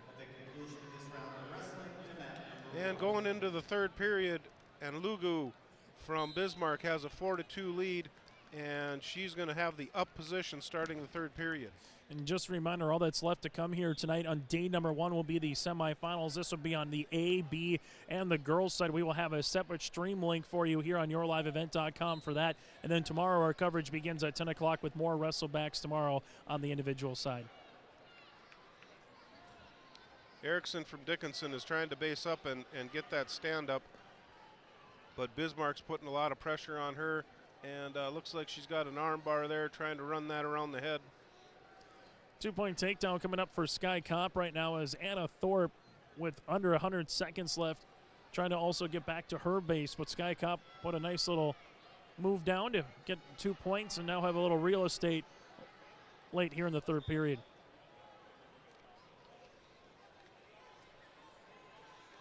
And we've got a stop in the action here on mat number 4. They're going to restart them in the center.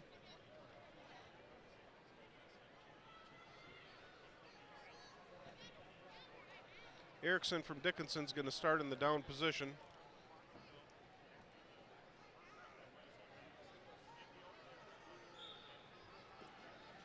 Sky Kopp continues to work up top right now with 50 seconds left in this third period. as still position, but Sky Cop right now trying to barrel roll Thorpe over a little bit here, but Thorpe just not having it.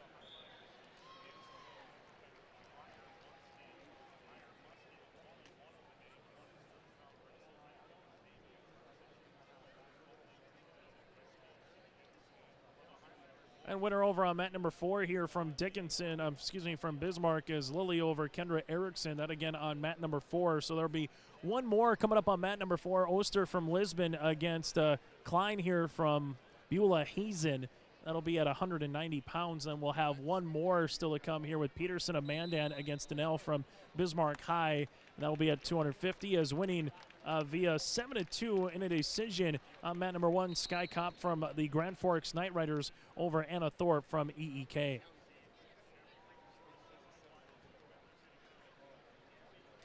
And again, over on mat number 4 right now, you have Cora Oster here from the Lisbon Broncos against Riley Klein from Beulah Hazen. And then we will have our final match yet to come over on mat number 1. J.C. Peterson of Mandan at the heavyweight going up against Jersey Daniel of Bismarck High, the freshman. Sakura Oster, again, the sophomore, going up against Riley Klein. 30 seconds in, currently scoreless on mat number 4 right now. While working up top here is Peterson at 250 with a 2-point takedown in period number 1 against Jersey Daniel from Bismarck High. Then after this, we will go to a modified post, and then we will get you ready for the next stream after that. Again, that'll be coming after the conclusion of this, and we'll give you some final team point numbers. As currently starting, find out in the up or down position will be Oster after the first period. And starting in the bottom position will be Oster. So taking a look at the B-boys so far for total team numbers. On the B-boys side, South Border in first, followed by Lisbon and then New Salem Almont. While on the A-boys side, through the wrestlebacks as well, Bismarck High currently in first, followed by Dickinson and West Fargo Cheyenne. And currently with a 2-0 lead again is J.C. Peterson from Mandan against Jersey Daniel here from Bismarck High. As Peterson going to that second period looking to be up by 1, while Cora Oster with a 1-point escape starting in that downward position against Riley Klein has a 1-0 advantage. 90 seconds left in period number 2.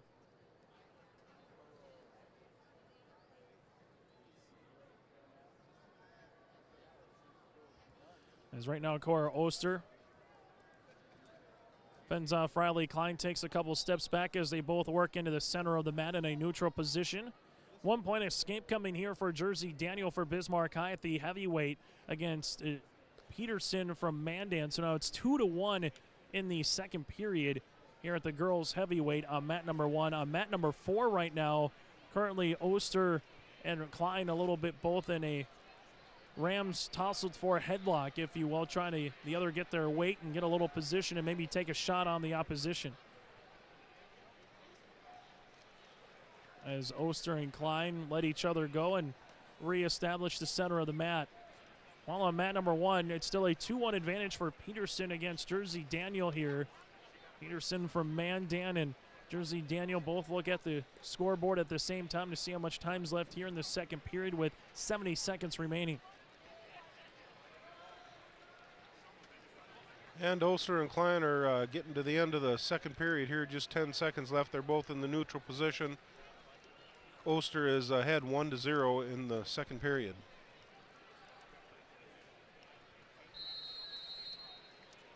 And on mat number 1 right now, still a 2-1 advantage here for J.C. Peterson from Mandan against Jersey Daniel. The total team numbers on the girls' side, Bismarck 1, Minot 2, and then Bismarck Legacy number 3 with Valley City currently in 4th. At the 190-pound weight class on mat number 4, we have Cora Oster from Lisbon versus Riley Klein from Beulah Hazen, and it's still 1-0. Oster's ahead.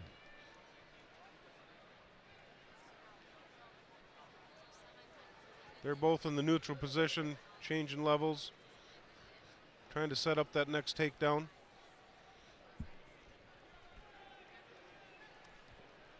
It's J.C. Peterson right now with a 2-1 advantage going into the third period against Jersey Daniel here from Bismarck High. 2 minutes left in the third period. And Ulster got a 2-point takedown. And she's, she's gonna lose a point for a crossface. Starting in the upward position here is Peterson, so Jersey Daniel will look to potentially get a quick escape here if she can get back to her base and on her feet and try to tie this one at 2 apiece. And there's the escape as we're tied at 2, 10 seconds into the third period. On mat number 4, Oster from Lisbon is now ahead 3-1 with 1 minute left in the third period. She's on the top position. Once again, all referees at the conclusion of these final 2 matches, we ask Still 2 apiece, under 90 seconds left on mat number 1 right now between Peterson and Daniel. Might be going to some bonus wrestling here unless the one makes a move, but neither has allowed a shot or anything really to be taken so far outside of the Peterson 2-point takedown and Daniel with a couple escapes. Oster from Lisbon is still ahead 3-1 with 30 seconds left in the third period. She's gotten Klein broken down to the mat, trying to run that half Nelson. She's going to get off to the side and run that half, and she's getting some back points now.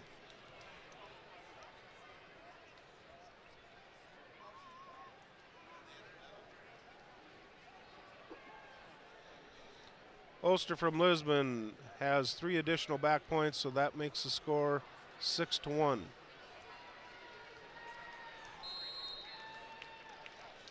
And that's the end of the match. So Cora Oster beats Riley Klein 6-1. J.C. Peterson with a 2-point takedown here on mat number 1. 25 seconds left here against Jersey Daniel from Bismarck, and all that Peterson needs to do is ride on top of Jersey Daniel here for the remainder of the 15 seconds in this third period, and she will be advancing in the heavyweight side on the consolation portion of the girls wrestling tournament, able just to get that single leg ankle, bring her down to the mat and finish with that 2-point takedown. And that is going to do it here as J.C. Peterson from Mandan now will work via the fall, but time's going to run out. It won't matter at 250 pounds. We are done now with the first portion of our wrestling here this morning into the afternoon. We'll take a quick break, and we come back. We'll put a bow on our first session and let you know what time roughly the semifinals will be coming up around the corner on your liveevent.com. Halstead Telephone Company delivers fast broadband internet, telephone, and cable TV to residents in this region, including Halstead, Shelley, Neilsville, Climax, Fisher, Bigland, Gentilly in Minnesota, and Hillsborough, Caledonia, Gardner, and Argosville, North Dakota. Serving the area residents since 1904, Halstead Telephone continues to create a bright future for this region using 100% fiber optic technology. Service plans offer flexibility and choices, and there's local support personnel ready to help. Contact Halstead Telephone Company today. Goose River Bank is here for the communities we serve, building relationships that last a lifetime. Serving the strong Red River Valley and beyond, we are your neighbors, friends, and family, committed to providing everything from everyday personal banking to loans for your farm or business. Visit one of our locations in Mayville, Hillsborough, or Hatton, or reach out and we'll happily come to you, because it's the neighborly thing to do. Goose River Bank, strong communities. You're back. As we're back here, they're going to pretty much go right into the semifinals. So what we're going to do, we're going to step aside here from the Farganum, go to yourliveevent.com for our semifinal coverage. Again, the final wrestling that we'll have today, Class A, Class B, and the girls semifinals. Chase Miller, Brent Dick, and Dan Weber with you. Join us on yourliveevent.com for the evening session of the semifinals of the state wrestling tournament. Hillsborough Drug and Gift is your area full-service pharmacy with prescription and over-the-counter medications, cough, cold, and flu medications, health and beauty items, and more. They offer mail-out service and free delivery in Hillsborough and Halstead. And remember, you can now text Hillsborough Drug anytime for your prescription refills at 701-636-5231. There's always something new with a great selection of seasonal items, gifts, and cards for all occasions at Hillsborough Drug and Gift. They're always happy to help you, and they thank you for your business at Hillsborough Drug and Gift.